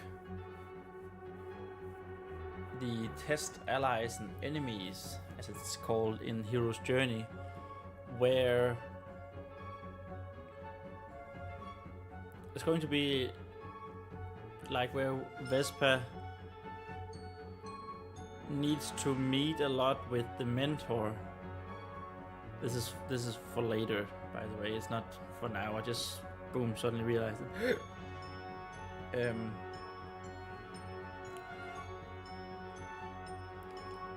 He's going to meet with a mentor, and he's going to teach her a bunch of stuff. But it should be over some time that he teaches her this stuff.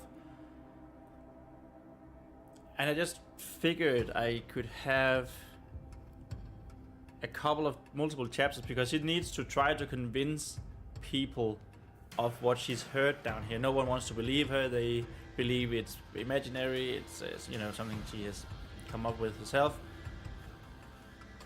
And then she goes to all these different types of people at the Black River's Keep and trying to convince anyone. But then I just had this feeling, instead of going one chapter the mentor, one chapter trying to convince someone, one chapter trying the mentor, one chapter trying to convince someone, one chapter the mentor, one chapter trying, like back and forth. We could just go like one chapter trying to convince someone, and then in the same chapter have whatever is happening, like a progression, almost like a montage with her mentor where he teaches her stuff. I think that actually kind of works, but it's way down the road and I don't know when I'll get to it. But I am going to write that down as a little note here.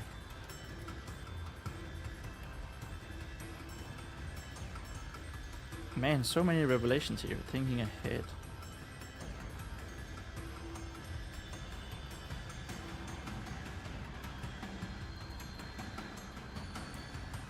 Chapter structure.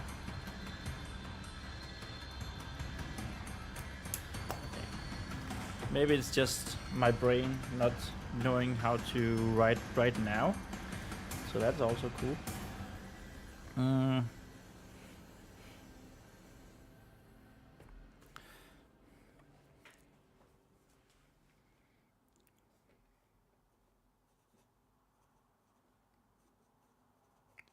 Was that a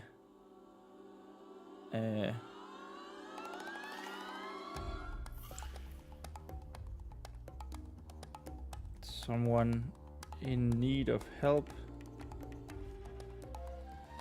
of our heroine's help?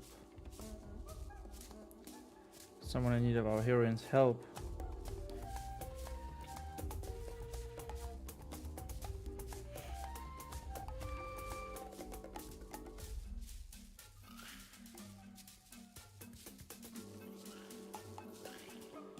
Vespa asked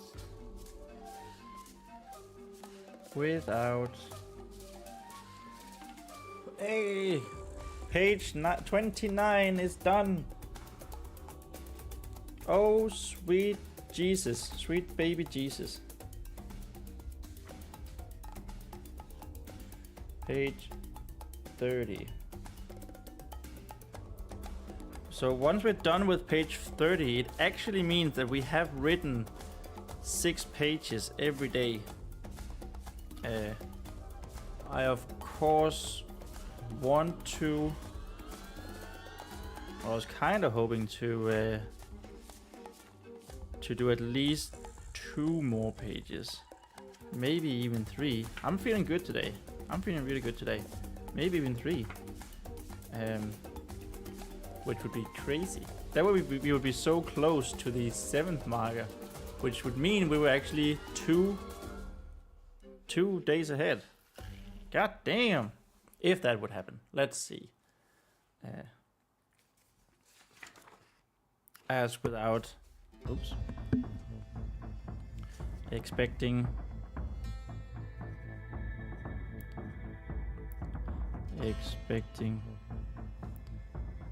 and an answer in return.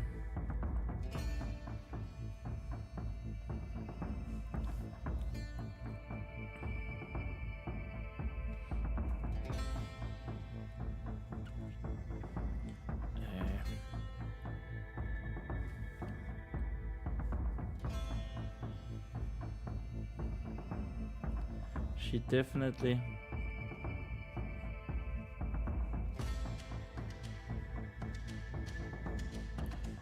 thought that the whistle came from someone or something.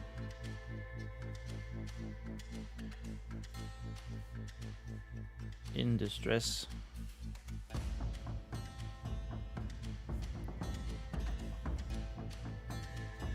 It had sounded. It had sounded sad. No, it had sounded hurt. It had sounded hurt. Somehow.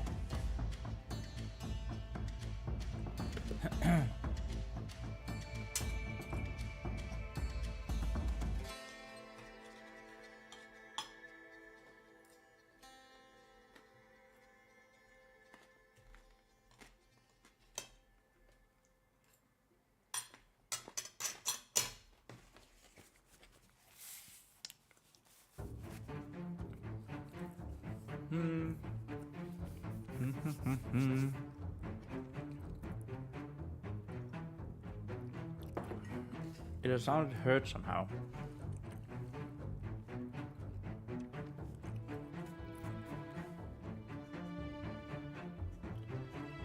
Another whistle came in reply.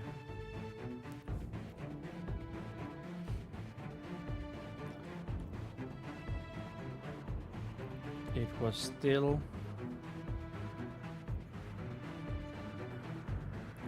low and sad.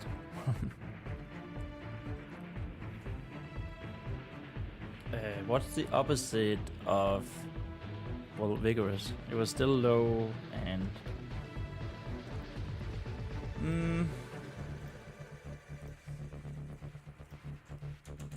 vigor. Antonyms for vigor and weak. Yes, weak. It was still low and weak.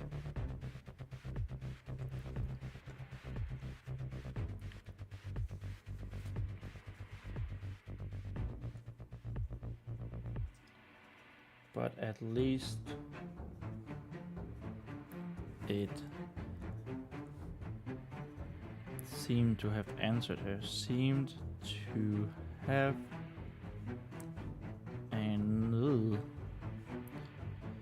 answered her.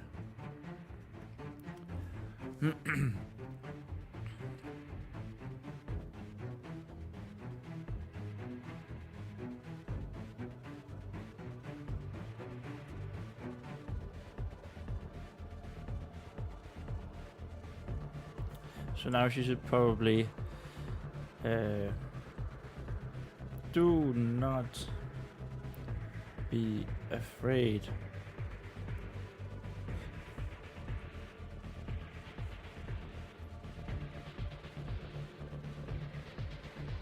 Vesper announced.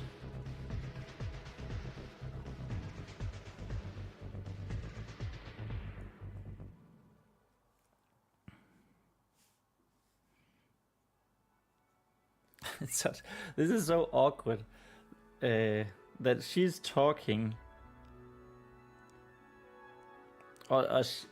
she's talking, but because she's narrating herself, she is pretending to be talking. Does that make any sense? I don't. Maybe not.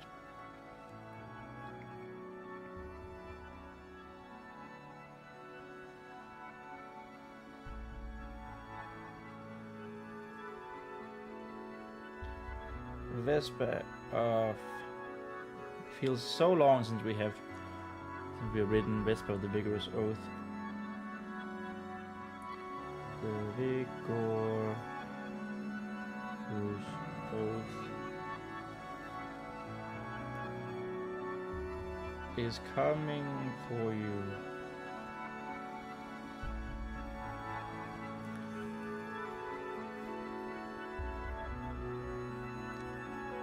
And will save you.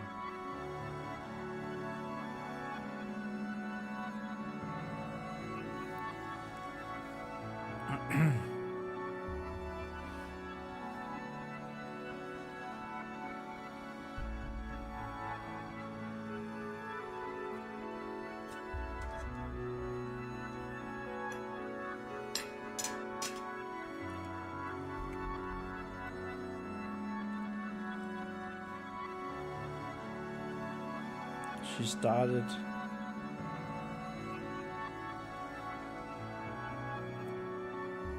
slowly. Started slowly walking.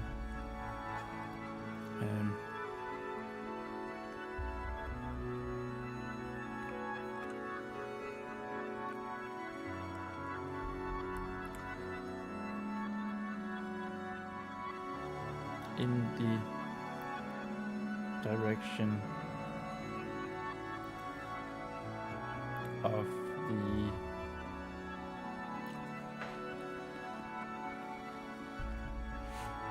direction of the whistles.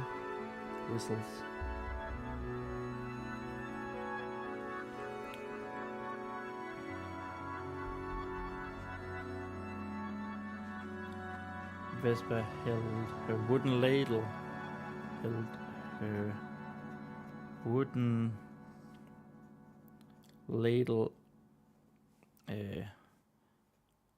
out in front of her,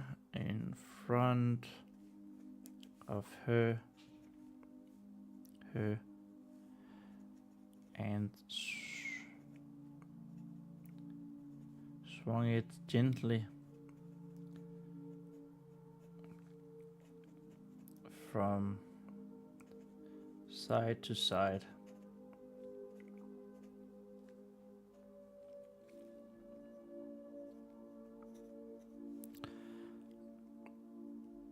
In an effort to avoid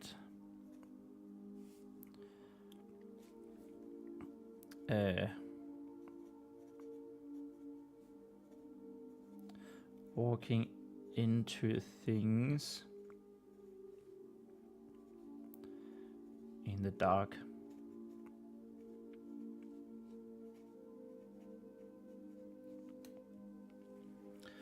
I think now we would want like a little bit description. Like I mentioned earlier, the catacombs, there should be a brook, a stream running beneath the catacombs, and we definitely want that to have some, like, she's been in the darkness for some time now. Her senses should adapt, right? Just a tiny bit, and there should be probably she should be able to not necessarily see, but like perceive edges of stuff on the ground. This is catacombs, of course, so there's going to be 5 different graves underneath this.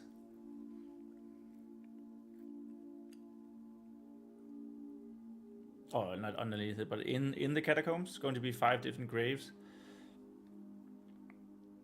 He's going to perceive that, and maybe some chairs and benches or something. And of course the wind, there's a wind howling.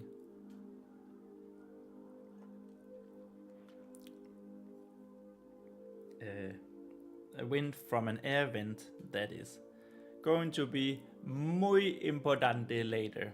Man, I talk so much about later instead of just writing here and now.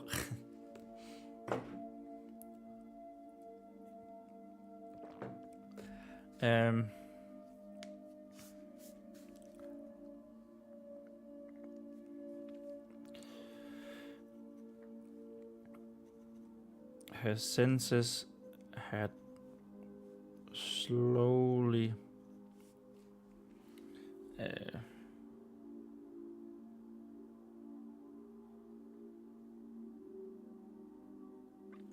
well, this should be up here. It should say or limping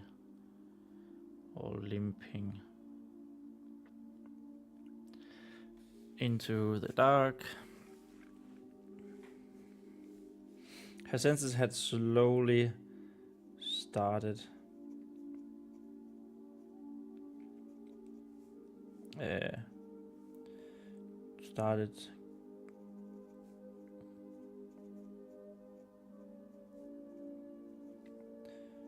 getting used to the otherwise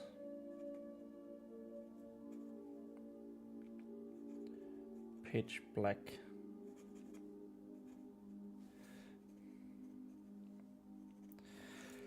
I guess, is it really pitch black if you can perceive things?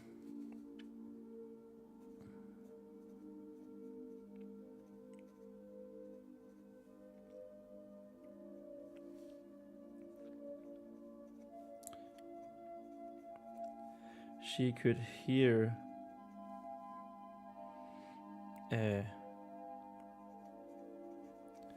what sounded like a running stream.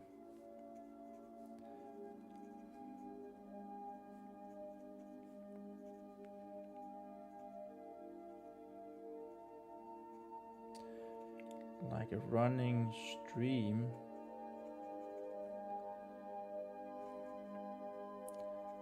from somewhere beneath her feet.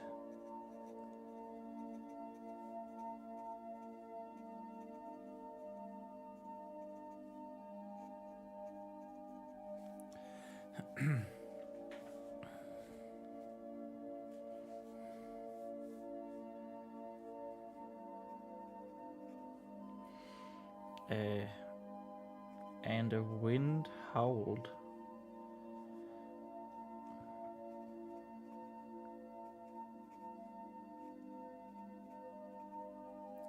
Howled from time to time.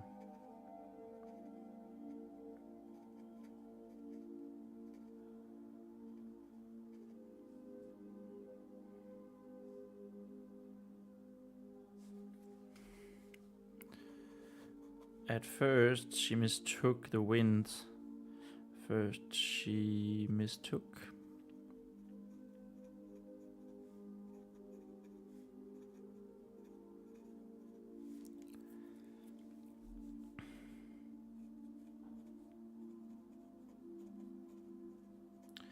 For another whistle.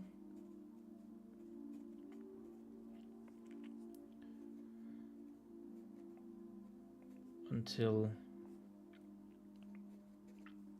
she felt the breeze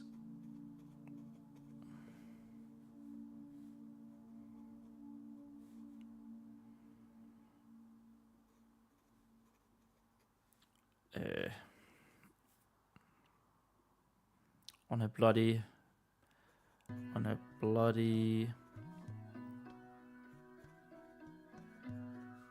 cheek and chin.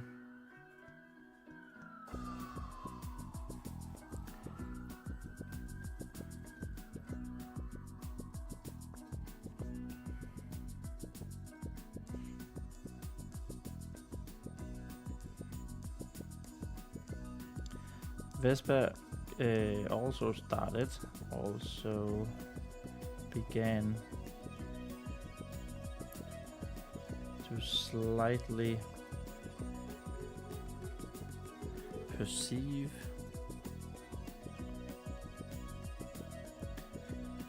things in the dark.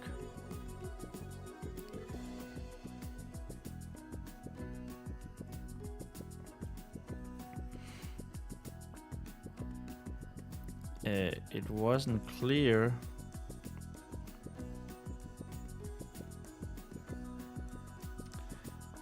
But she thought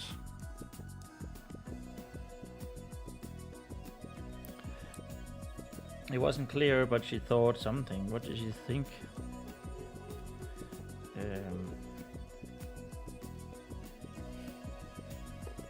She thought I need to eat.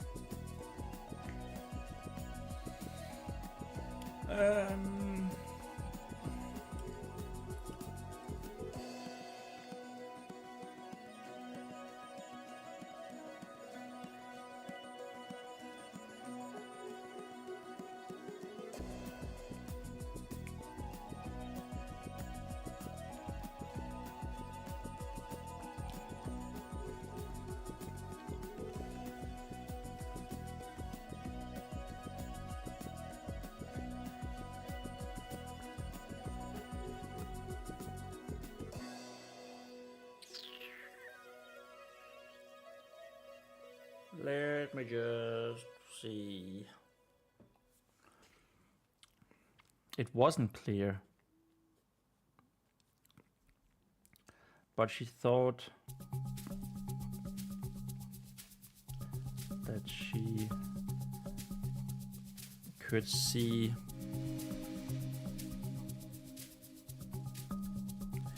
the edges.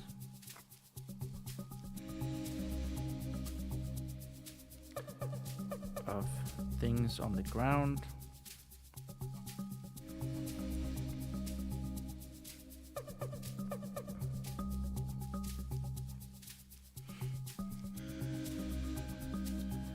And close to the walls. And even the walls themselves. Even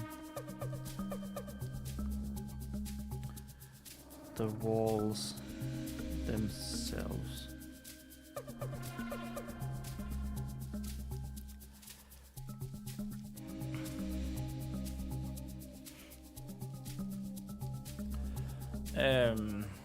Of course, you should realize that, oh my god, I can see! I can see! As Blinken said in Robin Hood Men in Tights, one of the greatest movies of all time. And that should really be a moment, yes.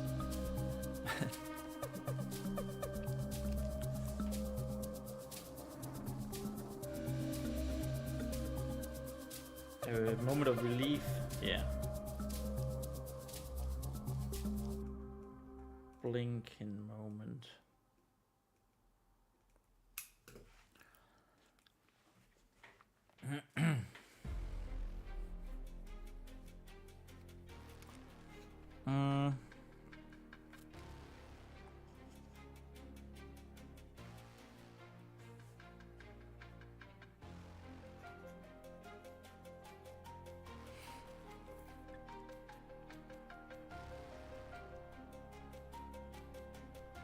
See, I want to try avoid writing realize because we write realize all the time. I write realize all the time. But this might be a case where I have to write it.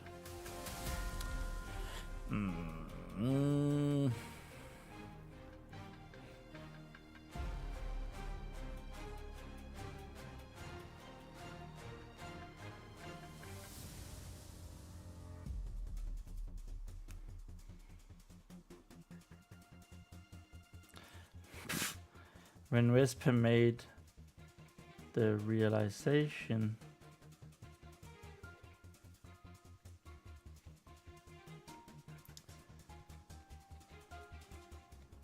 that she could somewhat perceive things in these things in the dark, could somewhat perceive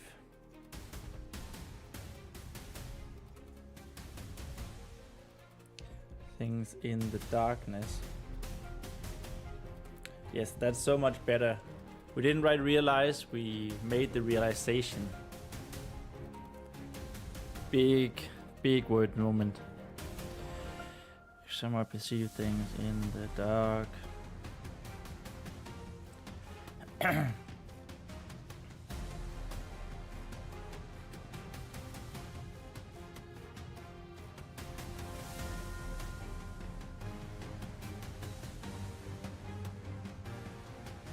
And that she hadn't gone blind.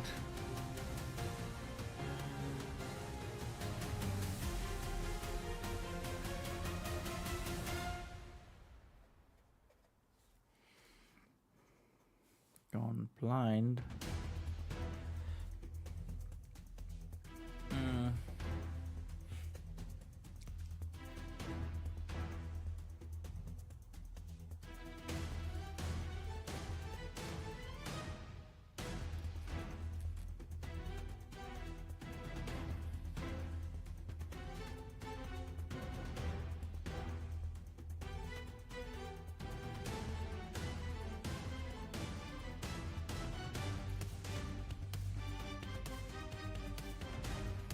Her heart skipped a beat.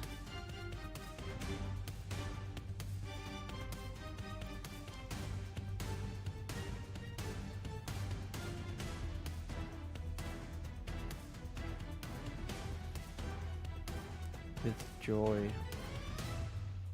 Oh, very cute.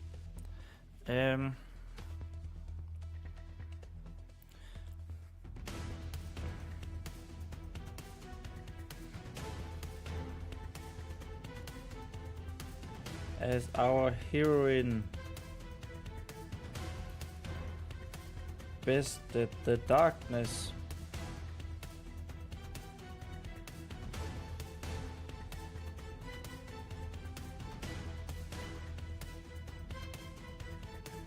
Vespa narrated with renewed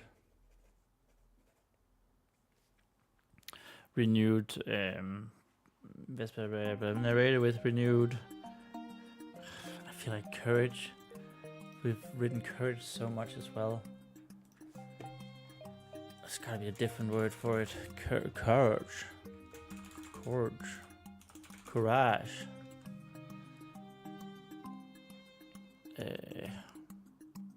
Spunk.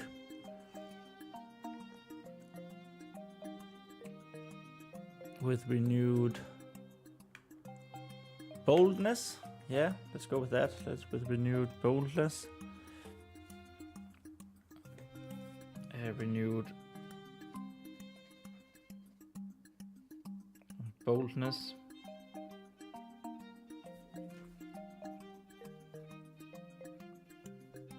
Those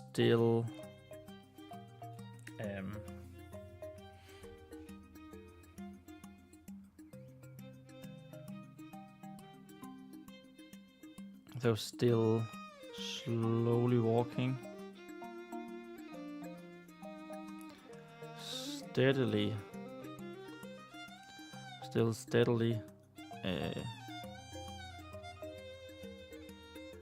creeping forward. Yeah, let's go creeping.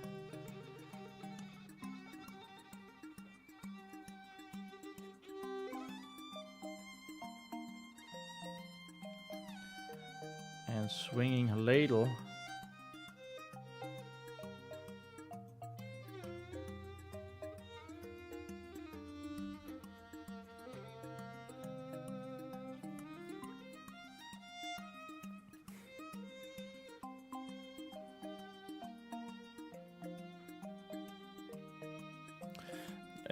Narrated with renewed boldness. Though still steadily creeping forward and swinging her ladle.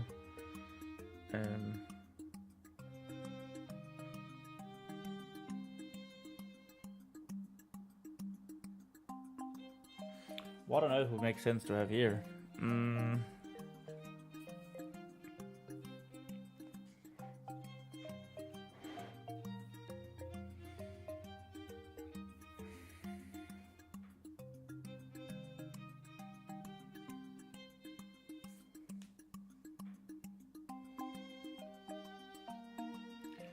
She once again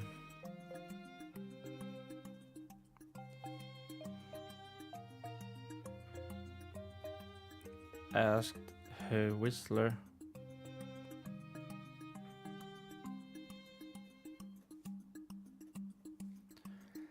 to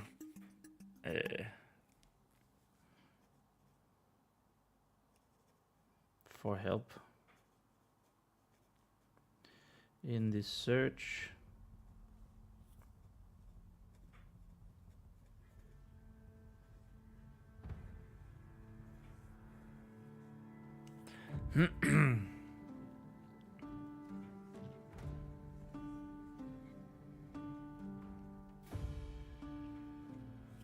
so strange.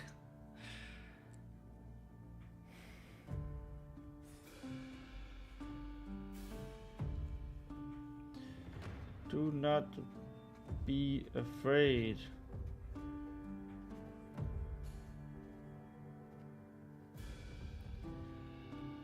Dear innocent.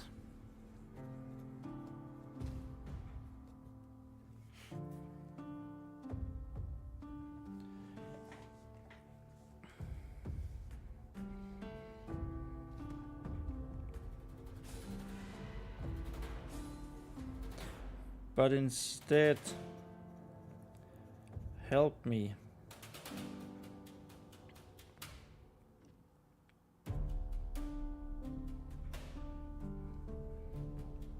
In finding thee.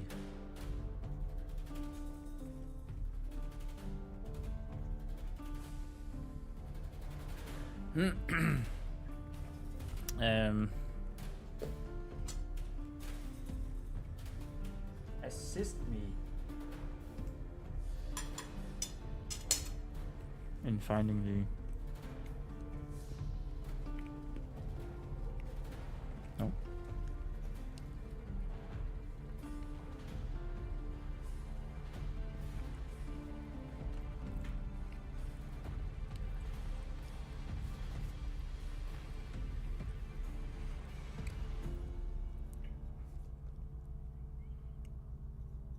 Anew, and this time ever so slightly louder. This also sounds like a crutch, because I know I've used this before. Ever so slightly louder.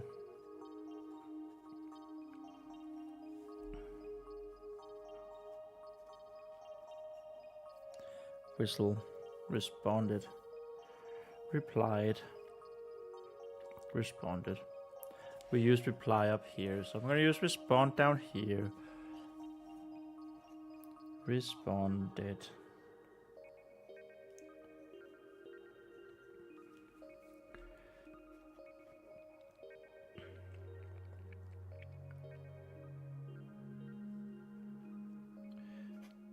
To Vespas.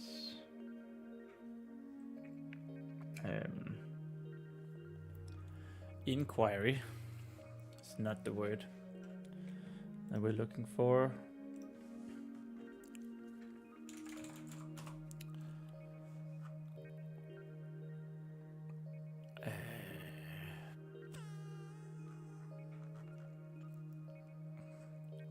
guess her ask, her search. Vespa's search, yeah, let's go with that. Responded to Vespa's search.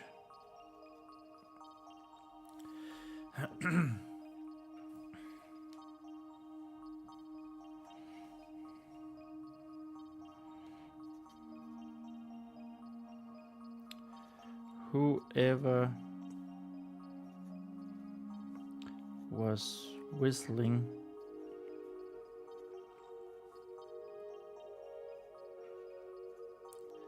sounded closer now.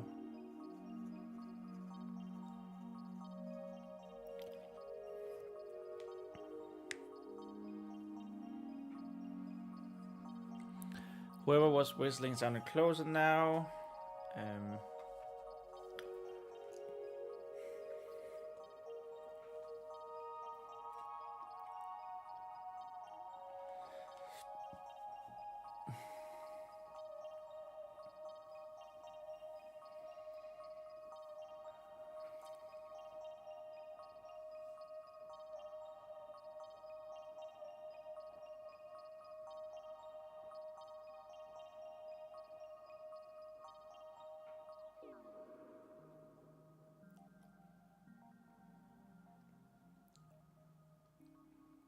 So I think I wanted to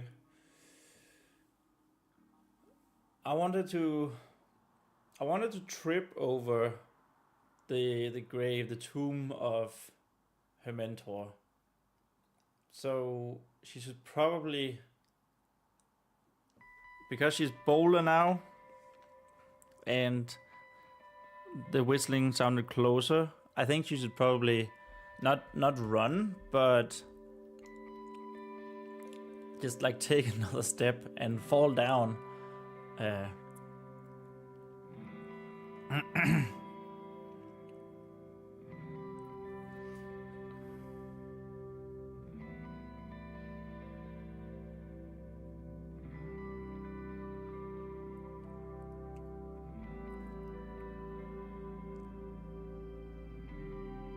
but how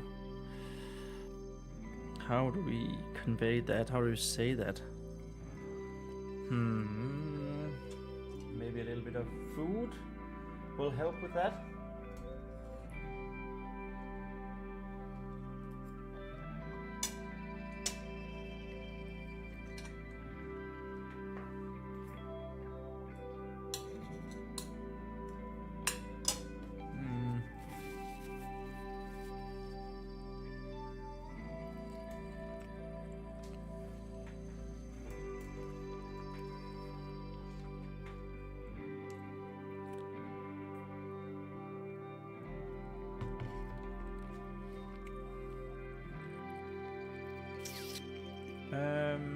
How do we say this?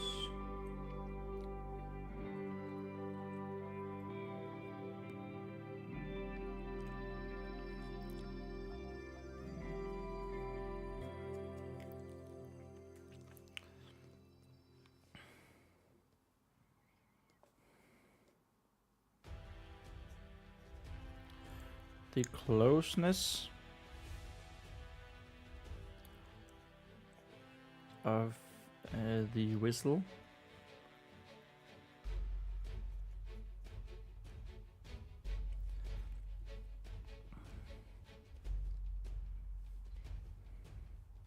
meant? No, not meant.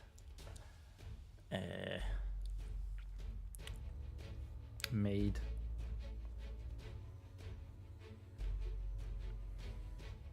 Made Vespa's fremgang, which you don't know what it means.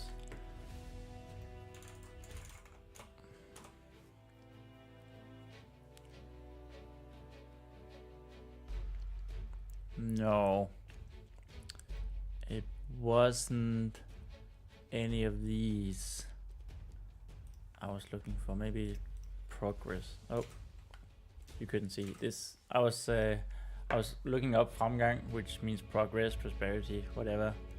It's not really what I was looking for, but it's like her way forward, her advances, her advancement. Yes, this, please.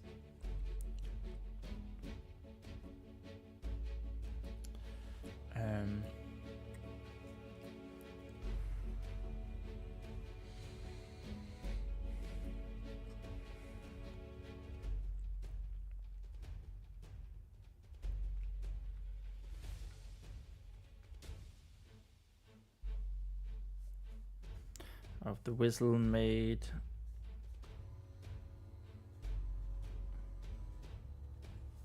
Vespa even more bold in her advances, in her advancement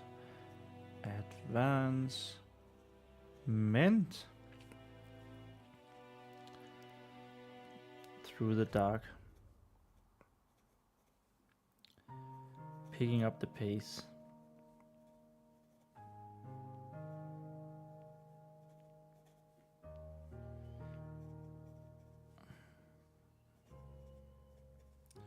With more confidence. With more confidence. Sorry. Confidence.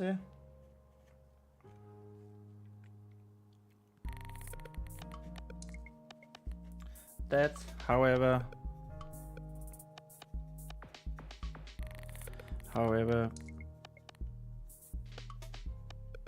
turned out to be a mistake.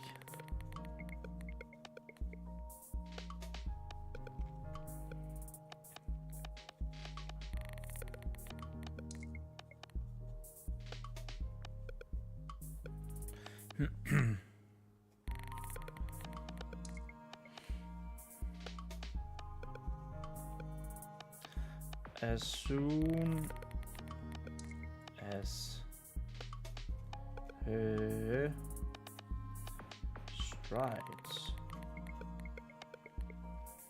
her strides grew longer. Oh my freaking god. Grew longer.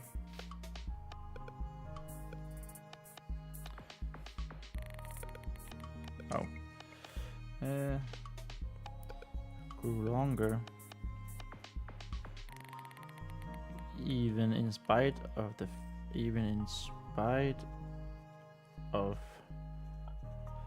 her already small legs.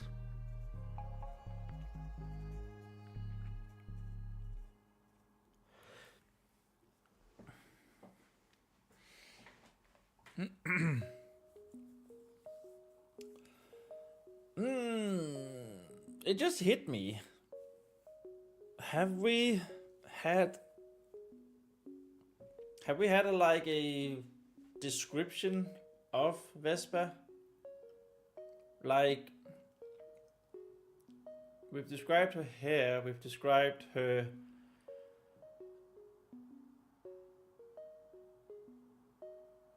ears, we've described her eyes, we've described her hands. And of course, we've done some things to convey that she's tiny. But I don't think I've described her, like how big or small her limbs are, despite her being quite strong. Maybe that should be changed.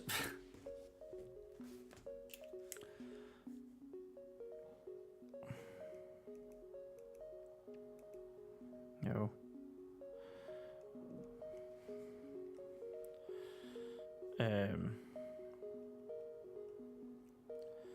Vespa description and like her facial features.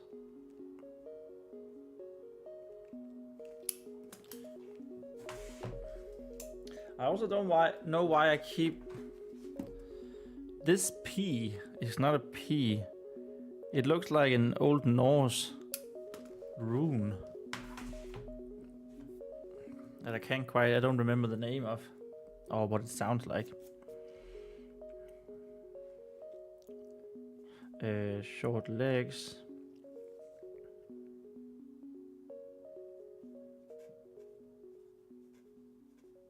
Vespa fell.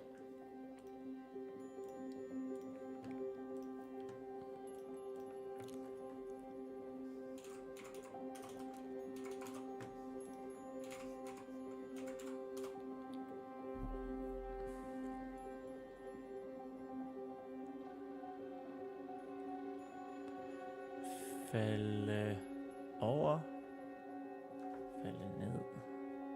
Tripped over. Thank you.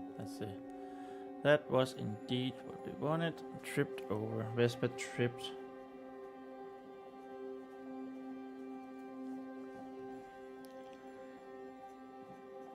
Tripped over.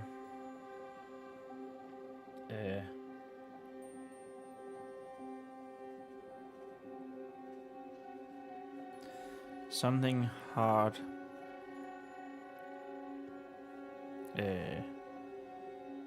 On the floor.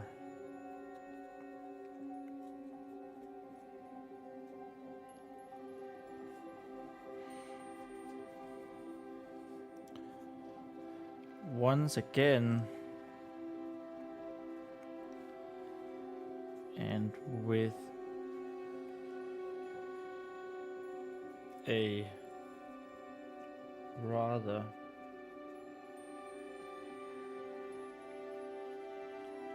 loud, not large, loud. Ouch!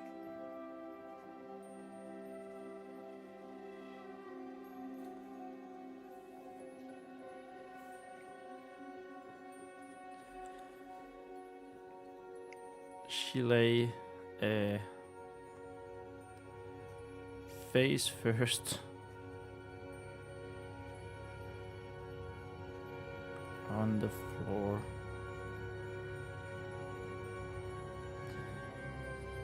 I just realized you should actually probably be just on the verge of crying. Like when she fell down here.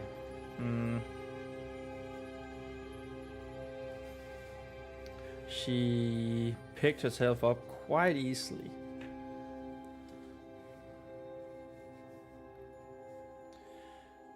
Crying.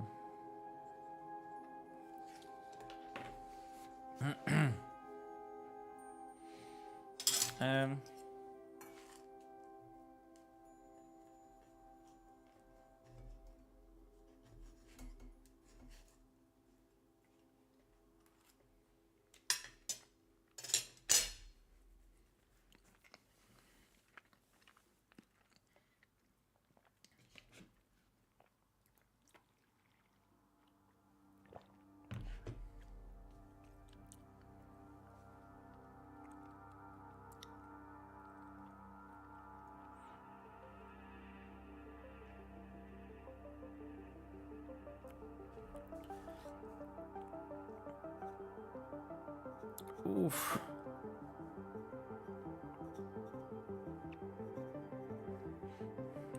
Vespa said again.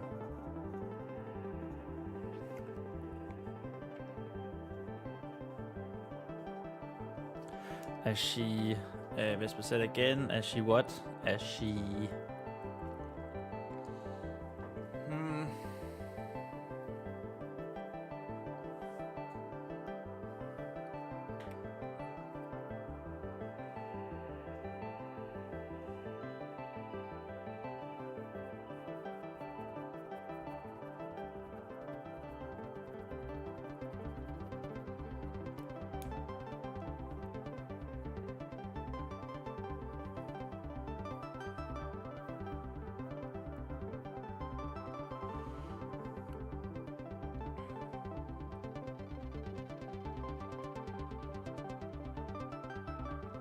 She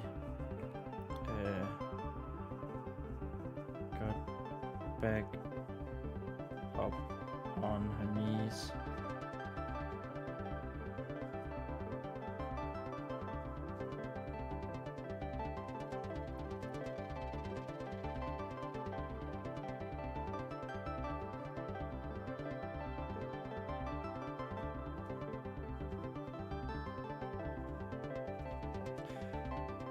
rubbing her the bump on her forehead.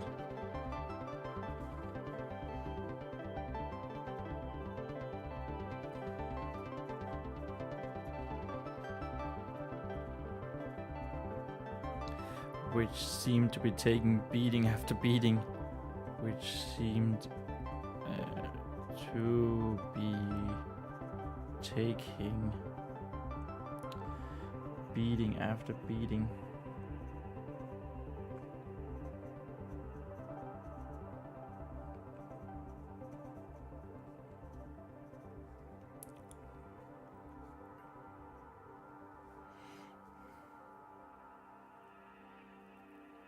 Rubbing the sore bump. Sore bump on her forehead. Seems to be taking beating after beating. Oh, look at how close we are to having written page 30. Oh yeah, oh yeah.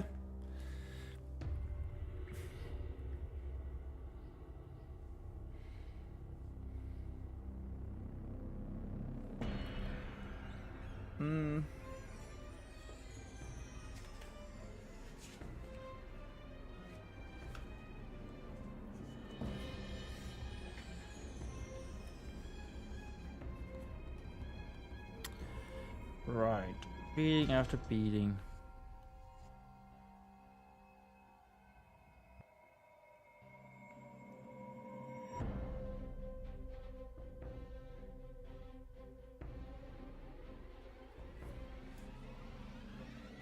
Full stop.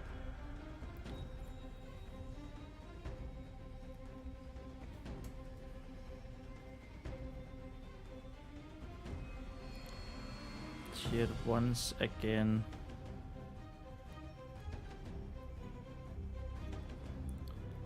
Lost her ladle.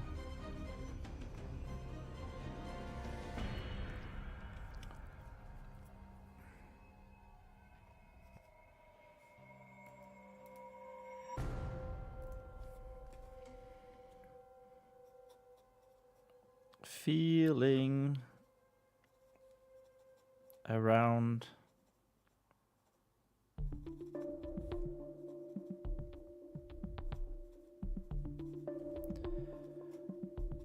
after her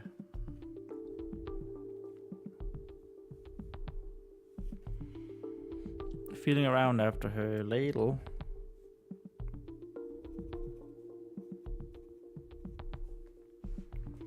After the wooden soup utensil.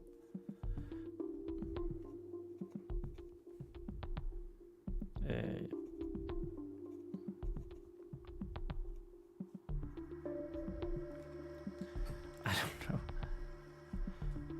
Lol. I make the best comments in the world. After the wooden soup utensil.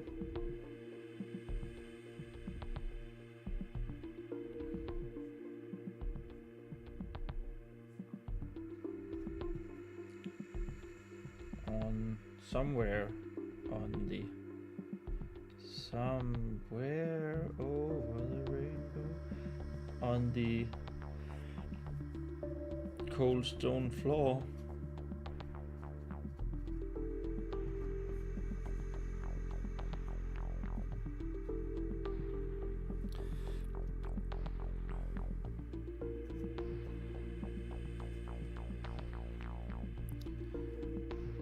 Vespa's hands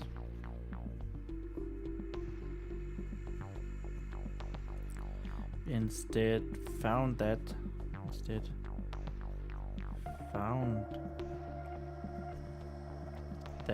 which she had tripped over, which had given her another fall, which had gifted her another fall. Yeah.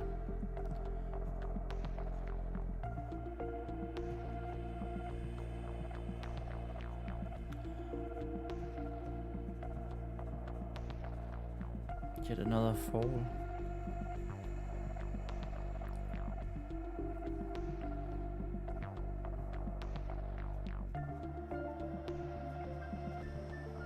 It felt like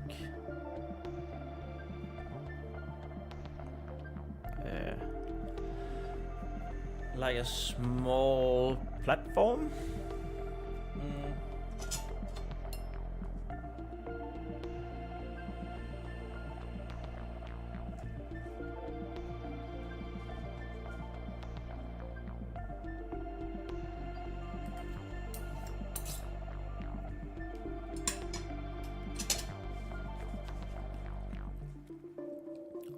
Felt like a small platform.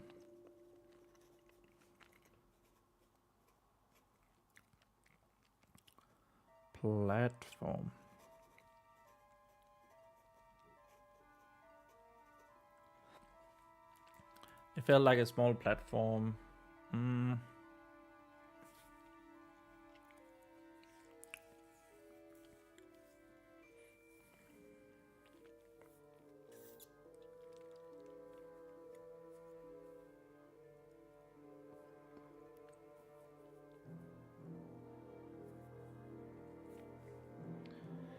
It felt like a small platform.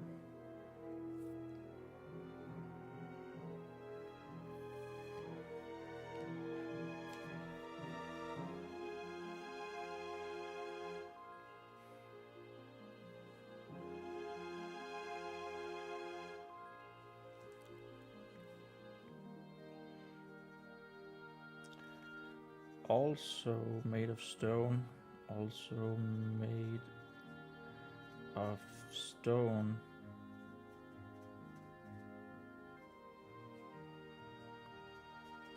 Though this one much more polished, much smoother, much less rough.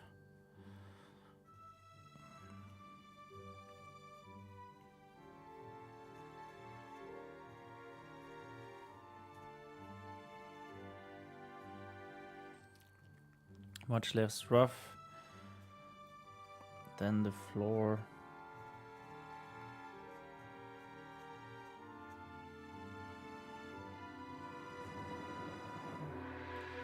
I don't know if this should be rise instead of platform, but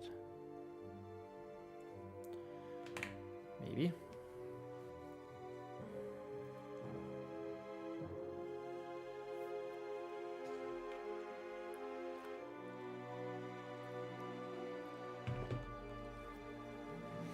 Keeping up with her searching. No.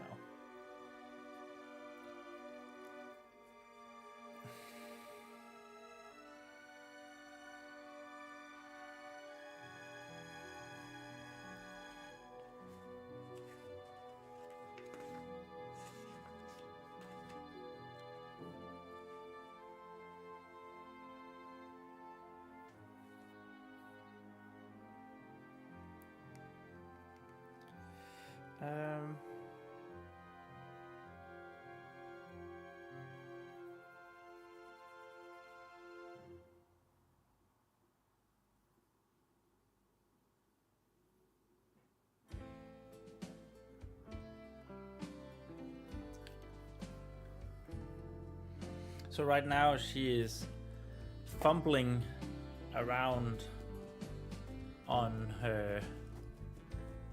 She's fumbling around on like the grave, basically, of Rena, her mentor. Well, he's gonna become a mentor, not right now, but and the grave is like this. You know the floor graves, and there's like a statue of him in the floor, and him holding his hammer somehow, or a different version than his hammer, because he's not gonna have Arnold with him. So it's gonna be a different hammerhead than what we wrote in the beginning, which was the ram's head. It was like molded after to look like Arnold. That's not gonna be part of the hammer, but like So yeah, it's a same handle but different hammer head, and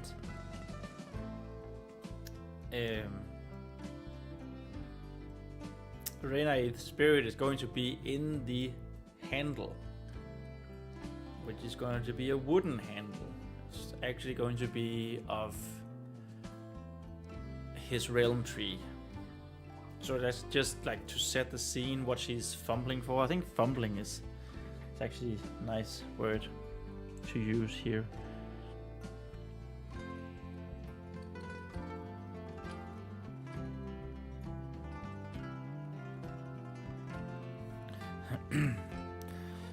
Vespa kept fumbling on.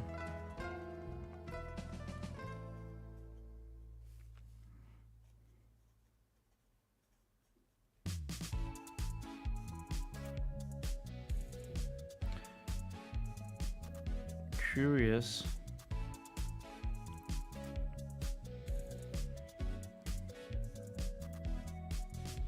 Curiosity.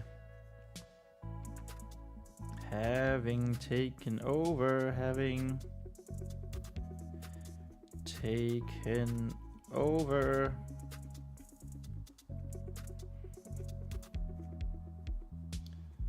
from her afraidedness,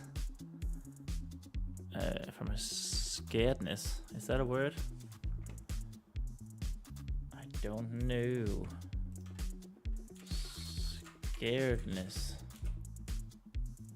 Sacredness now.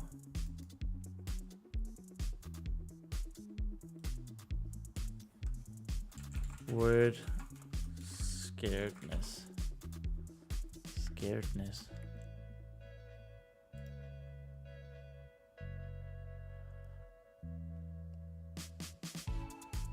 Yeah, I guess from her fear. Having taken over from her fear. And yes, is there anything better than ending a page with a beautiful erasing, ink erasing? I love it. It's so good.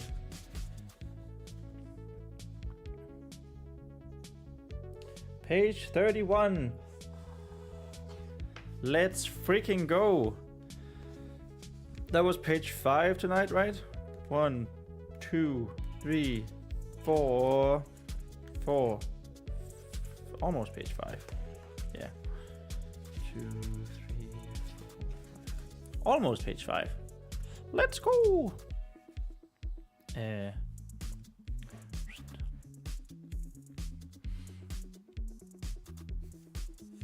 Was it and? Her fear and pain. And pain for a moment. We've written a moment a lot, I feel like. Is there another word for moment? Moment. Brief time period. I guess we could say brief time for a minute. Let's go with about to say let's go with minute but maybe a brief time. For a brief time. Brief. Also, my ink cartridge here is holding on better than the last one we did. That died around middle of page 15. Or towards the end of page 15, didn't it?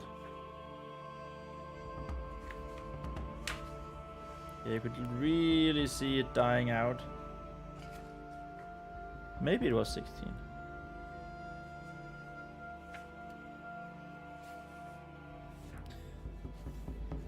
Maybe it was here, actually, that we...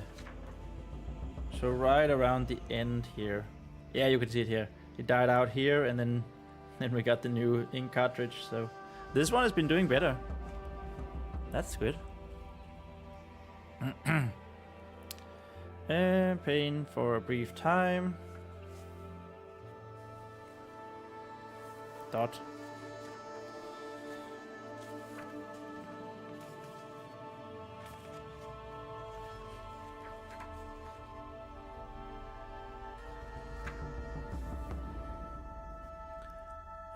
Her hands.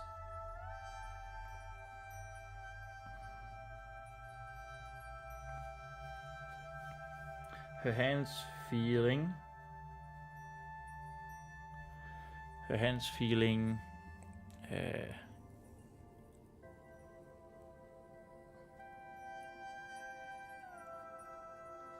Her hands suddenly feeling.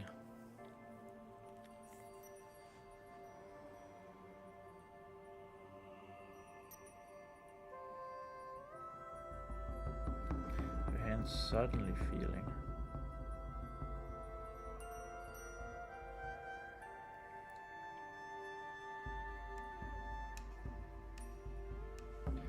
Another rise of stone. Oops.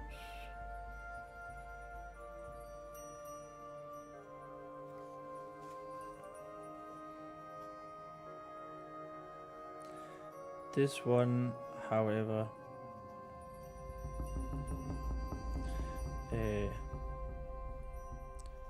didn't seem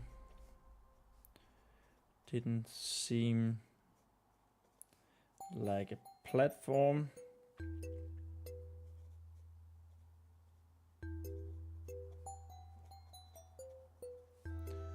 Oops, or anything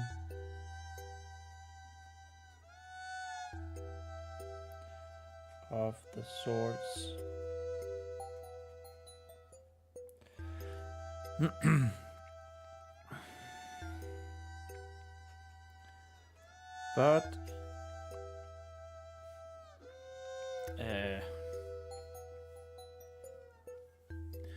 But was instead so she's feeling a leg and a foot.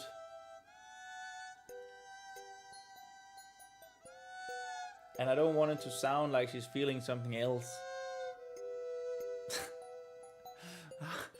It's long and hard. No. It's long and hard because it's a wooden leg. It's a stone leg. No.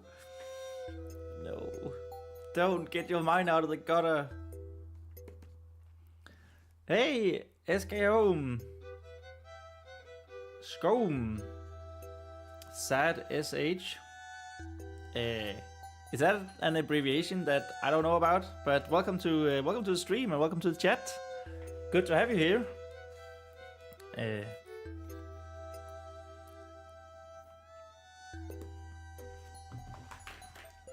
Now, let's see what we get to write first before we mention it. This one I didn't seem like a platform or anything of the sort, but was instead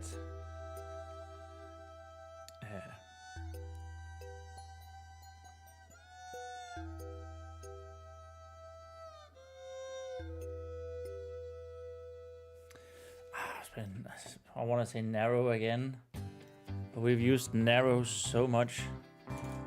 Narrow, restricted, cramped, limited, slender, slim, thin. Was instead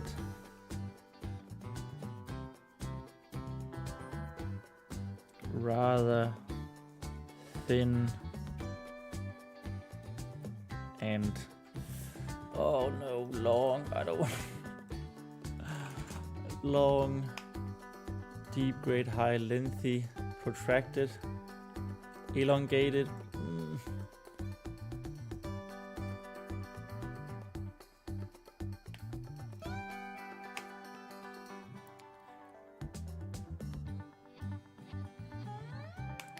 You know what? I'm going to say rather slender. Rather slender. And with a taller protrusion.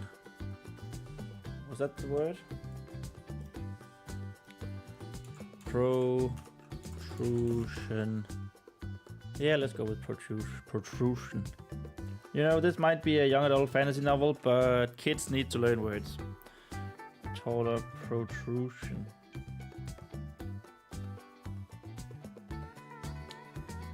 Sticking up. This is a foot sticking upwards by the end. This is a foot, guys. It's a leg and a foot, and it is nothing else. Okay? This is a children's book, a young adult children's book. I don't want to hear anything else.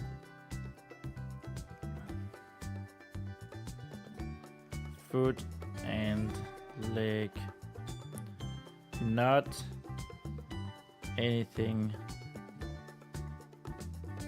else. ...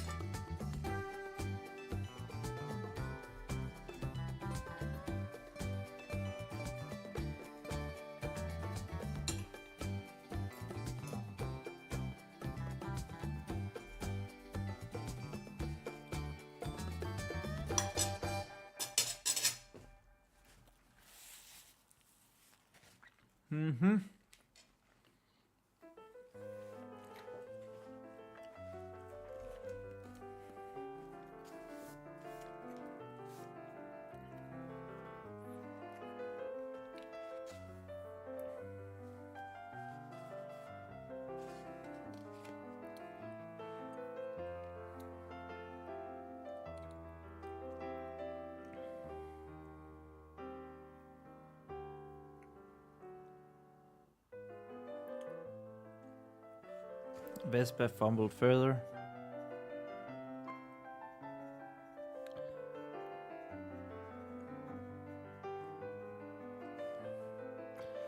Fumbled further along.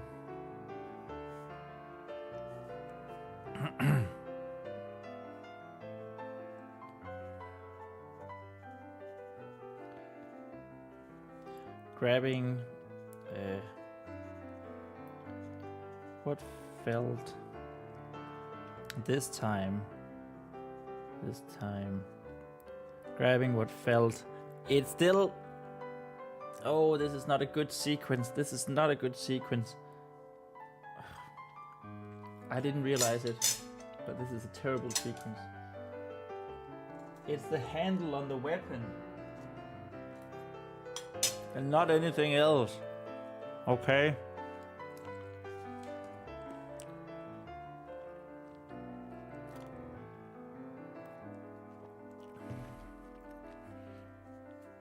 What felt like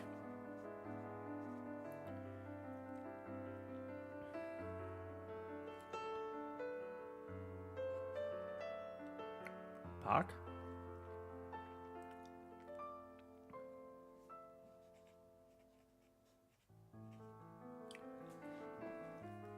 Okay, I'm not actually sure. It should be bark, but because this is the handle of a two-handed warhammer. This is handle of Renaid's hammer.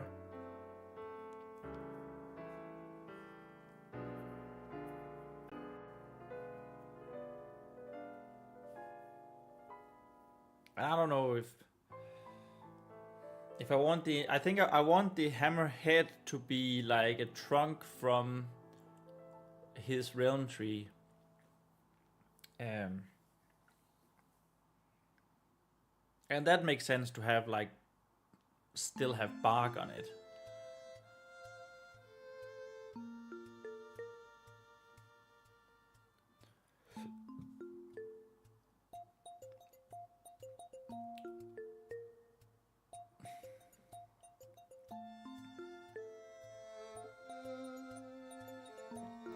You know what, that felt like wood. Felt like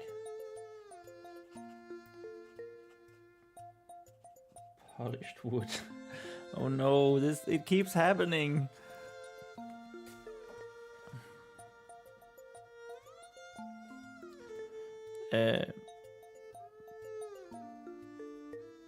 But much.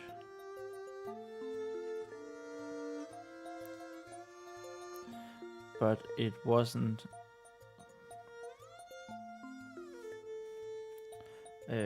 her ladle.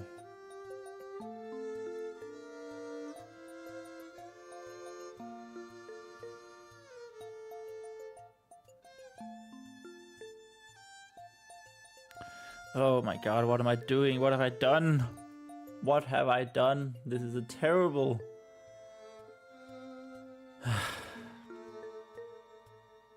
This is a terrible sequence.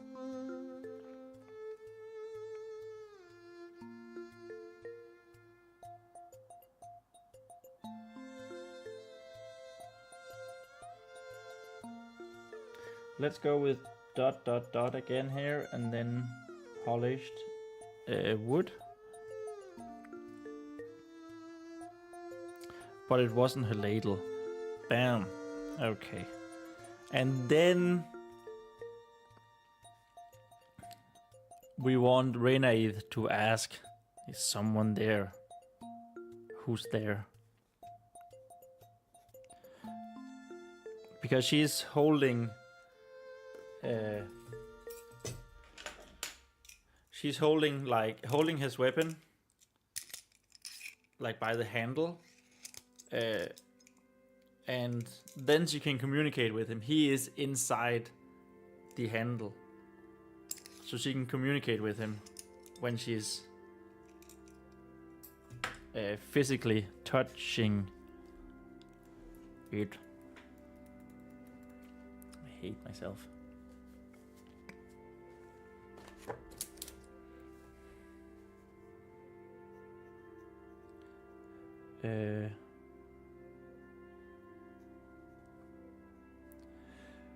Who's there?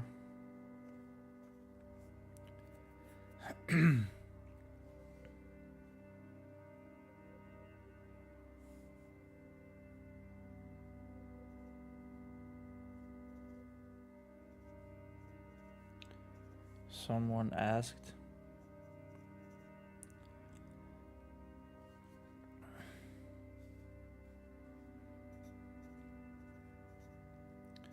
Vespa got right back to being scared. No.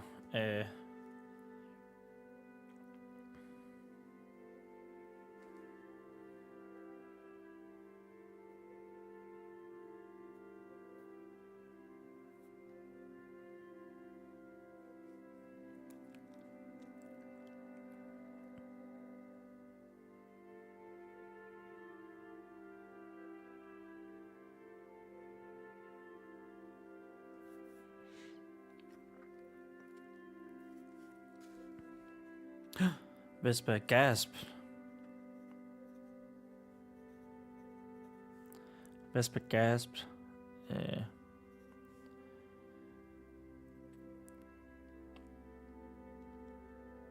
And got up immediately.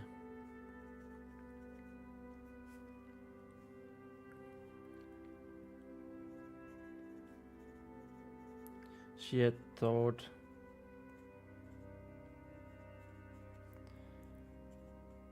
herself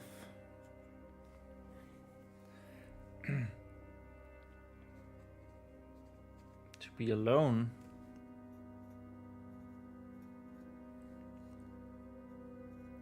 Except for whoever. No, let's go with whatever actually. With whatever made the whistling.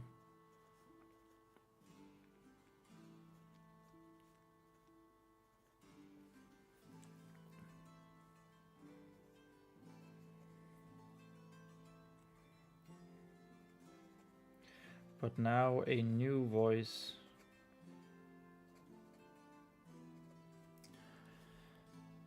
had revealed itself.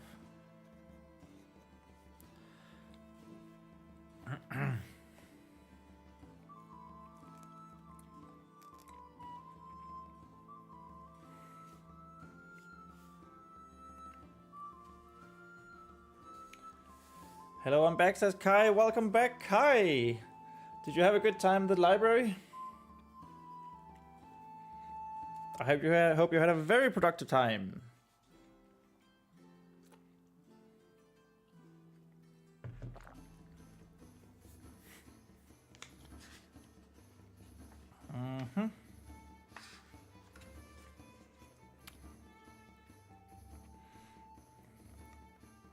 What page we on? We are on page 31. So I have been quite productive, I think, myself.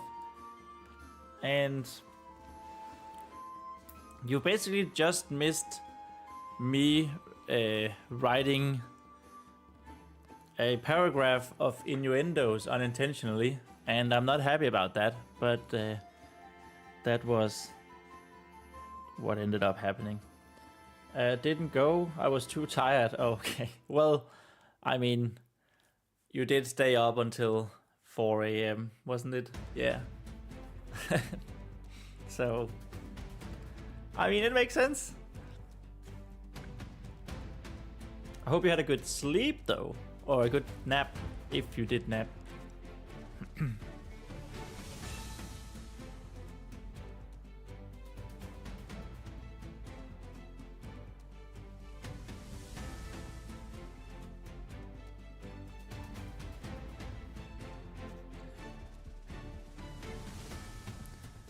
This one was different.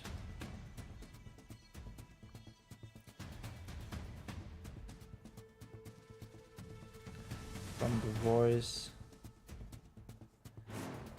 that had guided her.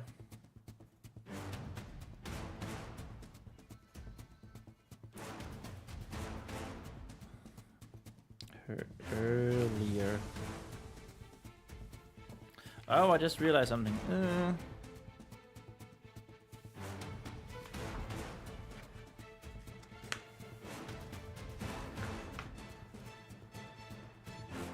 Oh yeah, never mind.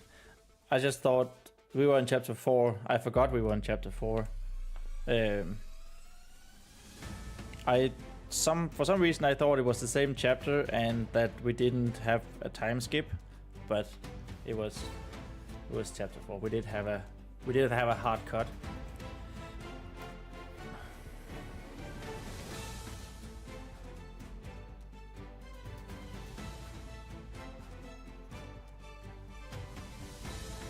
This one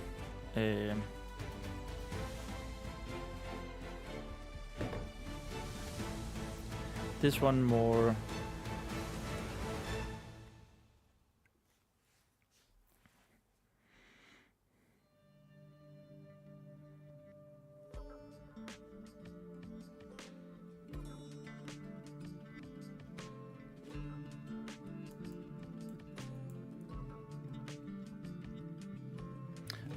human?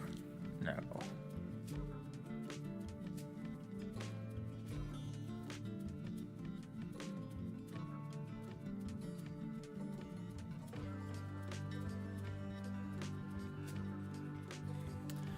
What did we say the voice was earlier? We said it was... quickly turn around. This voice somehow seemed to come open the doorway. Hello.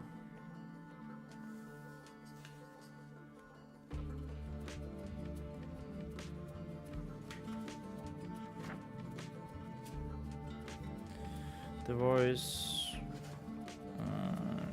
then it says down here.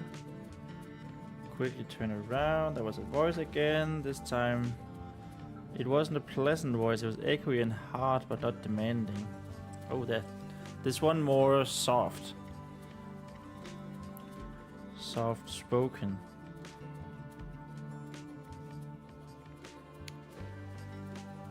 and genuine.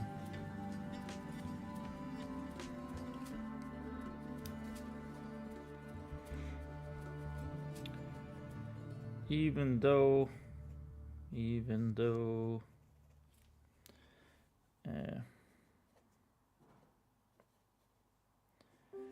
though she didn't know where it came from,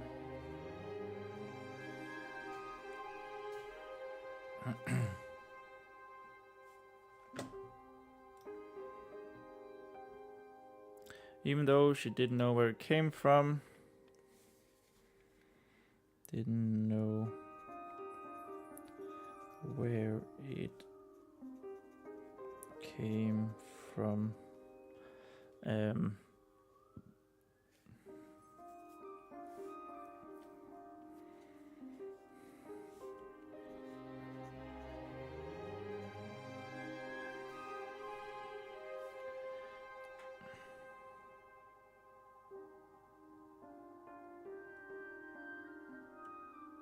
Vespa, even though she didn't know where it came from, Vespa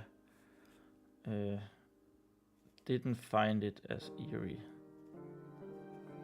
We do have didn't in the same sentence, so that's something for editing.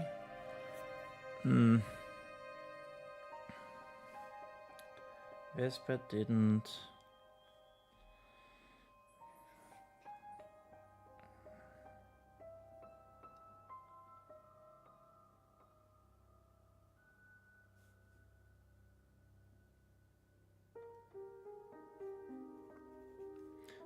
feel the same eeriness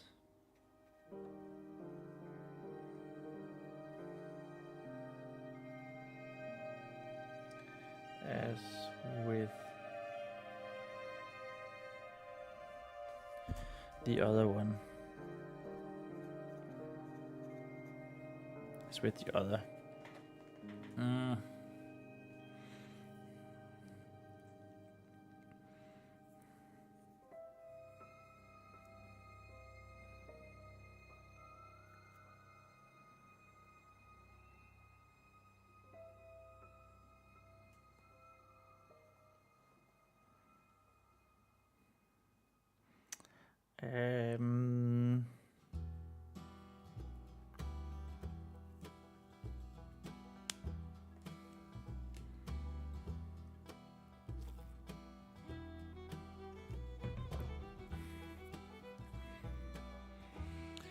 Didn't feel the same eeriness as with the other.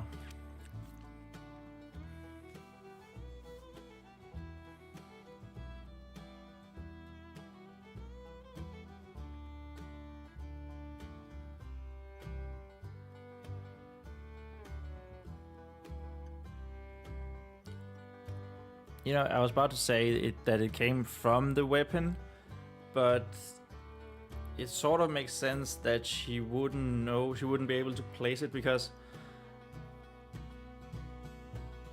I want this to be like a plot point, that Vespa, in order to talk to her mentor in the beginning, she needs to have like a grip on his weapon, on the handle. And then as she progresses the story, like training with him, she's been able to communicate with him without grabbing, without physically holding the weapon, and then further and further away, and then being able to sense him and communicate with him. So it's like a training of skill that's going to happen. So it makes sense now that even though the voice came when she touched the weapon, that it was sort of in her head but unplaceable.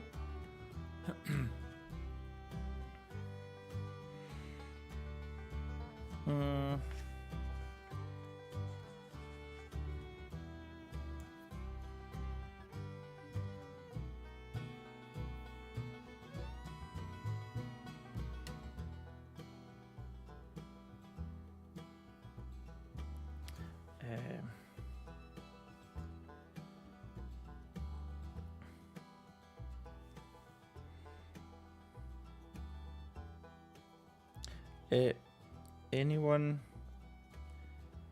else here?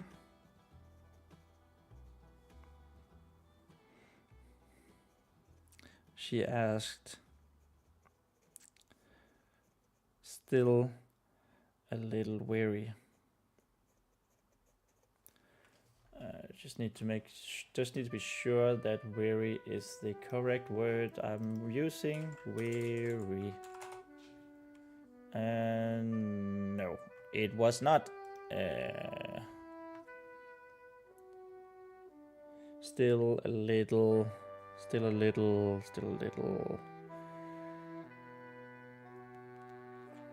Cautious. Yeah, cautious.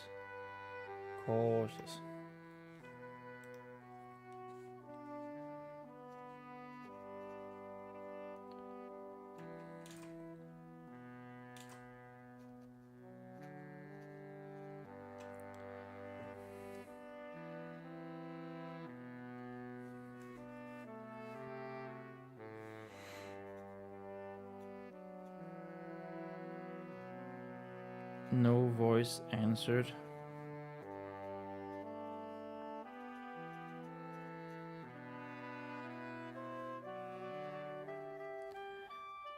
But instead, she got another whistling reply. She got another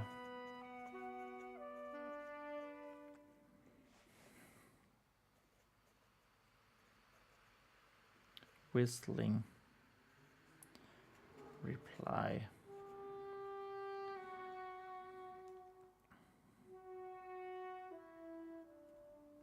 Another weak whistling reply.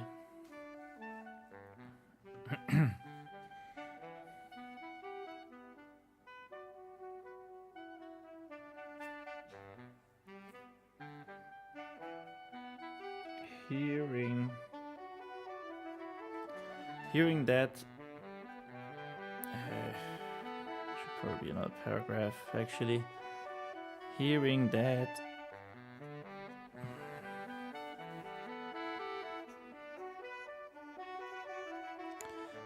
Vespa what?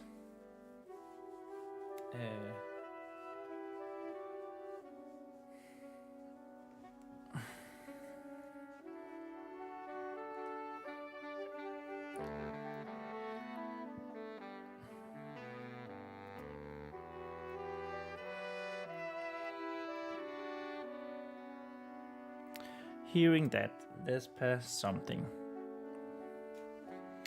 Vespa remembered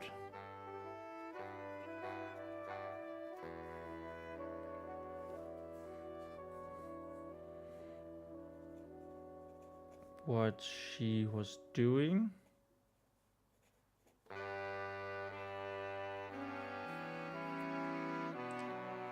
And decided to forget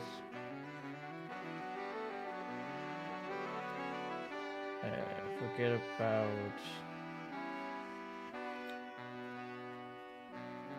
the voices.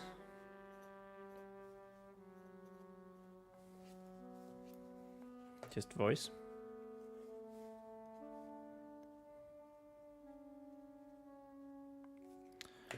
Forget about the voices for the moment.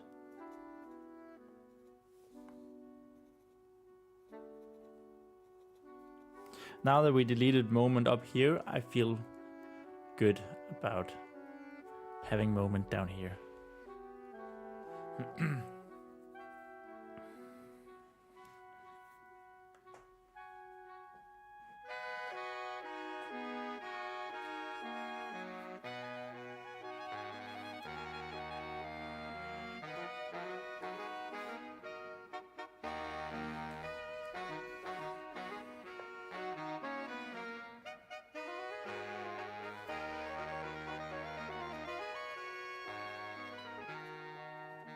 Nothing will stand in the way of Vespa of the vigorous oath.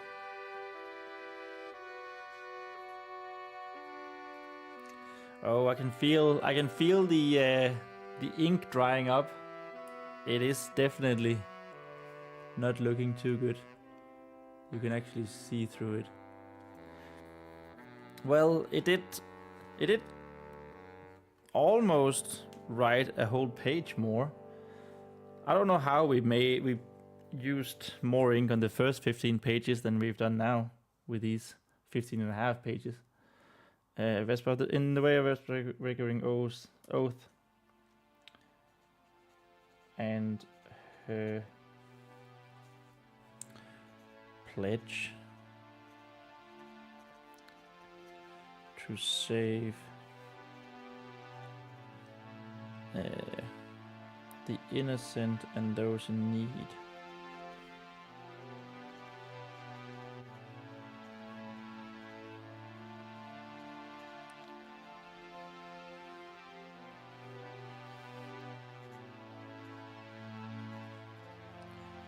Vespa began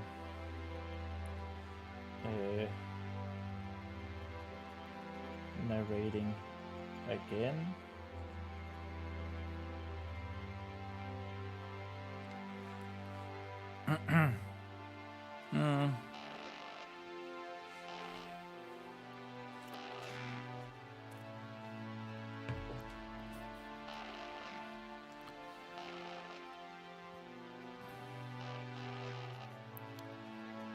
Where are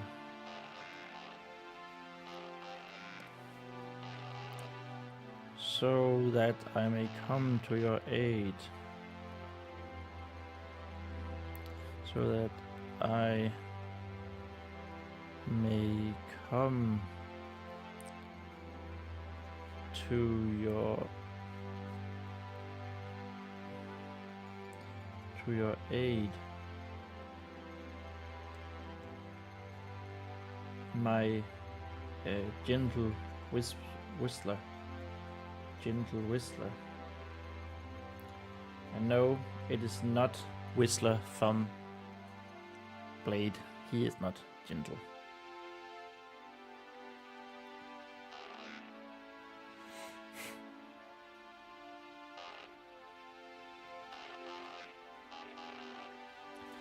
Our heroine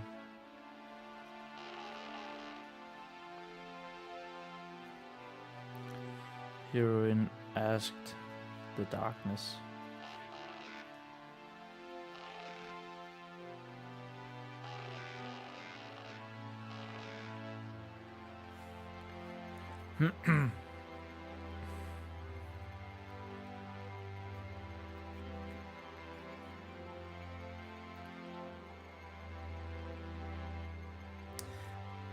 Maybe another way of doing this would be like of doing her narrating, her talking, would just be having this in cursive. But I do want to separate cursive as that's something that someone is thinking, but this is inside a sentence that's being said. So I don't know, maybe that's the way of doing it, because I'm not a super fan of using these extra bunny ears or apostrophes. That's what they're called, apostrophes. Is that what they're called?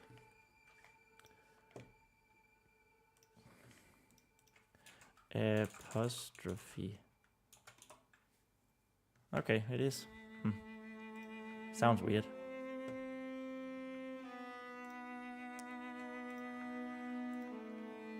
Just sounded a bit weird, I thought.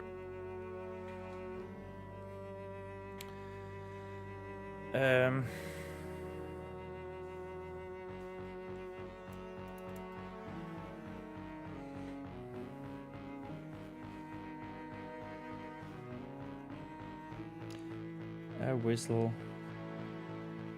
and Vespa started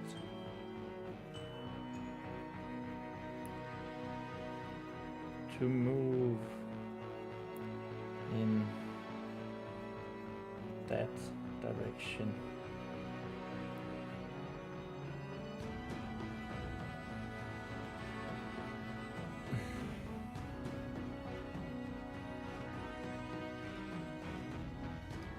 It seemed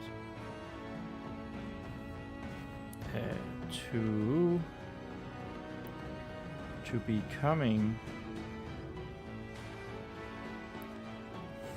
from what Vespa had perceived as a wall. What Vespa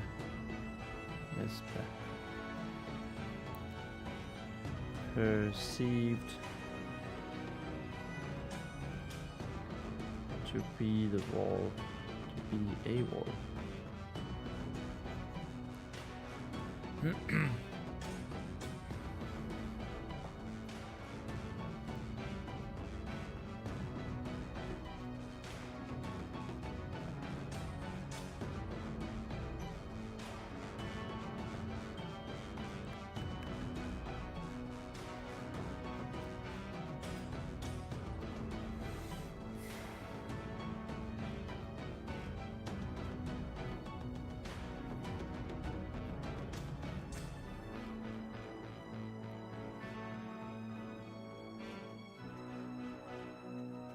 After having taken a few steps,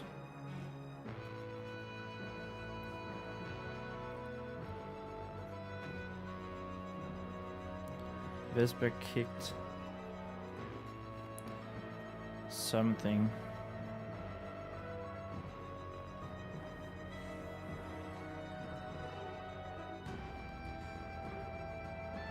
that sounded like wood.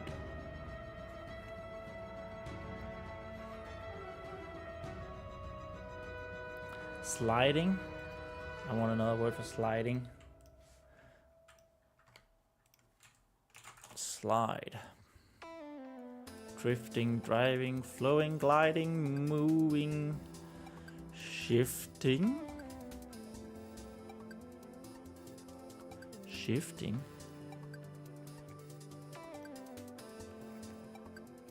No.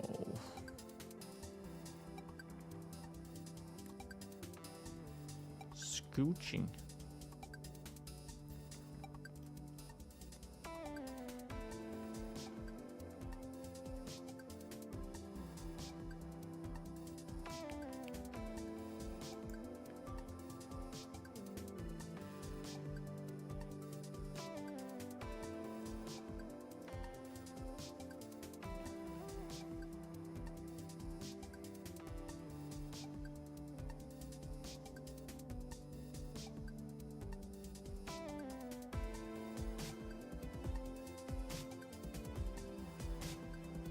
I guess sliding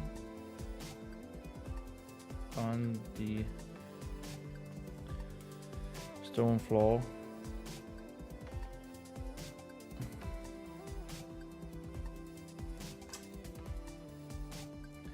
Word.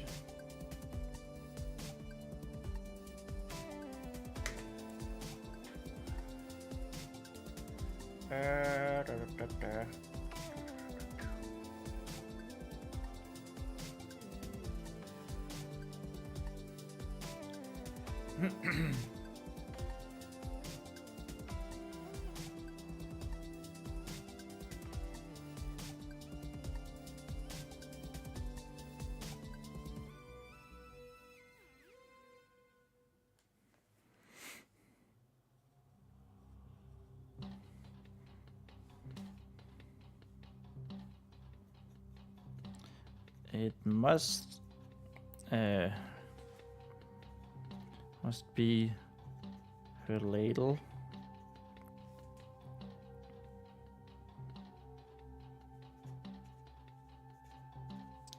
Vesper thought. Which she found out it indeed was, which she found out.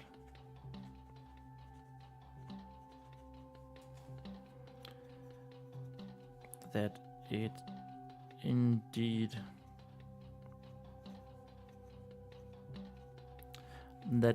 was.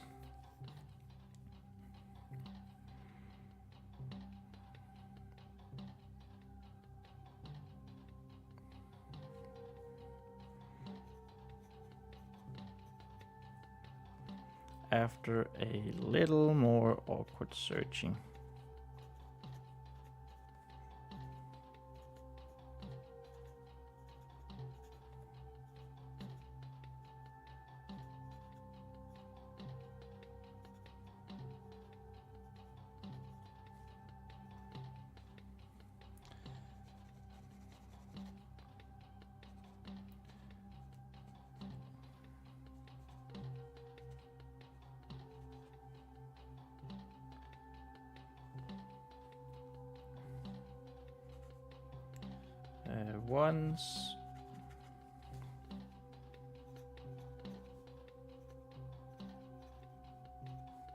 Once again reunited with her weapon,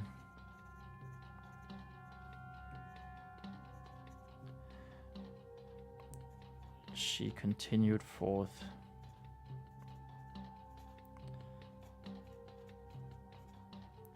On her rescue mission.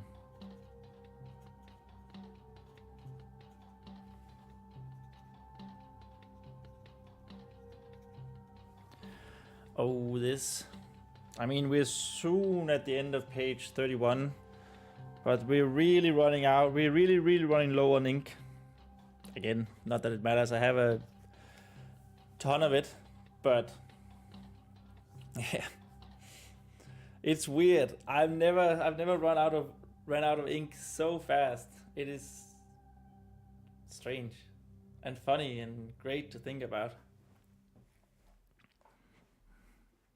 Like I mentioned, my short stories are about 30 pages long.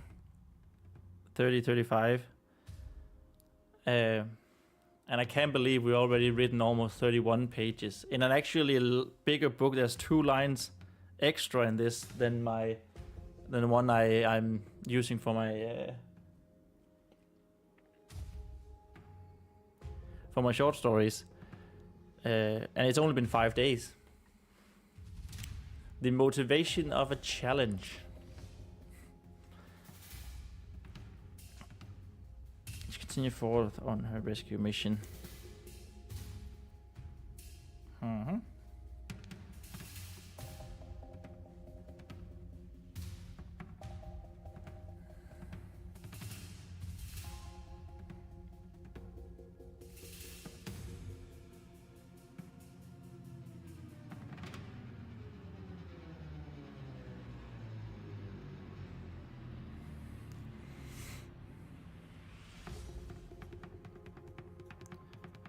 Our heroine called out once more.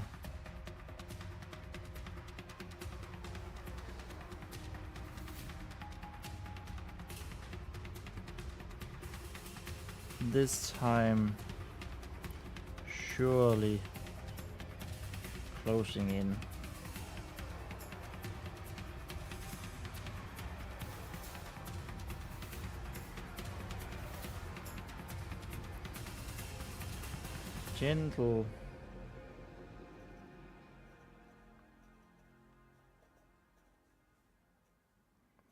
Gentle whistler.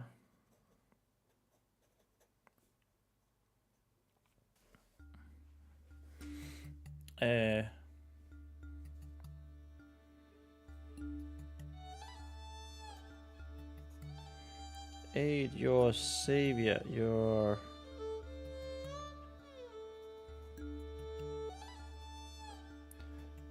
once Oh, and then it died.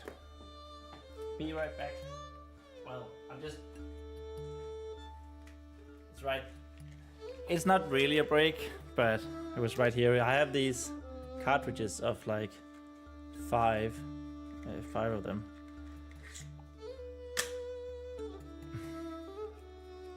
And yep, it's down. It is down. Damn. Oh dang. And in with the new one. And yep. Yoink, yoink, yoink, yoink, and yoink. There we are.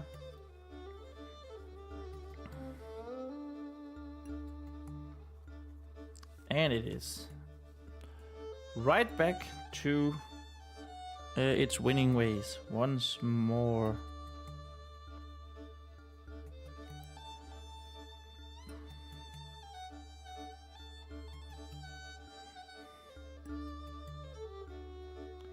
She asked out.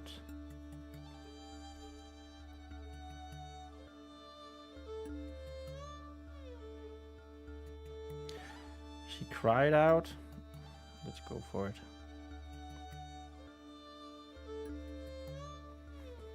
But I am not quite sure and cried. Word. She cried out.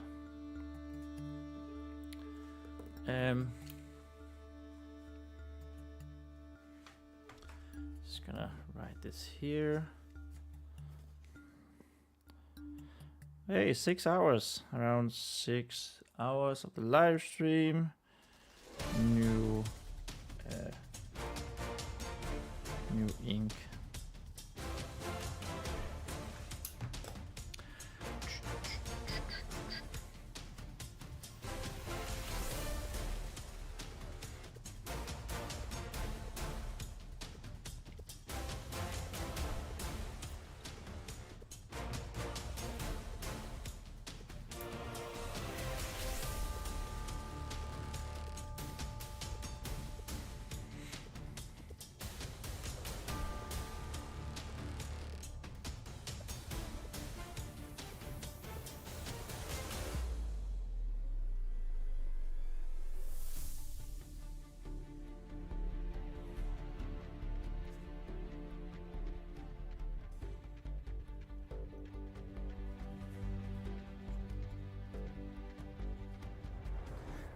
Vespa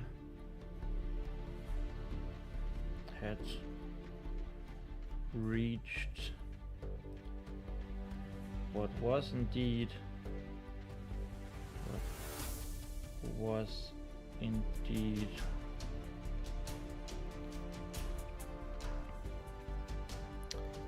a wall.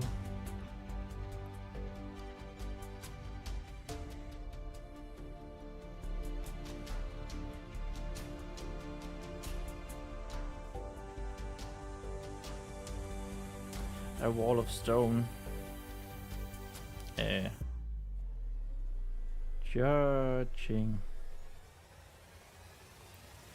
Judging by the clanging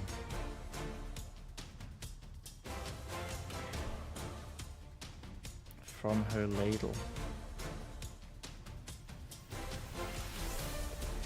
I gotta say, I am very happy with the fact that we gave her a ladle in the beginning, because that is so useful right now that she's actually using it.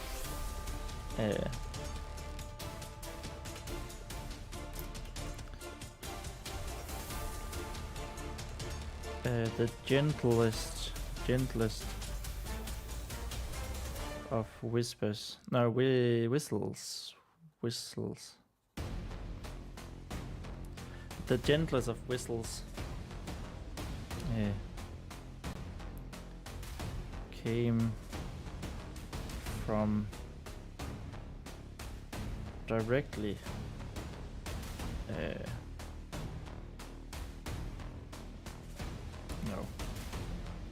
come down by her feet.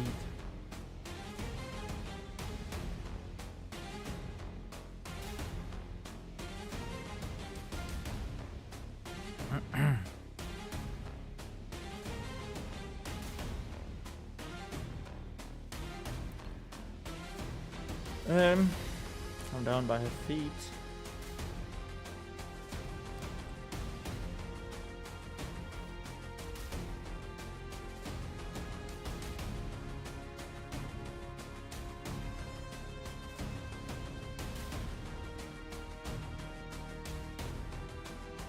Okay, I lost my train of thought again.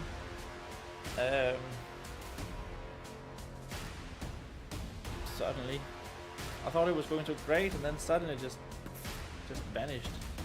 It was just as my ink ran out, and then I changed it, and with it, my true powers. Oh no.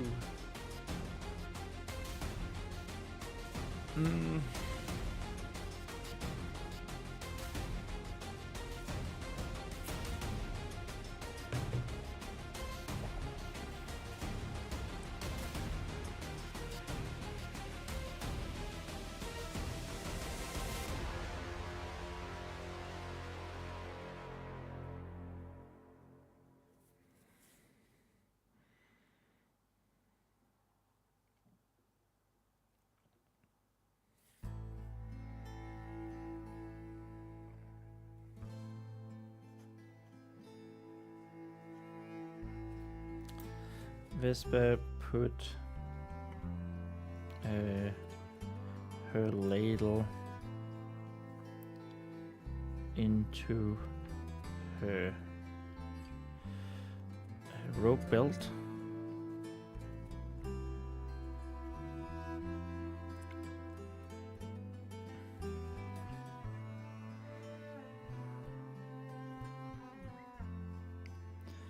And squatted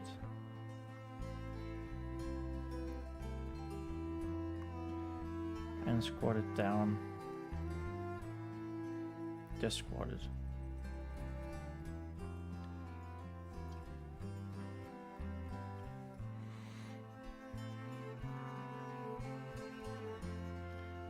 It didn't take long.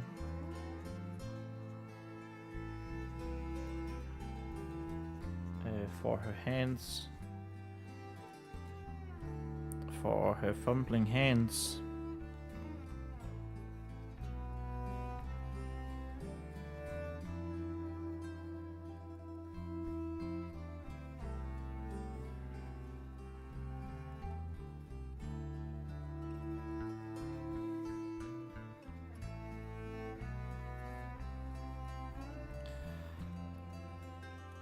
to touch something that wasn't stone, to feel, to touch, let's go with it, to touch something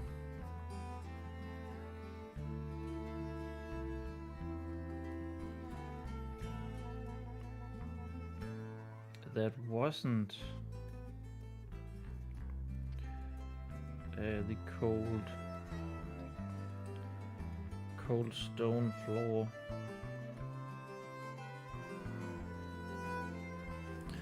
It wasn't the cold stone floor.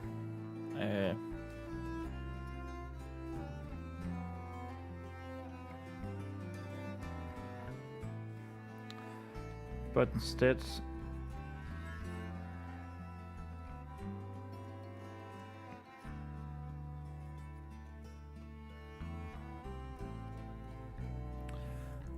how on earth do you describe the touch of a feather? Describe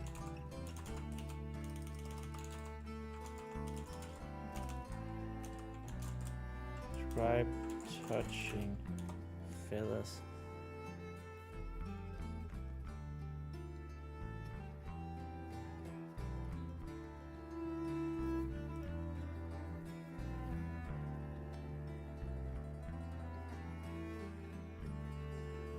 Soft and delicate, I guess. I guess that's what we'll do, what we'll say. But instead, soft. I mean, maybe this needs soft-spoken word, because feather.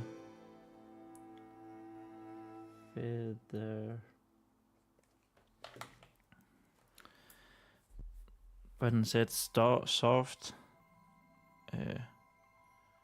smooth and delicate. No, that's not smooth.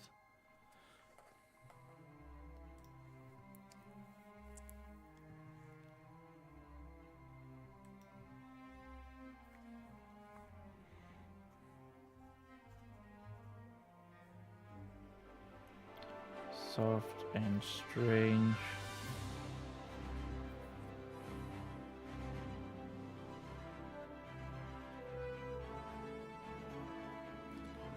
But delicate.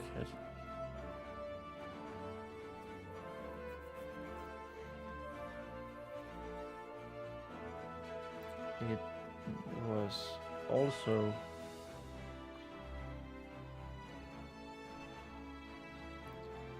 warmer to the touch.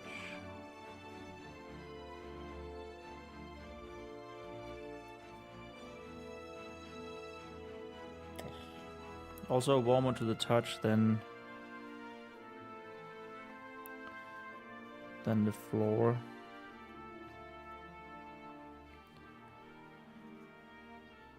Which initially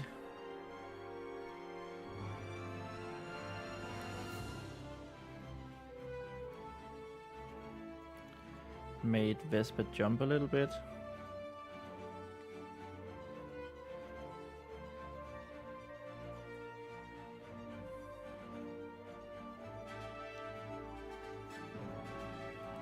A little bit with a similar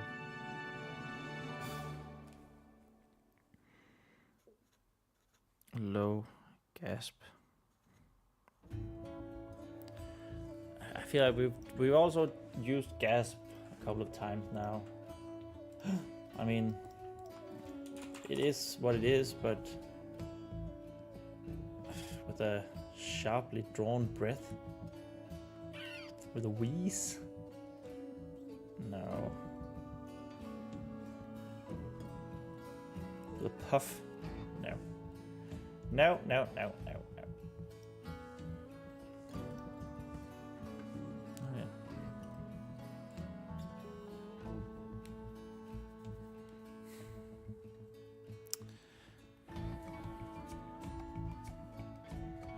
That's supposed to be an S. Everyone can see that. And look how close we are to finishing page 31. Fuck yeah. Yeah.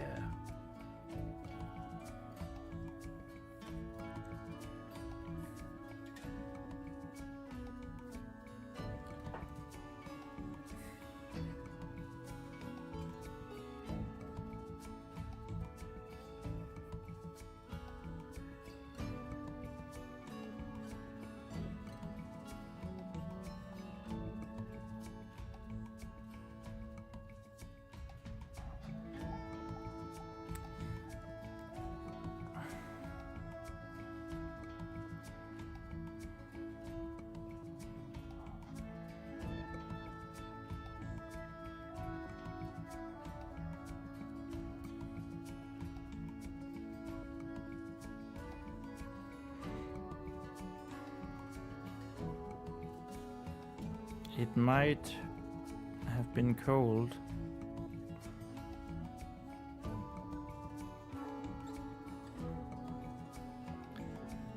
Rather cold.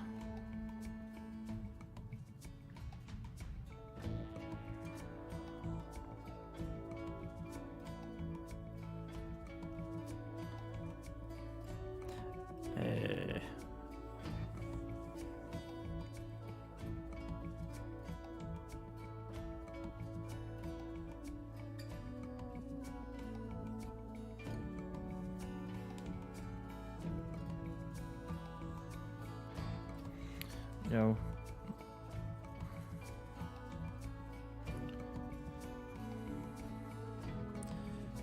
Whatever it was, it was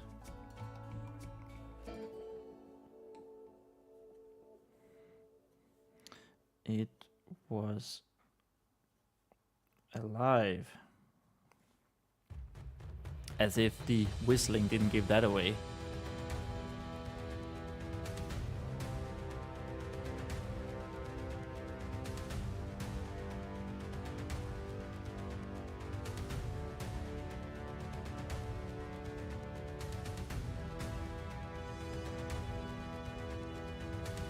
don't know about this. As if the whistling didn't give that away already.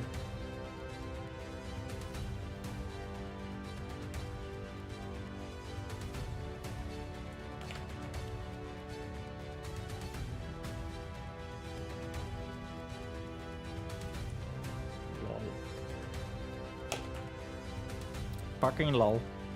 As if the whistling didn't give that away already.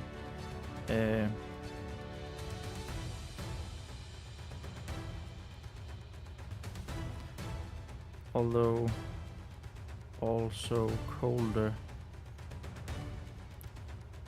than what Vespa would expect.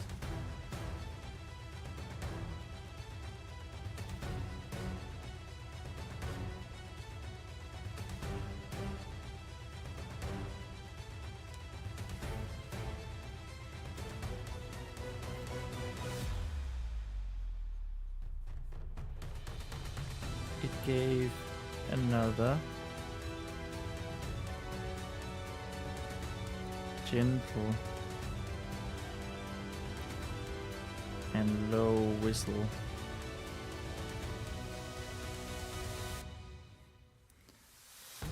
As Vespa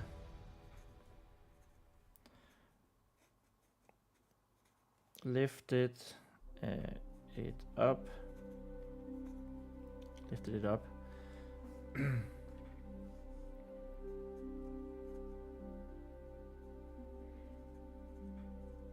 It was page 31. And you know what? I think we're gonna continue because I'm feeling it. I'm feeling that I want to write page 32.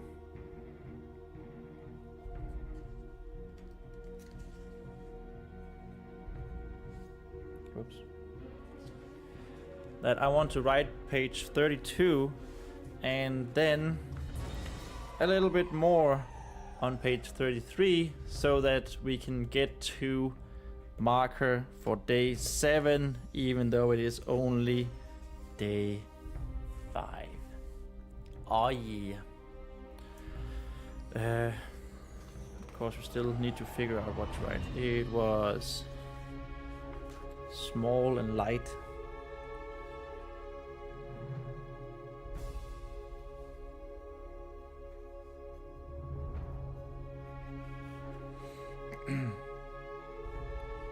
As the Vespa held it close.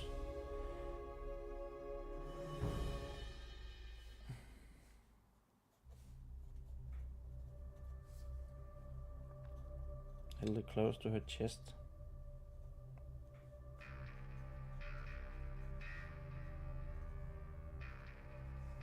In an attempt to give it some heat, some much needed heat.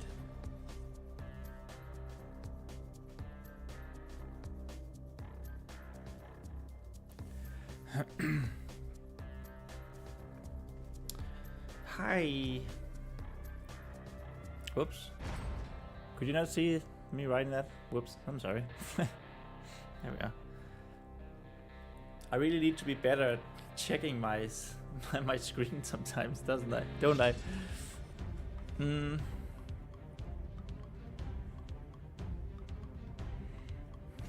Much needed heat.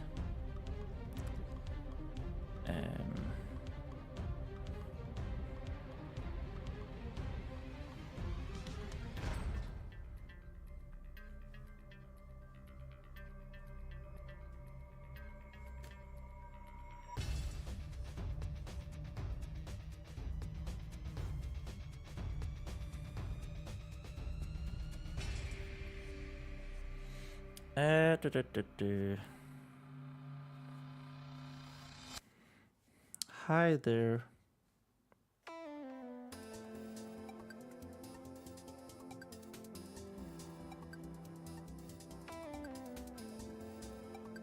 little friend.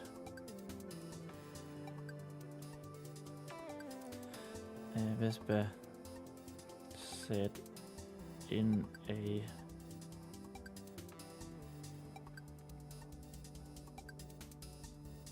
a voice mirroring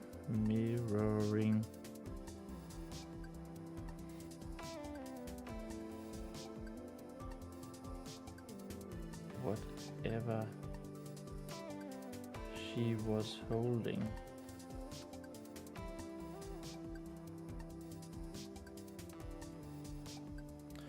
Holding's gentle whistles.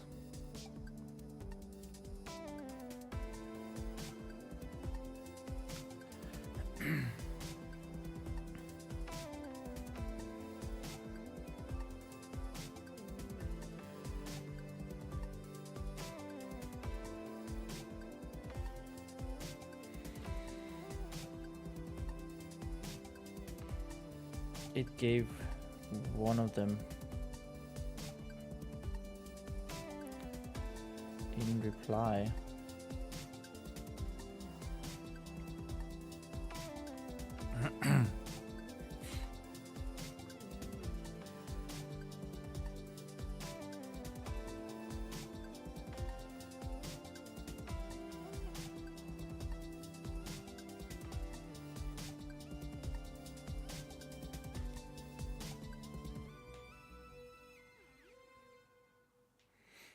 Okay, so now she needs to figure out that it's a bird.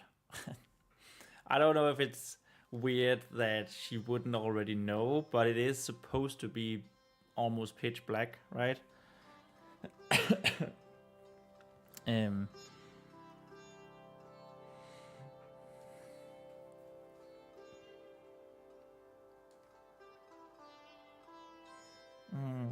Okay, well, let me reply. Actually, I need to go pee real quick, so yeah, quick break. It's definitely not going to be as long as the other one, but be right back.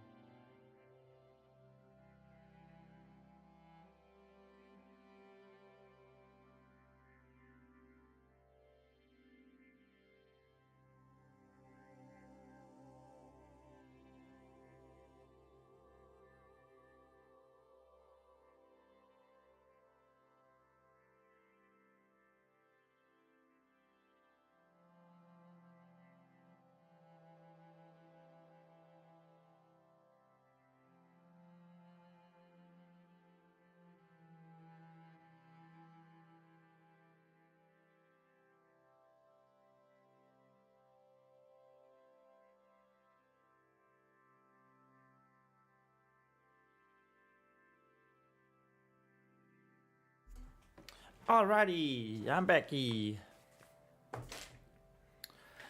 And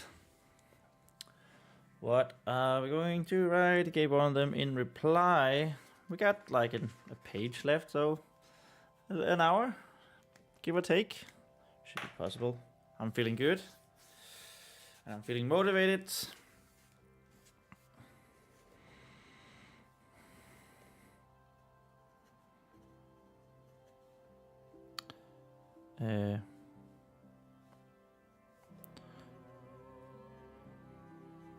What might you be?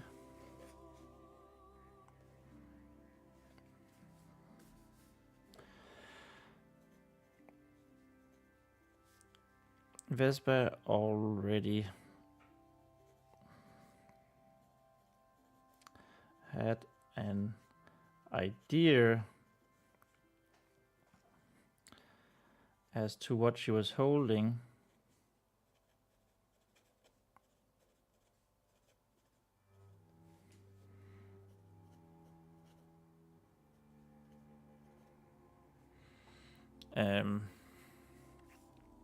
Already had an idea as to what she was holding.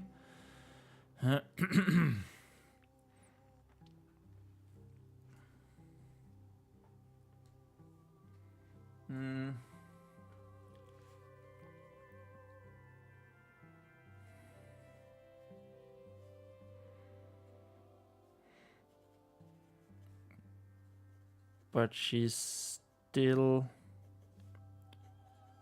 felt a need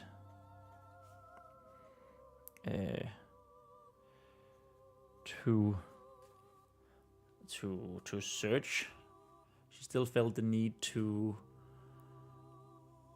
investigate. Is there another word for investigate that we can use? Investigate. To examine. Yeah, that's better. It's the need to examine further.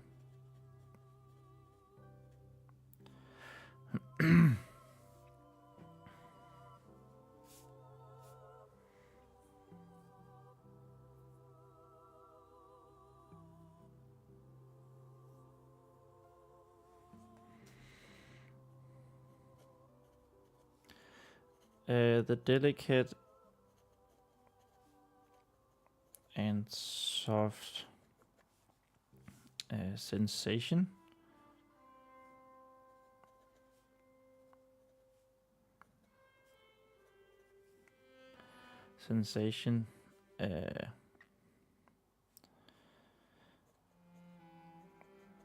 That seemed to cover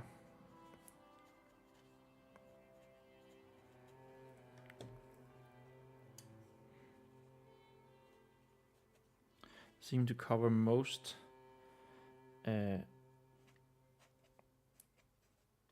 of the body, most of the small. So I don't know actually if she would say it's small, because she's tiny herself and the body is tiny. Would Vespa consider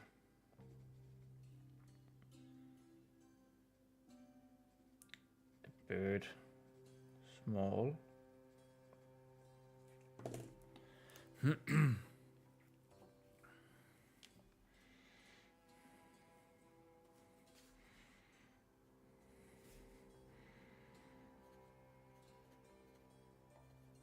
Along with oh my god, then I actually write no. What the hell am I doing? Along with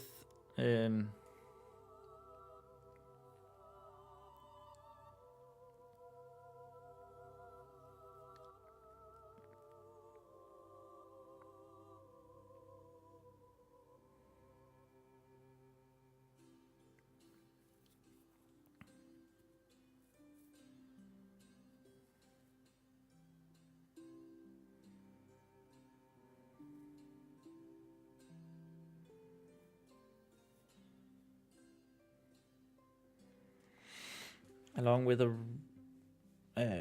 with what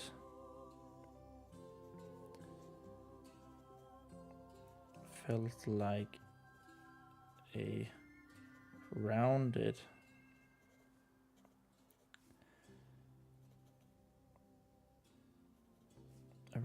hard beak.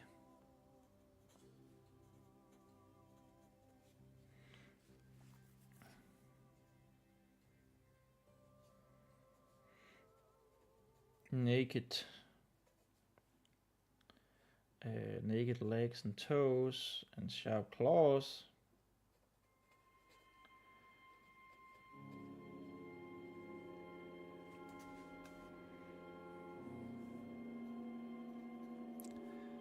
And sharp claws. Confirmed.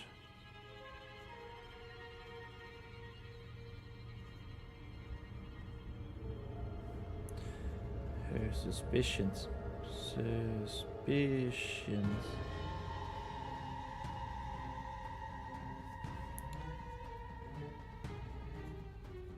Vespa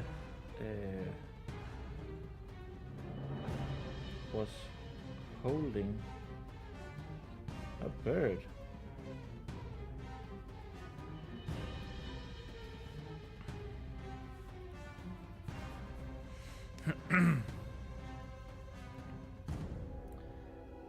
Let's go with a little bird.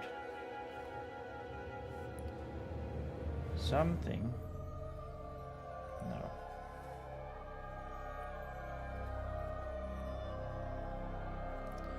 Things she had never done before.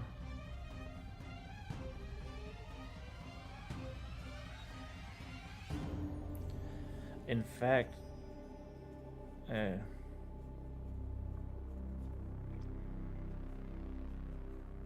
there weren't many animals around.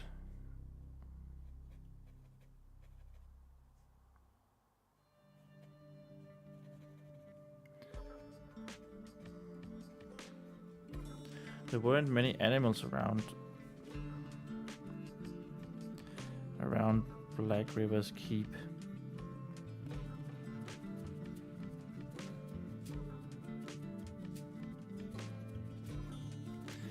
Black River's Keep.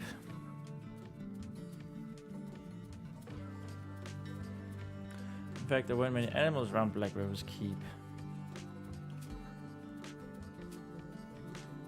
Only the horses that the paladins and squires rode on.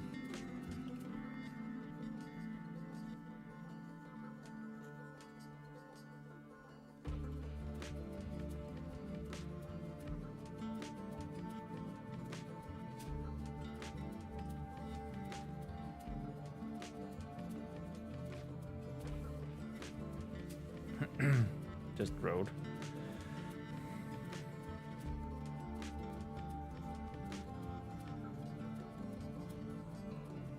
The only birds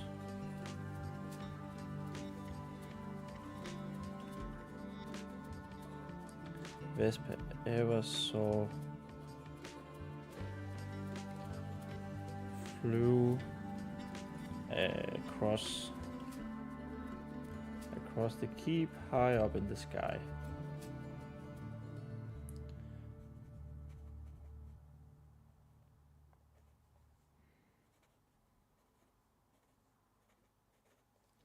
Up in the sky.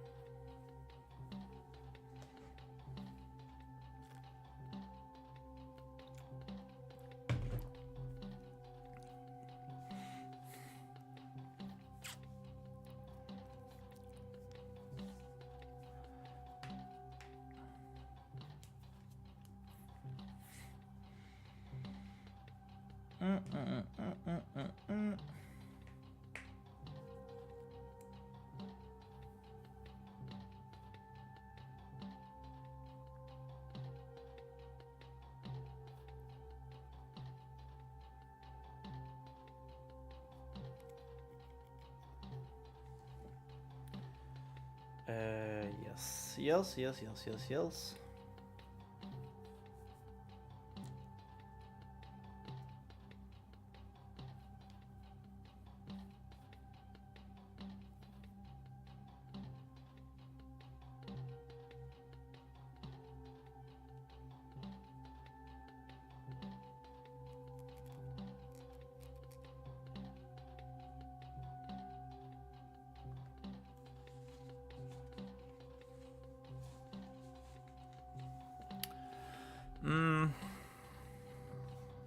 So she should probably ask it, how did you get down here?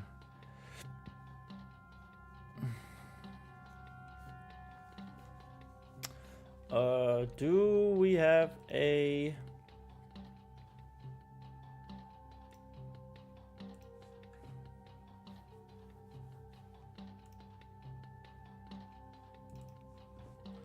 Do we have a saying, a haven, a teachings of the 5 pillars saying? Teachings of the 5 pillars. Let me just get that for you guys.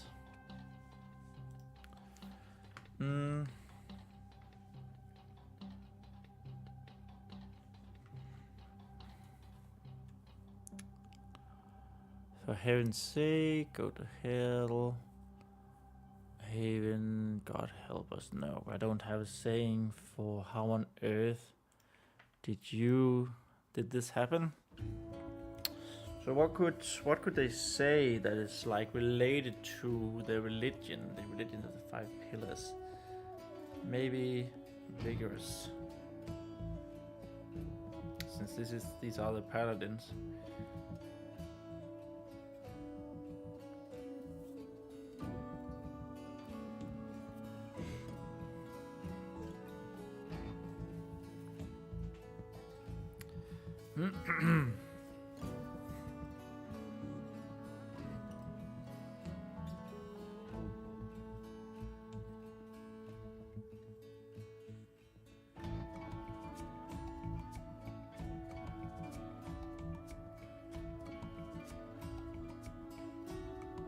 How?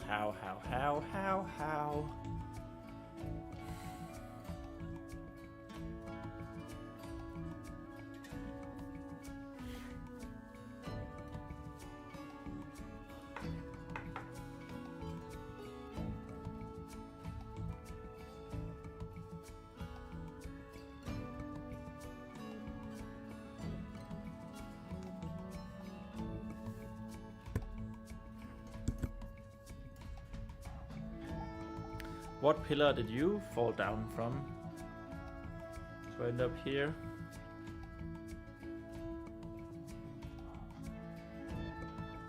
How on earth? How in God's name?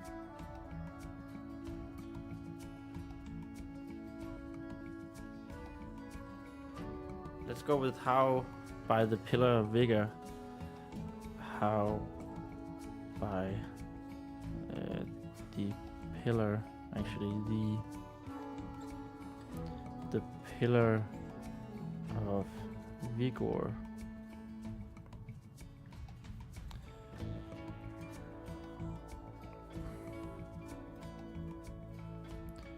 Did you end up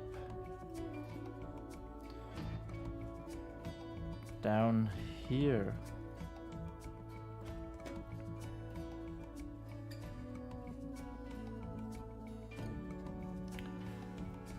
Vespa asked as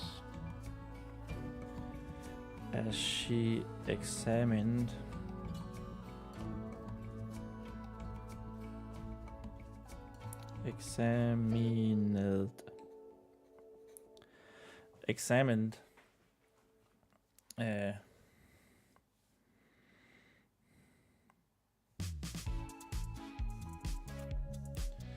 the wings as gently as if we have written gently very much now. Gentle as mildly as possible, as cultivated, placid.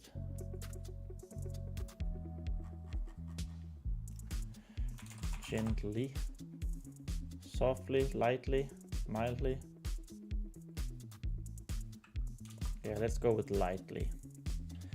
As lightly.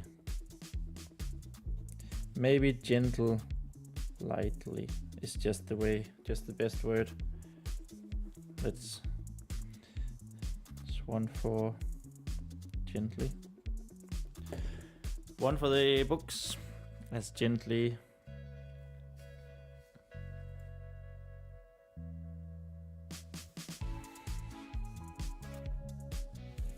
As she thought possible down there in the darkness. She thought possible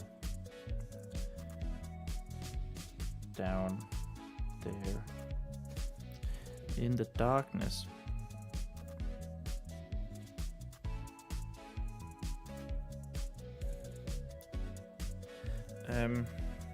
Yes. Oh no.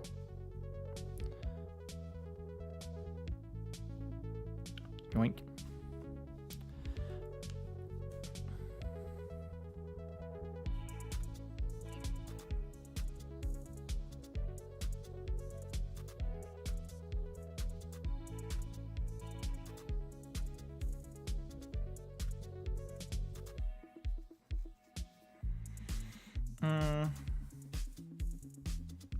And now the bird shouldn't be it's screeching.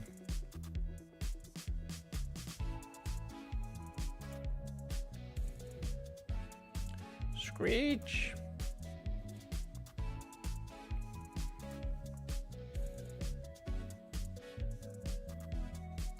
The bird suddenly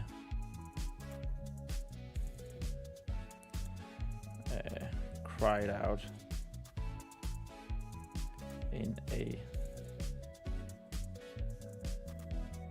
in an angry.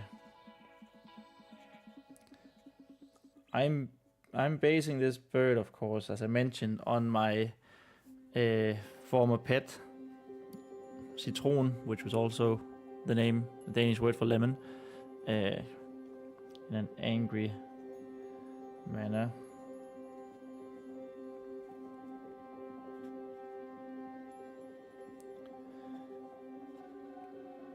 As Vespa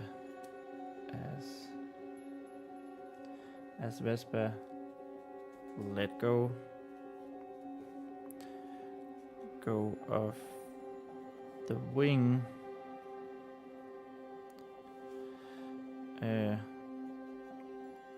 the bird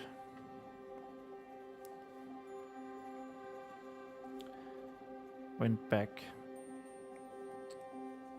to gentle whistling.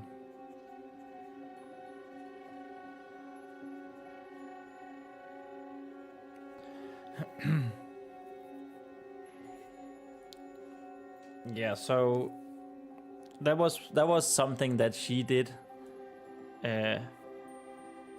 Like she would cry living hell, and if she was not in the mood for something, or I would walk out of the room and she did not agree with me walking out of the room, and she wasn't able to follow me, or like I annoyed her or something. She would like, she was a lemon that, like, she was yellow, but her temper was also quite sour from time to time, and I loved her dearly.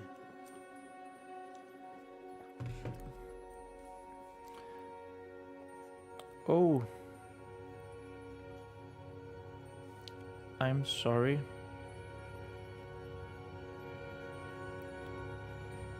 Vespa apologized.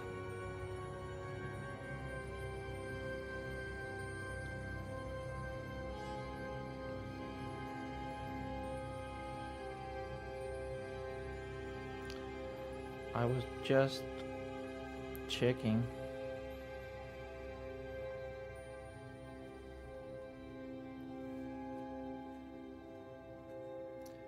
For blood.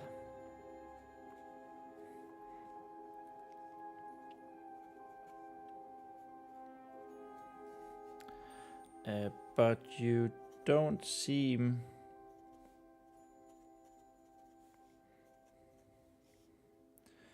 to have any wounds. Wounds! Champion, the wounds! Yeah, that was a World of Warcraft reference. You get that? The wounds, champion! The wounds!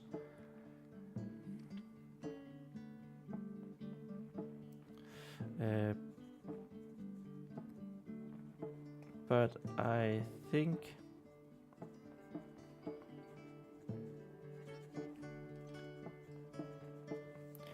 that you might be all right.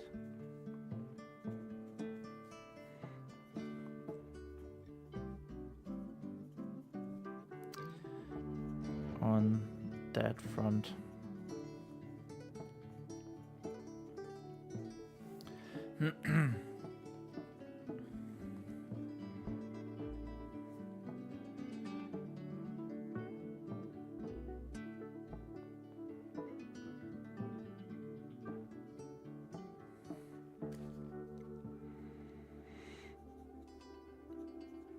A reaffirming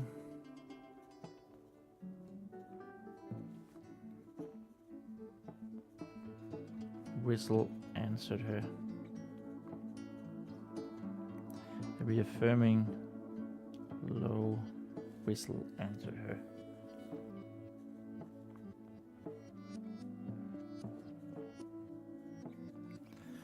Which Vespa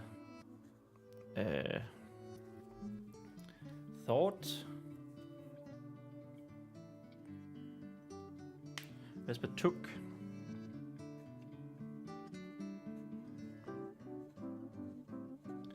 as a thank you.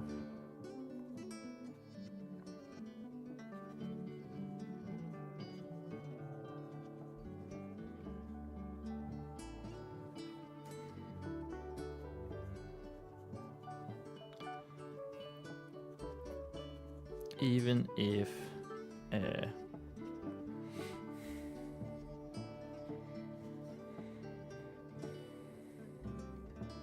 she had just touched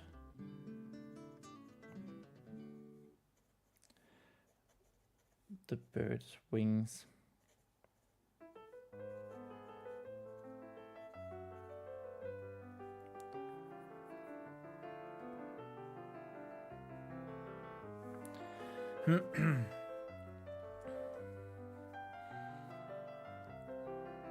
Yes.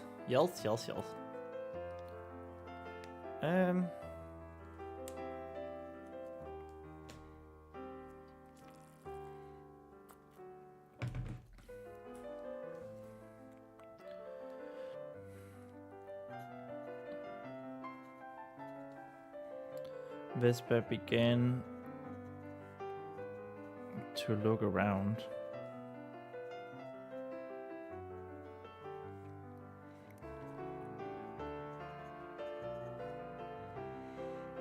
Even if she still couldn't see much at all.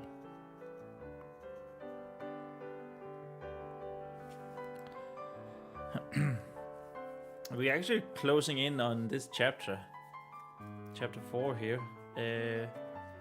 Right now we basically just need Vespa to look around for the torch, realizing that she has no means to light it, and then maybe getting a little scared, but now that they're two, it's not so bad.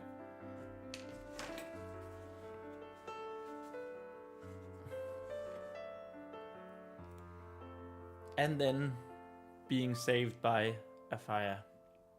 That's pretty much the chapter.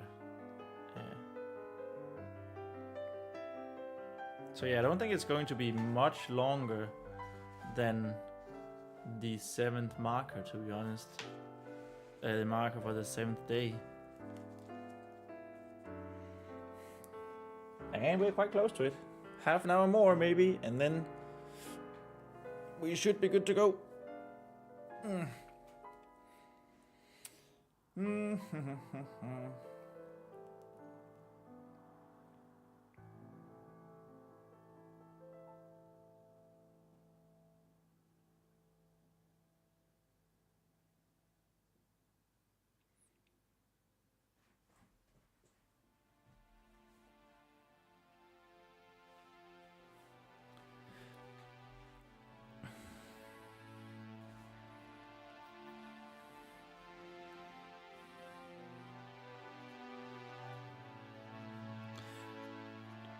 You wouldn't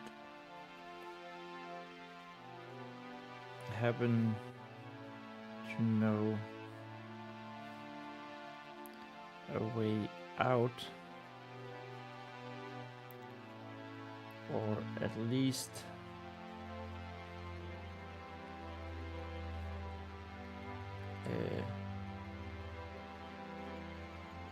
something to make it so we can see.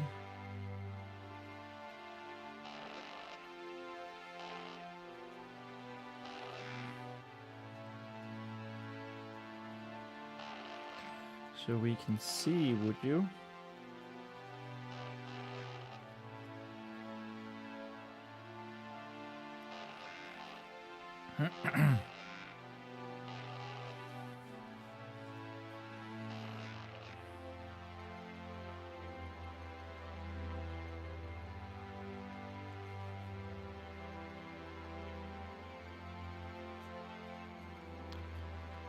The replying whistle sounded to Vespa as a no.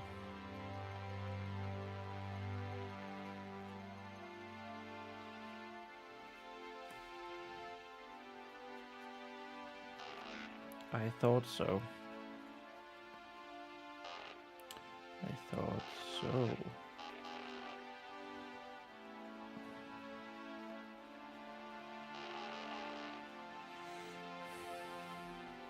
She confirmed.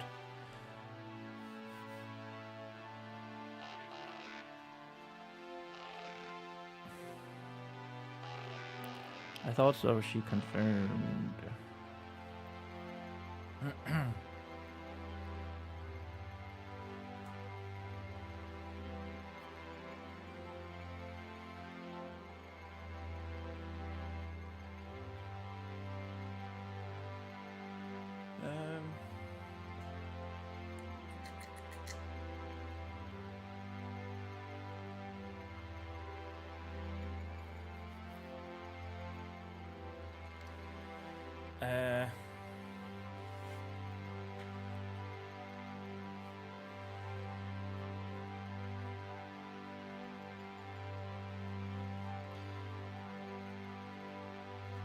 Looking around the darkness again.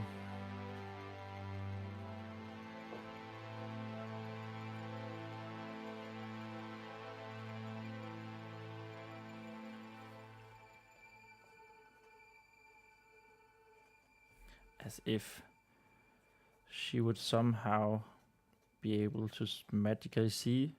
She would somehow be able to see something more.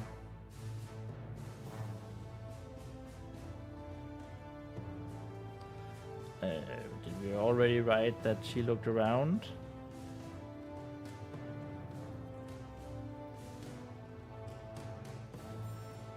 Began to look around.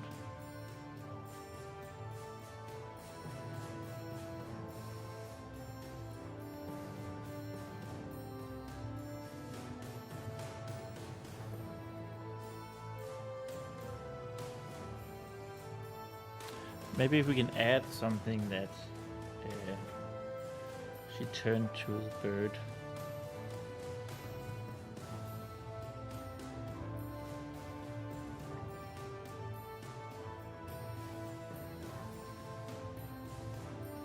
She asked, turning to the bird.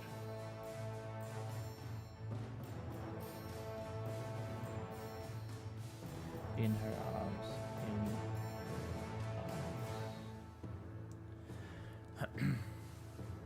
Perfect. Oh, look at that. Look at how close we are to page 32. Oh my god. Oh my goodness, my godness. My let's go-ness.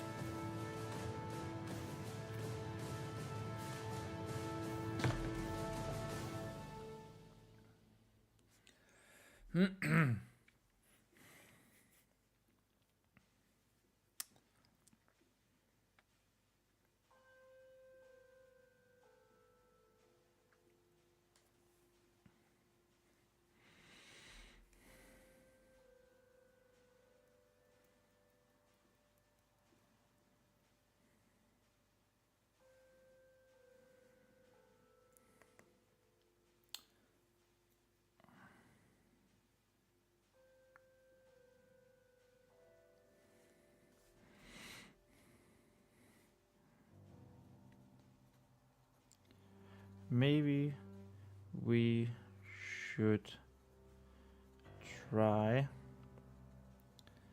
and find the torch.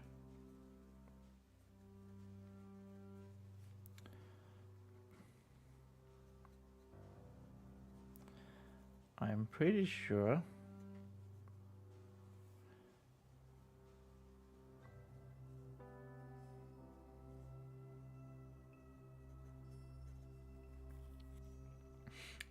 sure that it fell down.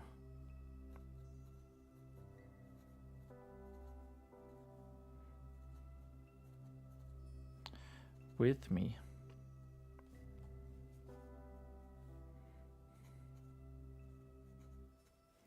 Vespa concluded.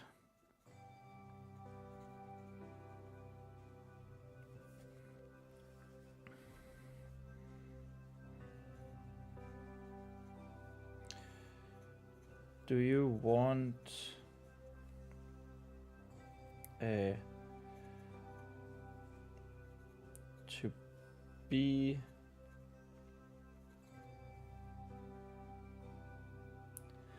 want to be my trusty companion? Do you want to join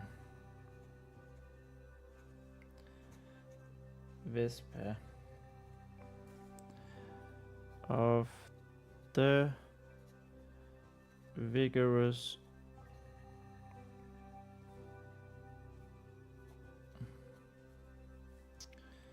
in her quest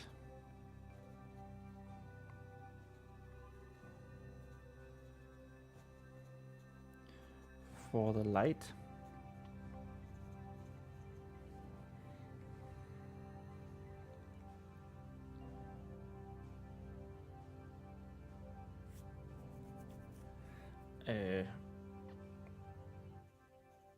She asked with a little tension rising in her heart.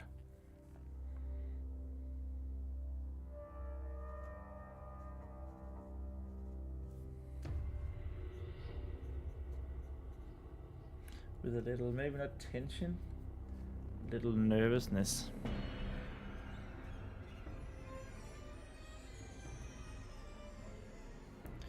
Nervousness rising in her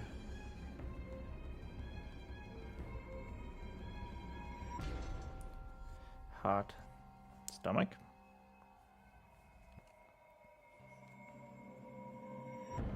I don't know if it should be like, I feel like heart is more poetic, but tummy or stomach might be more accurate. You know, butterflies in the stomach. So she's asking Lemon if he wants to be her companion. And you know, there's a hidden meaning in that. Vespa's asking if this bird wants to be her friend. So she gets a little flustered, a little nervous. I think maybe heart is a cuter way of saying it. It's more poetic that way.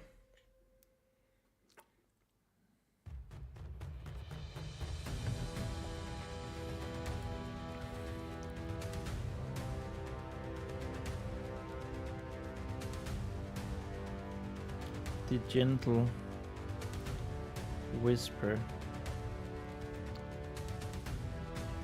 came at once.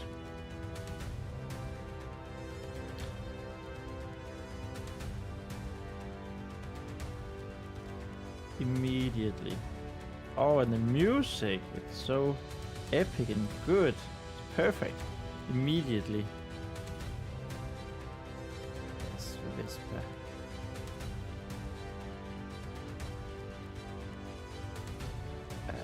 Post the question.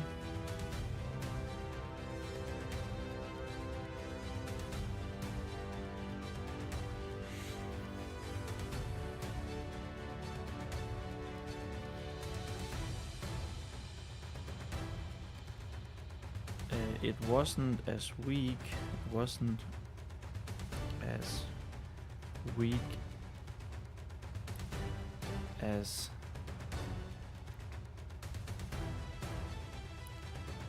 just a little time ago.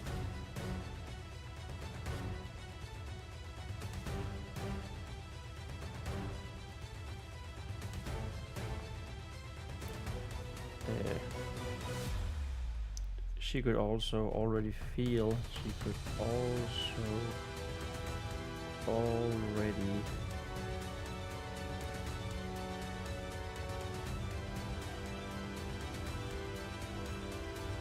the bird accepting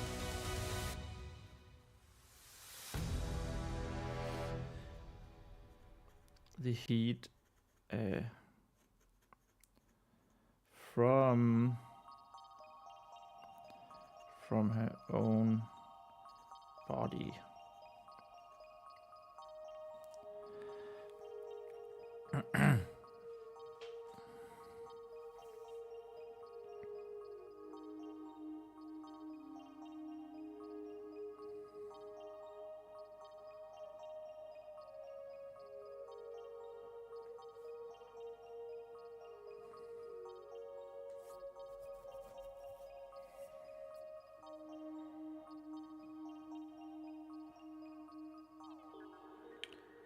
All of which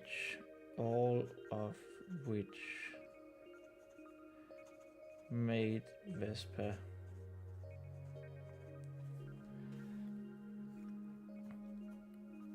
truly happy,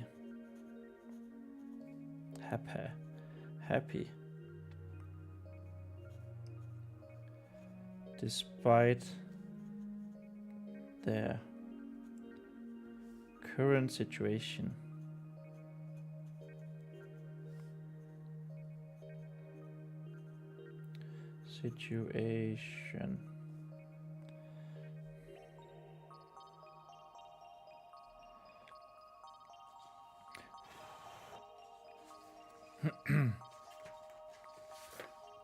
That, ladies and gentlemen, was page number 32. And it means that we're steamrolling on to page number 33. And the day 7 marker right down there. As we've crossed the 7th hour barrier. Boom. Smashed it. I'm feeling good. Feeling great. Definitely.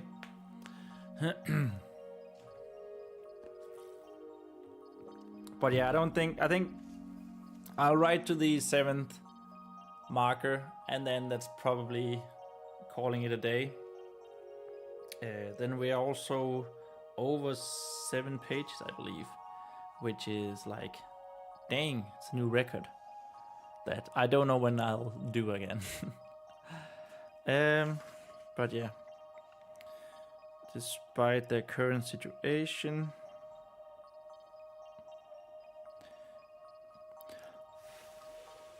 sorry, I just tried to mend a P.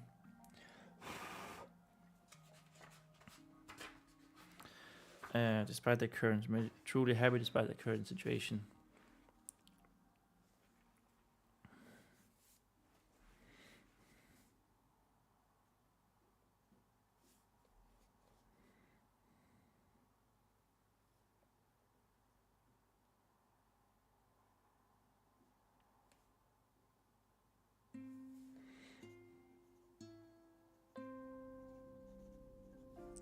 Vespa of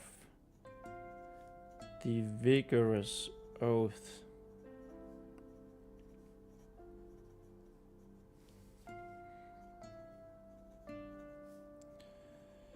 Could hardly believe it.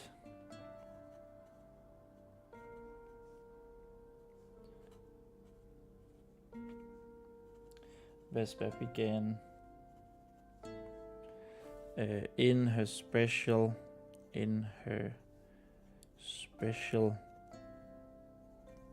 narration voice.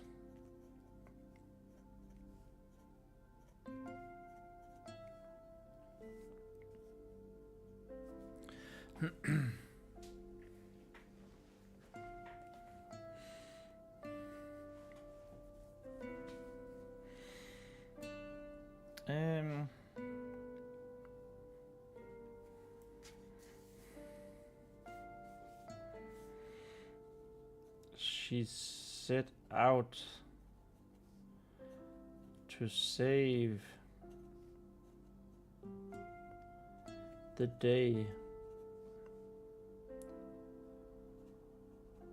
and the innocent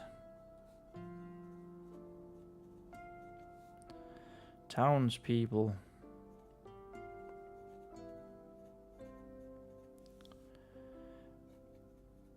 From the dreaded worm beast.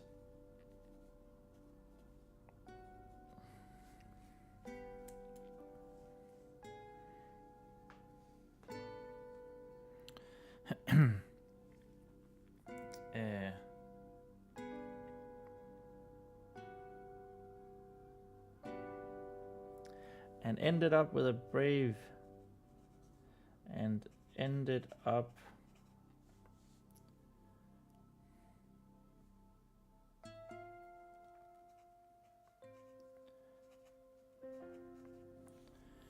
with a brave companion.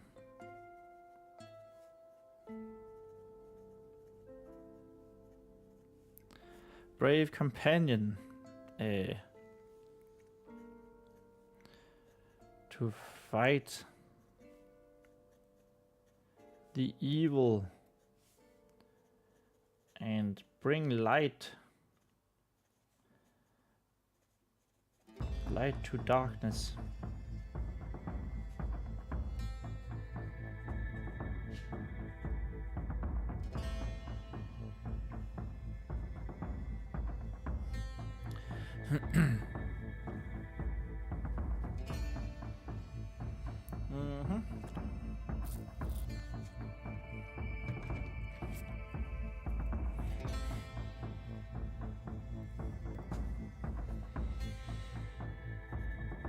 A confirming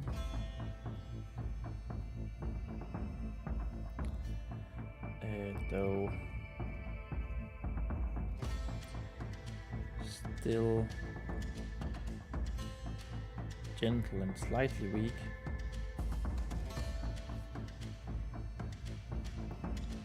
Gentle and slightly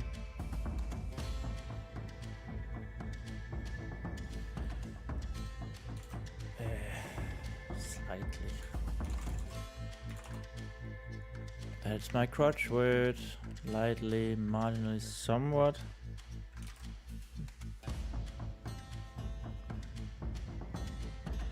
Yeah, let's use that. Still gentle and somewhat weak. Whistle.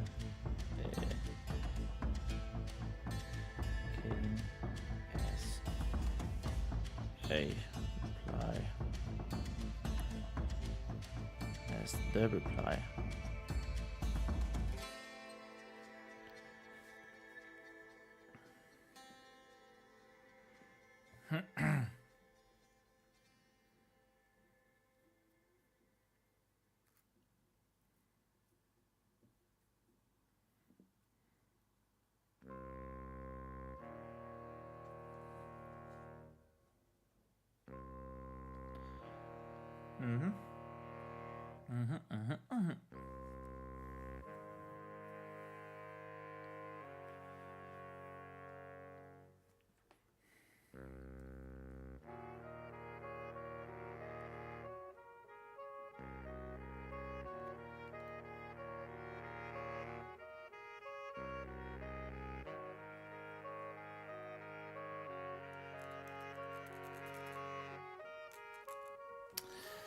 We're so close to the 7th day marker. Let's go! Let's go!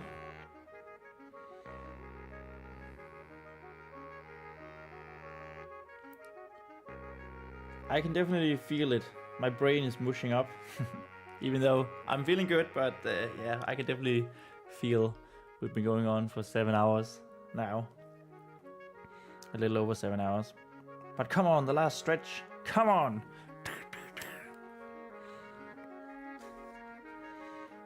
And then we'll do it all again tomorrow.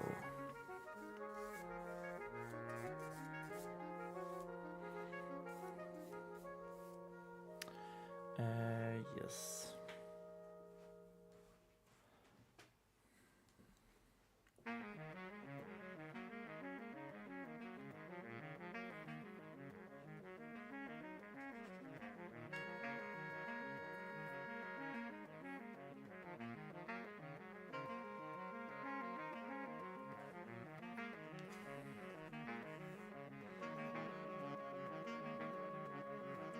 Vesper could hardly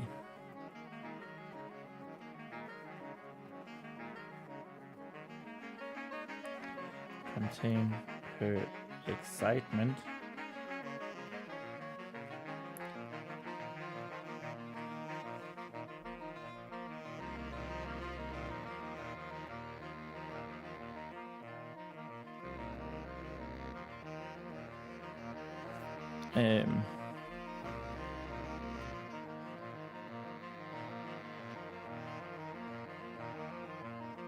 though her aching body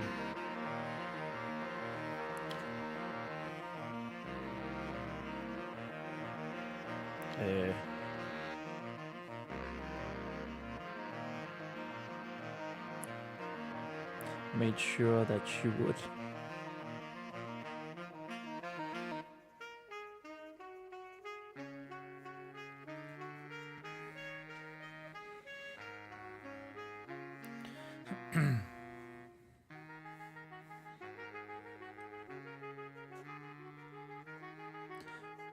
The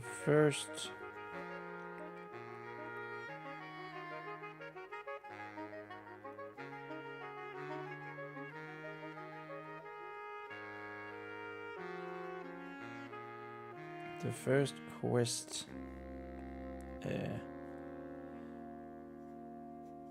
of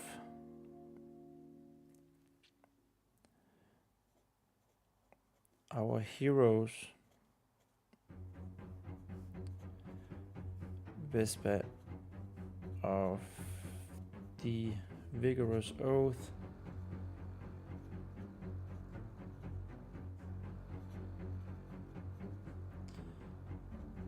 and the gentle whisperer A whistler.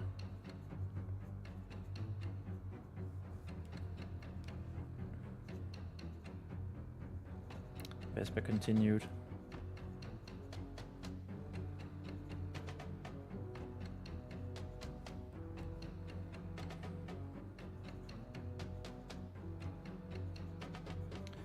Will be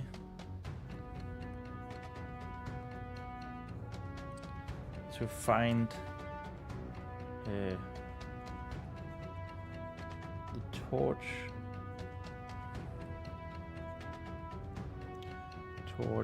with a capital T, torch of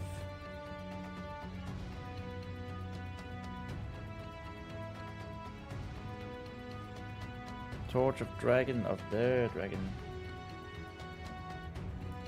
the dragon's breath.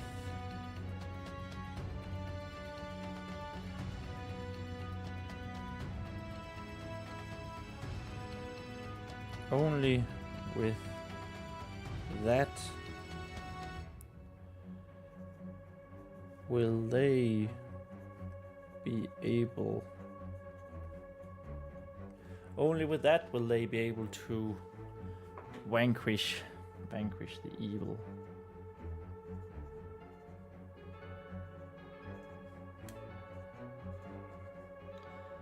The evil lurking.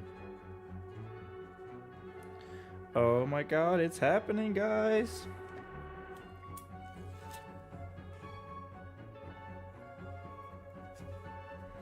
Lurking in the darkness. In the dark.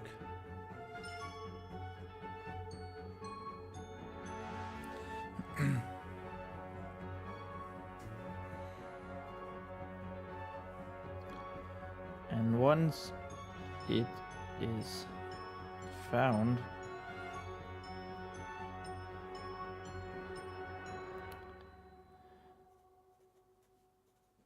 our heroes must find a way to ...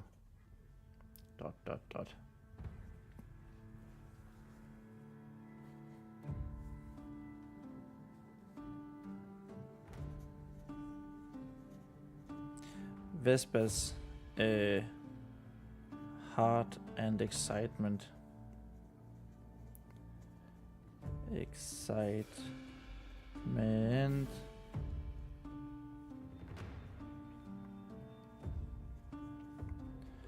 Excitement suddenly dropped.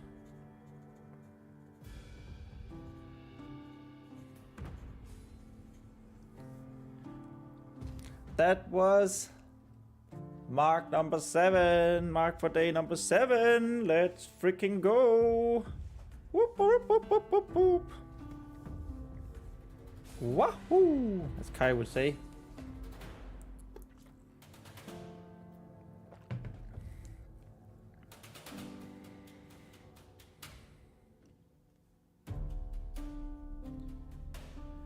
Find a way to... Vesper repeated.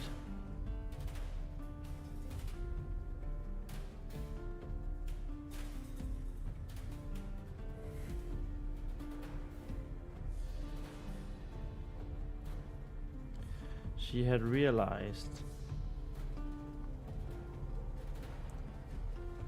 that even if they somehow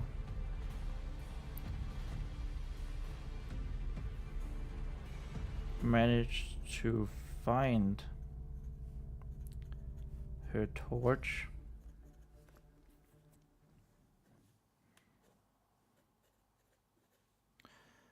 they didn't have any way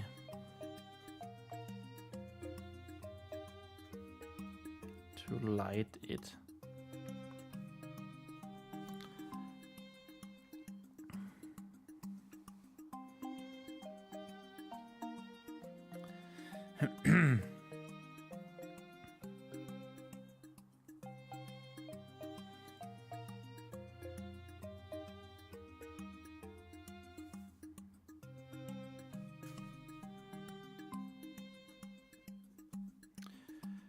It was as if. It was as if.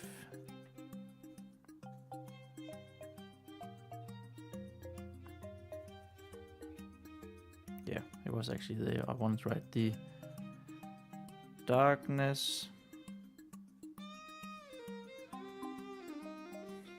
had sucked.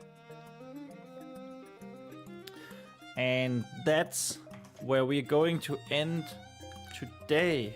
Boom, baby. We're way past day 7. Well, not way past, but this is of course day 5, which is amazing and great. So let's have a tally, shall we, for how many pages we managed to write, which should be just above 7, actually, I think. 1, 2, 3, 4, 5, 6, and almost 7. If we add, I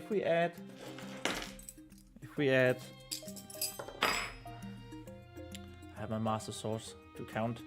If we add, so this is the one that we didn't count last time. So 1, 2, 3, 4, 5, 6, 7, 8. And if we move here, so 1, 2, 3, actually 1, 2, 3, 4, 5, 6, 7, 8, then that means it's 7 and 1, 2, 3, 4, 5, 6, 7 lines. 7 pages and 7 lines. I believe that is very much accepted. Okay.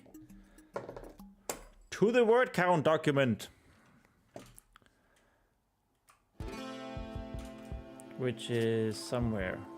You also need to see it. Let me go in here and word count document, which you can see now. You should be able to. Yes.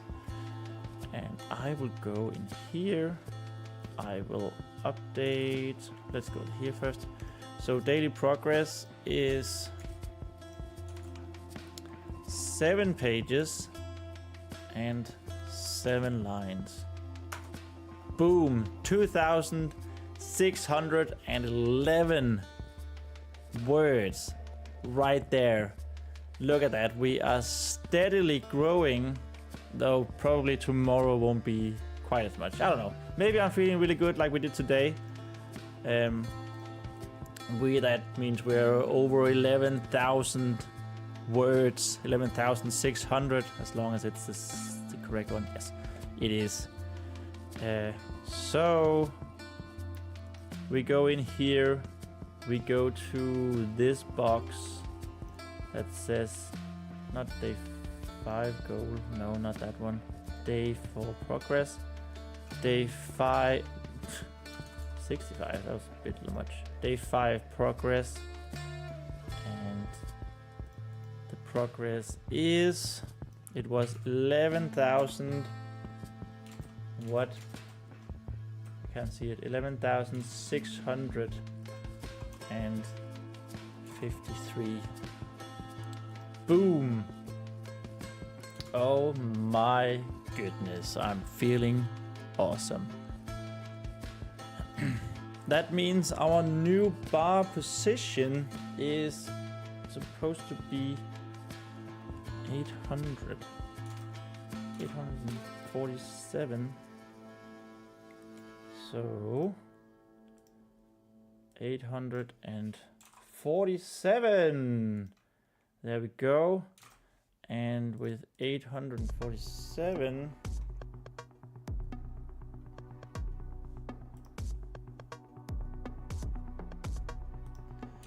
the jewel should be... What is that? What did it say?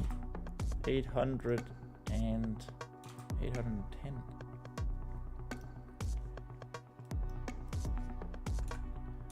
See if that's true. Well, it's definitely not true when we miss it. There we are, guys. There we have it.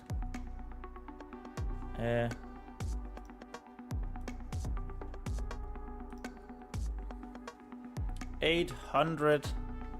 Let's just go here. Not 800, but 11,000. Will you look at that? Let me just go like this.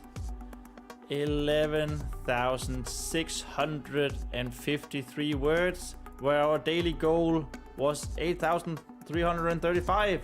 Woo! We are 2 days ahead of schedule now. Let's freaking go. Thank you guys so much for watching. Remember, if you like this one, please do like it and even subscribe if you haven't already, or if you're just watching the VOD. That would be awesome. I love to hear that. If you're watching the VOD, then please also like and subscribe. It really, truly means a lot. Yeah, not much to say. Today was great. It was a long day, but we did great. We did good. We did amazing, I would even say.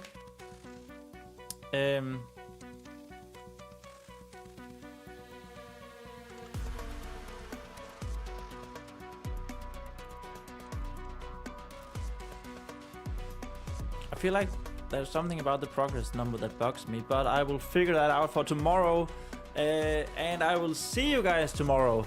Just remember, well, it's another NaNoWriMo stream, of course, tomorrow. And just remember that we write our own stories.